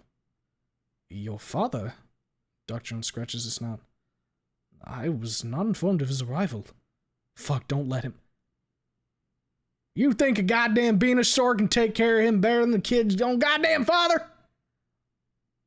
Doc Jones starts at that flowery figure of speech. He freezes. I, on the other hand, regain control of my legs upon hearing what that old son of a bitch just said. I start walking, dropping the manga somewhere. You fucker. You fucking dickhead. I will not fucking stand for you goddamn piece of shit. Acabas de decir? Mr. Simone almost roars out. You piece of trash. I should sue you. You hear that, Jane? A meteor dodger threatening me? A human? Ha! I step into the lobby just as my father is done speaking. Don't fucking call him that! I shout, pointing at my dad. He turns to me. He's a tall, middle-aged, mustachioed man. He's balding, which, when combined with that stupid fucking mustache of his, makes him look like a dictator of some post-communist microstate. There you are, Anon. He frowns at me. I see that half of you're amongst those. He tosses a contemptuous look around the room. Those people made you forget what respect is. Respect? That's rich. You don't deserve shit from me, I shouted at him, throwing my hands up. Especially not fucking respect! The front door opens. Someone walks in. I don't care who. Who I care about is my father, who's staring at me with a mix of surprise, disgust, and indignation. So that's how you were paying me for all I've given you, eh? He puts his hands on his hips. By calling me names and throwing my goodwill in my face? I clench my fists and take a step towards him. He stays still. He keeps staring at me. When I was a kid, this fucking glare always made me meek and complacent, as quiet as a damn mouse. I wouldn't even peep. But I'm not a child anymore. You giving me what exactly? I say through gritted teeth, barely keeping myself from screaming. The bare fucking minimum a child should have? I take another step towards him. The people here gave me what you never cared to give. He scoffs, then crosses his arms on his chest. And that is care and respect, you son of a bitch. I stab the air with my finger, pointing at him. There are people who cared about me more over the past month than you ever did in the past 19 years combined. Mr. John Mouse? Oh, this is Doc Jones. Mr. John Mouse? My father looks away from me and at Doc Jones, who finally made it to the two of us. Ah, you must be Dr. Jones. Excellent. My old man turns to him, ignoring me completely. Me and my wife came to take our son home. I'm not going fucking anywhere with you. I stammer out, my fists clenched so hard that they hurt. Ignore him, he's a bit. John Doe fucking Mouse taps his forehead with his finger. You know. Someone yells from behind me. He's not crazy, you old bald skinny piece of shit. It's Trish. What the fuck is she doing here? My old man's head whips around as if it's mounted on a gimbal. His eyes zero in on her. He scoffs and grimaces. Who let the pint-sized trigger speak? I freeze. A wave of cold, tingling rage sweeps over me. It grips me within a second. I'm trembling. Why? Trish isn't my friend, but... Fuck, hearing him call her that sets my blood on fire. Like napalm coursing through my veins, cutting through the coldness. What the fuck did you just say, you bald ape? Trish growls, quickly walking up to us. You heard me. John Doe Mouse calmly replies. She stops next to me, looking up at him. Eyes wide open, sparkling with anger. Jaw set, fists clenched by her sides. They stare at one another for a brief moment, and then she lets out an angry, very angry hiss. I actually start a little. Fuck, I have never heard her this fucking angry. You mother... She comes out swinging, a punch aimed at my father's jaw. Yes, Trish, that's what we all need, you in a full body cast. I grab her wrist mid-swing. I grip it, hard enough to make her wince. She looks at me, angry and in pain, brows furrowed, eyes narrowed. Her eyes are sparkling with rage. He's not worth the hassle, Trish. Let go of her wrist. Her hand falls. Mr. Doe Mouse, this is my daughter you just insulted. My old man perks up at hearing this. He looks at Evan, surprised by what he's learning. Yeah, you fucked up hard, old man. Not your first rodeo. He looks at Doc Jones, stares at him with wide open eyes. You are an awful man, prone to anger and bigotry. Doc Jones steps in front of me, shielding me from my father. My dad just keeps staring at him. There's silence in the lobby. All heads, all eyes are turned to us. I can feel the stares burning into my back. I can also feel hear the heavy steps of Simone. I've heard enough about your tendencies and the doctors involved with your son's therapy, but I don't think you turn out to be such an awful man. Evan points to the door. Wait, this is Doc Jones. Leave. A large yellow hand of an ankylosaur lands on my shoulder. He pulls me back towards himself with delicacy I would never expect from a guy his size and build. As he turns me around to face him, I can hear my old man trying to mouth off to Doc Jones. You goddamn meteor! One more word and I shall call the police, who will arrest you for disturbing peace and harassment. Doc Jones interrupts him. He's speaking firmly, in a cool professional tone. What you offer is clearly unfit for your son's current needs, so I will not grant you your request. Anon. My father turns to me, ignoring Dr. Jones. You will come with us, or you can forget that you're part of our family. I snort bitterly. I look over my shoulder as Simone leads me to where his wife is sitting. I never was. John Doe Mouse frowns, scowls, looks at Doc Jones, whom he looks over from head to foot, smirks contemptuously, and turns to me and Trish. I never would have imagined that my son would become a scale lover. Face the fucking reality then. I grumble and stop. Face it and get the fuck out of my life. I turn to him.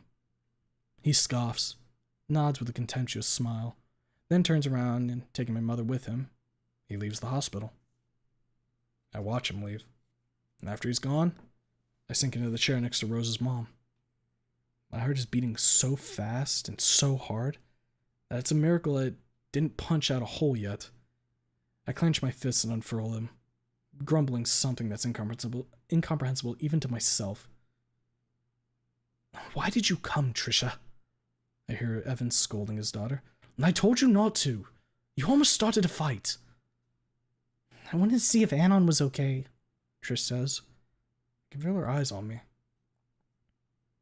Rose's mom puts her hand on my shoulder.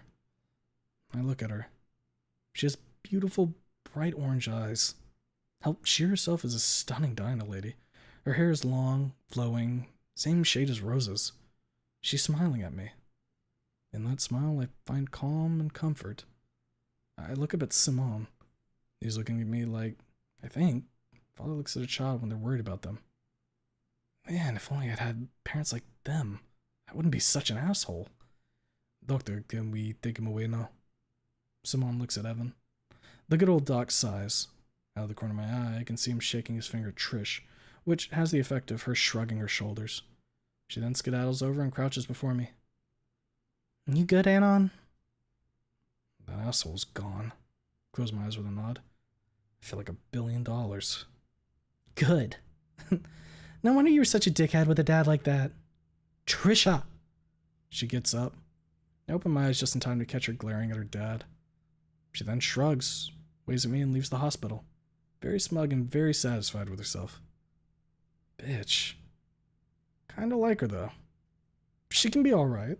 Rarely, but it happens. Oh, shit! The manga! The letter! I hop out of the chair, apologize to the surprised couple, and rush into the corridor I came here through.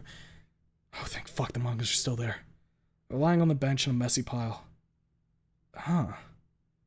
I thought I tossed them into a corner somewhere. Guess I got lucky. Stella would be very angry if they had landed on the floor. I quickly peruse Desert Punk where I hid the letter. There it is. Lodged between chapter 8 and 9. Thank fucking God. I return to the lobby, clutching the manga in my hands. The letter's safely tucked away in the inside pocket of my shirt. I'm ready. I look at Rose's parents. Simone nods. He turns to Evan, who nods also. See you soon, Anon.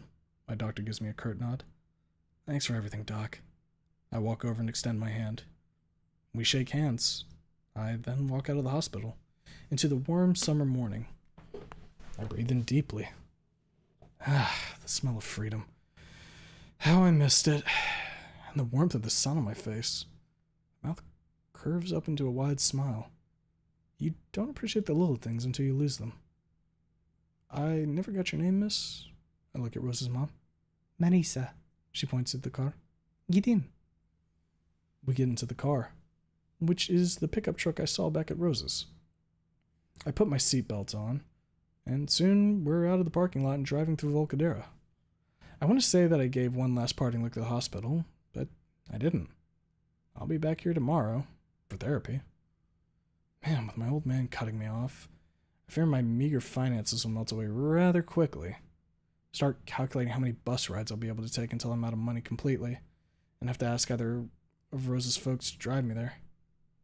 What are you thinking about, Danon? Nothing, Rosa. Just thinking about stuff. There's a moment of silence during which I realize my gaffe. It's long enough for me to blush before Maurice's soft laughter breaks it. Rosa? She looks over her shoulder. Sorry, it's just the way you say my name. It's identical to how she does it. I blurt out, beet red. Miss, I'm sorry. Mistakes happen. Don't be sorry. She chuckles. How was your time in the hospital? I watch the building zip by for a time. It's calming. Much more calming than when Ripley took me to the station for the first time. It was much more boring than I expected. You hear horror stories about mental institutions, but it's nothing like that. I look at Marisa. She nods and turns to her husband. The two whisper between themselves for a moment before she turns back to me. Is there anything you need from a store or anything? She asks. We can make a stop. No, thank you. I shake my head, rest my chin in my palm, and start looking through the window. Simone, sir? He doesn't turn his head, but murmurs something. He's listening. The bus stop is quite far from your house. Do you think one of your children could accompany me there? He murmurs something again. You will not take the bus. I will drive you to the hospital. But it's so far away. Only an hour drive. He cuts me off. Doc Jones told me about your therapy sessions are in the mornings. He stops at the traffic lights and looks over his shoulder. We'll be leaving early to avoid traffic jams. It's not quite the right voice, is it? How considerate are those people? We're not even related, and they're willing to go such lengths for me. I nod and turn to the window. Thank you, Simone, sir.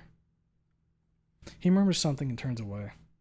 We continue our drive through the Volcadera, the ride taking much longer than I remember from my bus trip. Must be traffic jams. Rush hours have started. We spend over an hour in traffic. By the end of our drudgery, Simone tosses very mean looks at fellow drivers and mutters under his breath. What he's saying, I have no idea, as he's speaking in Spanish. None of it sounds pleasant, though. Por fin. Válgame Dios. ¿Ves cómo conducen esos idiotas? He exclaims after we finally drive onto the freeway. I swallow. Scary. Calmate, querida. She puts her hand on his. It's really, really small compared to that bread loaf of a fist. Almost twice as small. Le estás asustado. Asustando.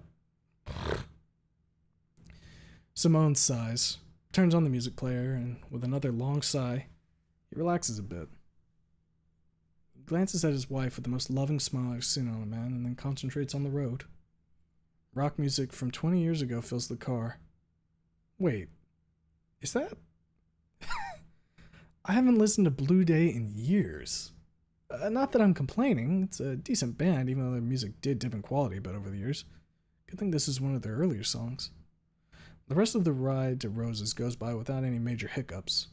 I sit quietly in the back seat, watching the vista outside whiz by, while Rose's parents chat with each other. We arrive at the farm. Rose is not here, which is kind of weird. School's already over. As Simone parks the car, I notice that the sports car is missing. Aha! So that one's Rose's. She must be at Reed's or Stella's right now. I was hoping for a welcome committee, but beggars can't be choosers. Very fucking lucky that they're letting me stay here. It would be either the ward or my skin row cave otherwise. Simone turns off the engine and murmurs something.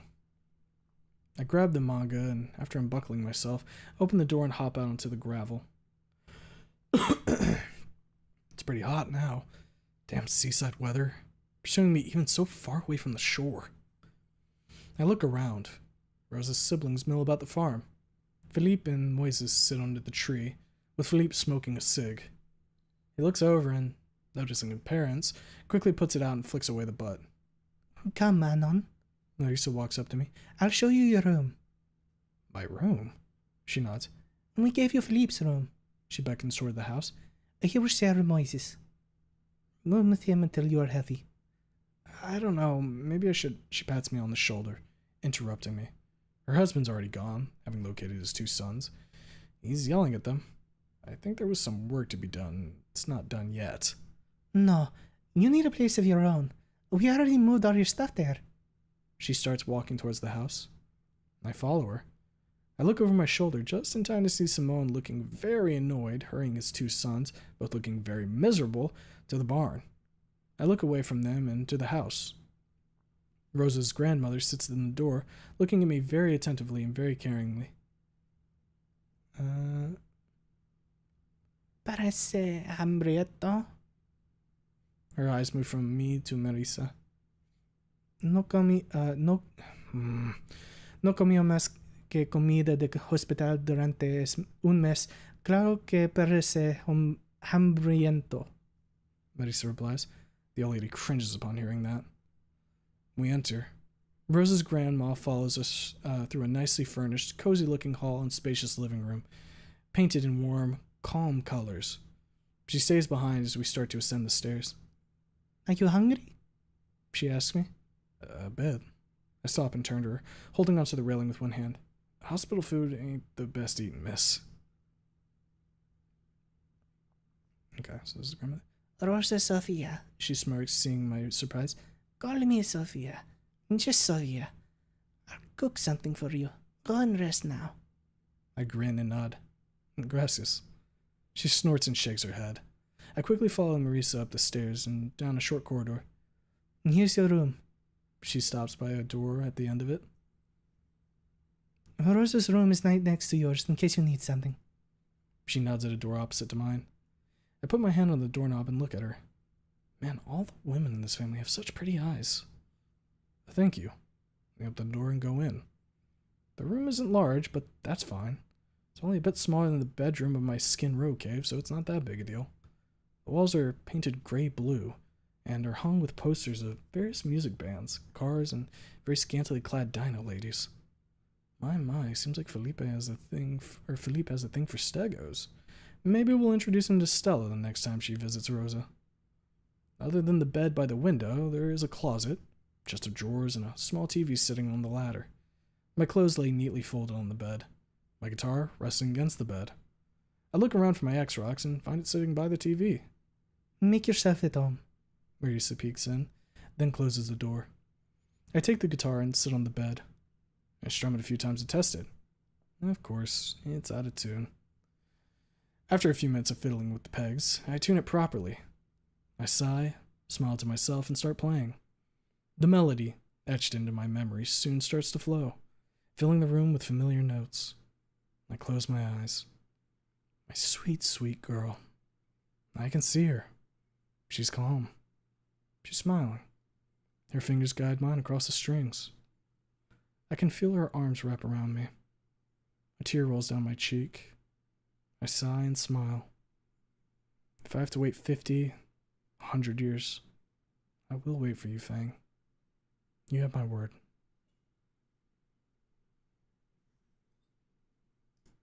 And that's the end of chapter 11. And I just want to put this out there. The dread has set in. I've realized we are now at the farmstead, and I'm going to need to be really brushing up on my fucking Spanish. God damn it. God damn it. I could get away with it before, but now I'm going to have it. It's going to be all over the place. I'm done for. I'm cooked. Why? Spanish time. Tiji Espanol. Work on Duolingo. God damn it, I'm gonna have to learn Spanish to do a fucking fan fiction. Ay, ya, cabrón. That's a good chapter, though. I guess, I think that might have been what Laster was talking about, when it comes to his father, being just a huge racist. So I guess they haven't rewritten that yet. But, well, at least it makes it easy for me to fucking hate the dude. Hee Spanish 101. Duolingo stream. Mr. Spanish. Guys, I don't need to understand what they're saying. I just need to know how to read it. That's all. Duolingo meme, but it's Fang with a gun. True. Probably what I'll try and do at some point is just like genuinely pull up just like a Spanish book and just start like trying to read it so that way I can get it in my mind. Maybe have like an audio version on like standby so that way I can listen to it while I'm doing it. Because all I need to do is just work on being able to read and pronunciation. I don't need to understand what I'm reading. I just need to know how to read it.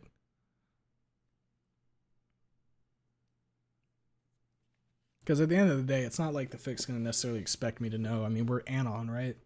We're a filthy monolingual. So. That one actually felt shorter than the other one. That last one it felt way longer. We wrapping up tonight? Yeah. 2 chapters is usually what we're doing with these since they're about 2 hours a pop. Maybe a little bit longer than that, and we have like the hour yap session, so that rounds out to a good stream. Leo's Snoot streams go along with his choices in Snoot. That might not be a bad idea. He's like one of the bigger fucking Snoot guys in the Spanish community, isn't he? I'm pretty sure I've seen him come across my dash at least once or twice. Google Sam Rosa. Gringo moment. Sam Rosa. What is that?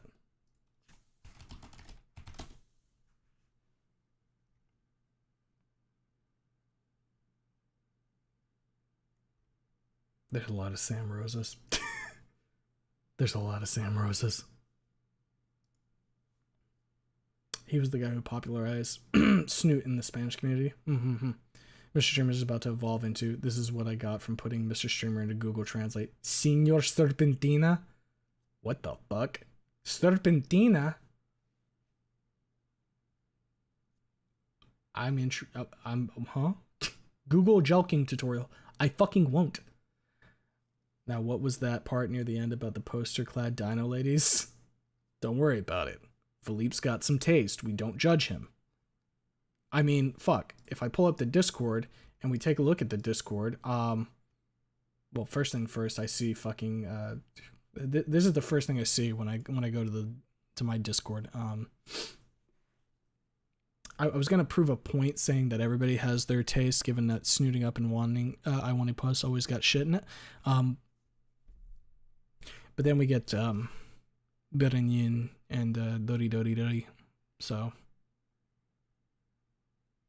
we have fun here. They'll like use Google Sam voice for Rosa. Ah, I see what you mean now. No. I will not let Google Sam take that over. We'll be fucking destroyed. Dude is a thing for stego women. Look. Stella's a sweet girl. I can understand. Stego girl posters. Alright. Well, I have done my obligation. We'll be live again, hopefully tomorrow, doing something else reading-wise. Unless I'm really not feeling like reading tomorrow. We're not. I don't think we're going to read None in the Chamber tomorrow, if we do read. So we'll probably be reading. If we do reading, we'll probably do like some one-shot type shit. Or maybe we'll just figure something out with that. It could also be a guerrilla stream.